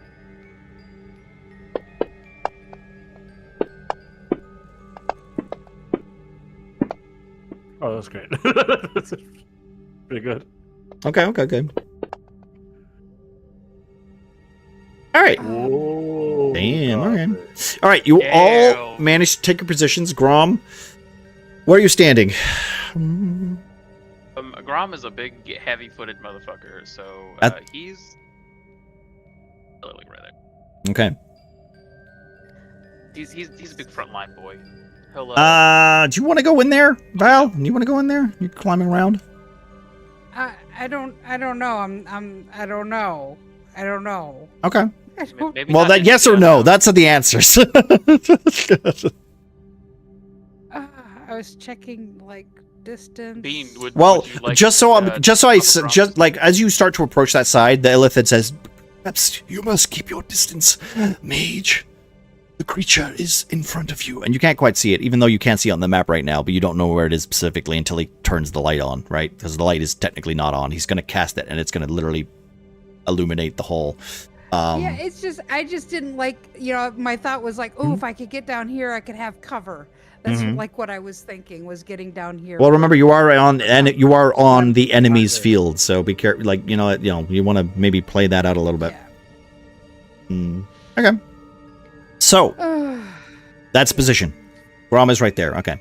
I'm gonna read something, and then we're gonna initiate combat, I guess, but we'll do that next time. So,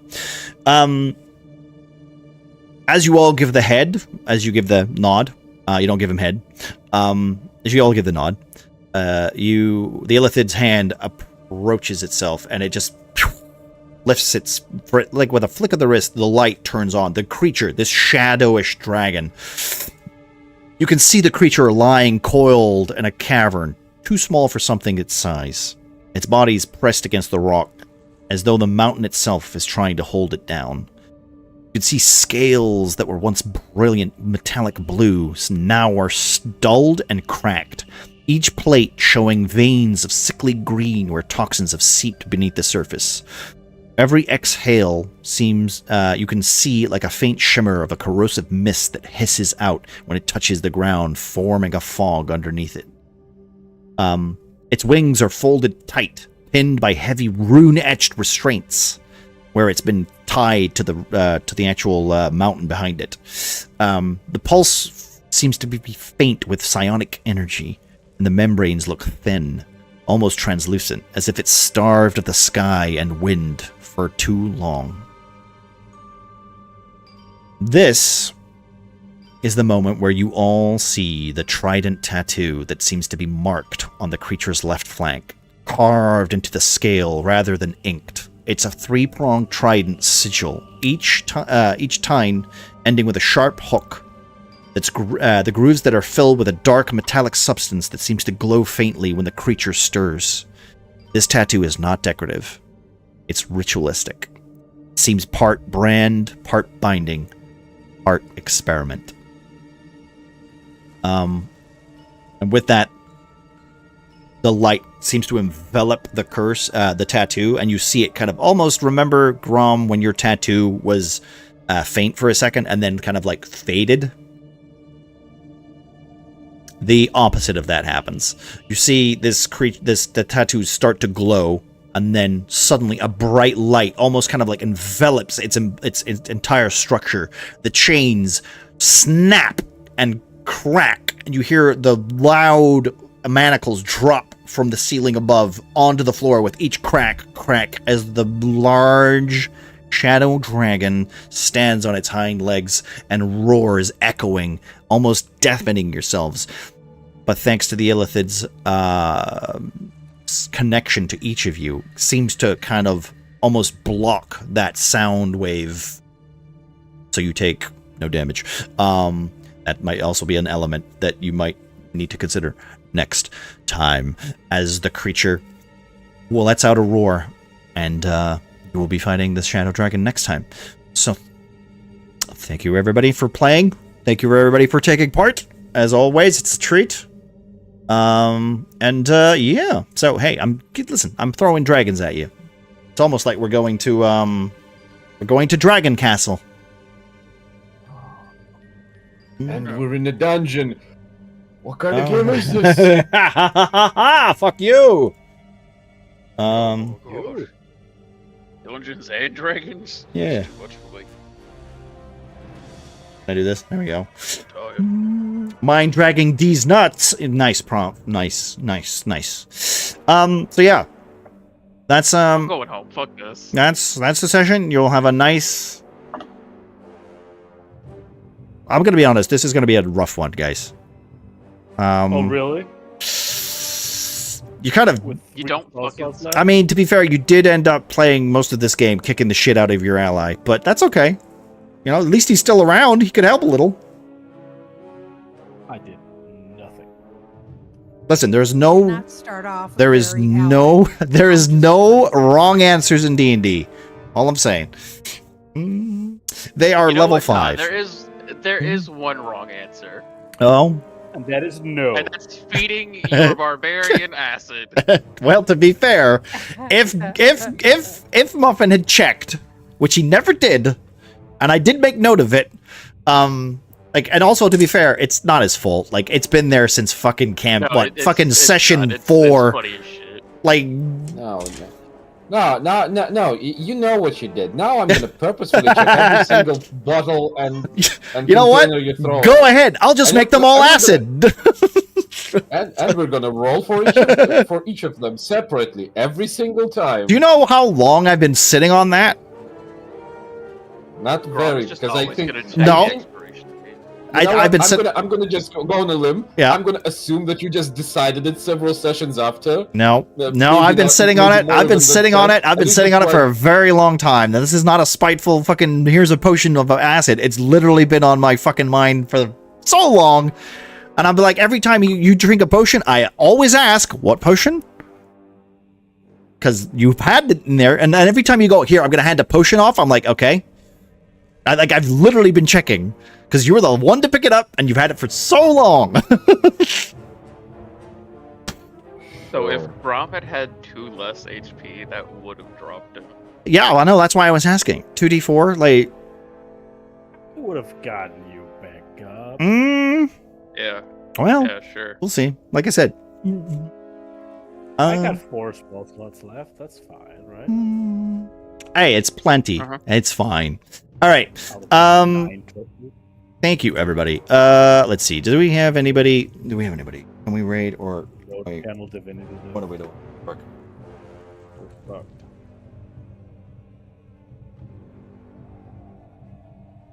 Copy this. I want to do this. I don't really want to raid into that guy. I'm not that big of a fan of his. 'cause, yeah. I hear he gives his players acid. No, that was old Muffin. I didn't do shit. Since when are illithids good anyway? Hey, listen, Jeez. he started the phrase, I'm not your friend and I'm not your enemy. So, I mean, you know, like, exactly. Hey, it's about time you met a neutral guy. Illithids are evil only as a hive mind. Whenever they break away from it, they actually regain their consciousness, and according to a lot of like pieces of lore, it's usually accompanied by a lot of shame and desires for isolation. So it makes sense. Baldur's Gate 3 has a really neato illithid guy who's just kind of doing his own thing. Yeah, we stepped on his head. Oh, you're saying there's Yep, another. I'm on him. I'm trying to think. Ooh. Be ashamed to. Just end. I'm just. I mean, yeah. You know what? Maybe we'll just end. Because I'm gonna get some food, and I mean, I've already streamed already today. So you know what? We'll do that. We'll just end. Thank you, everybody. As I said, it's a good time. As always, we'll be back in 2 weeks. We're gonna continue this. The failed vessel. I wonder who that could mean. Is it Grom, or is it the dragon, or maybe it's both?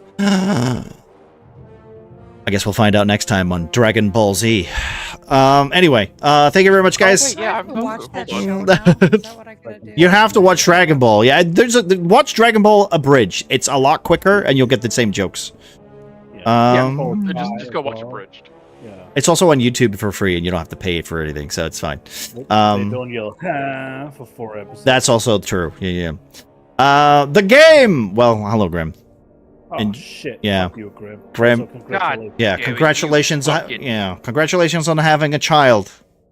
Again. Can we ban That Grim? man totally remembered the name. of Yep, it's Alina. Alina? Aluna? Got it.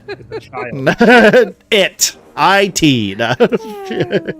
Congratulations on the fresh spawn. Yeah, I know, I got it right. I know. Ban Grim for reminding everyone of the game. Mini Grim. No, that's his thing. That's Grim's thing. He reminds people about the game. Yeah, but I had just gotten my streak back. I was just starting to build it back up. And now you can spread it to someone else. Anyways, for anyone who doesn't know about the game. Yep. Is it no? All right. Have a good night, guys. Everybody, have a good one. We're just gonna get out of here. You know what? I'm not gonna jinx it. Might stream the rest of Resident Evil Requiem tomorrow. Most likely I will.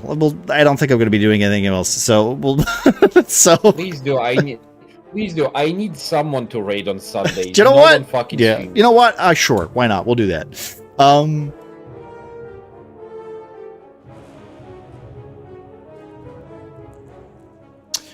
Thank you so much for watching. See you next time. Have a good rest of your guys. See you. Have a weekend. Oh, hello, Silly. Hello. Which state it does, fortunately. Thank you for the lurk. I appreciate it.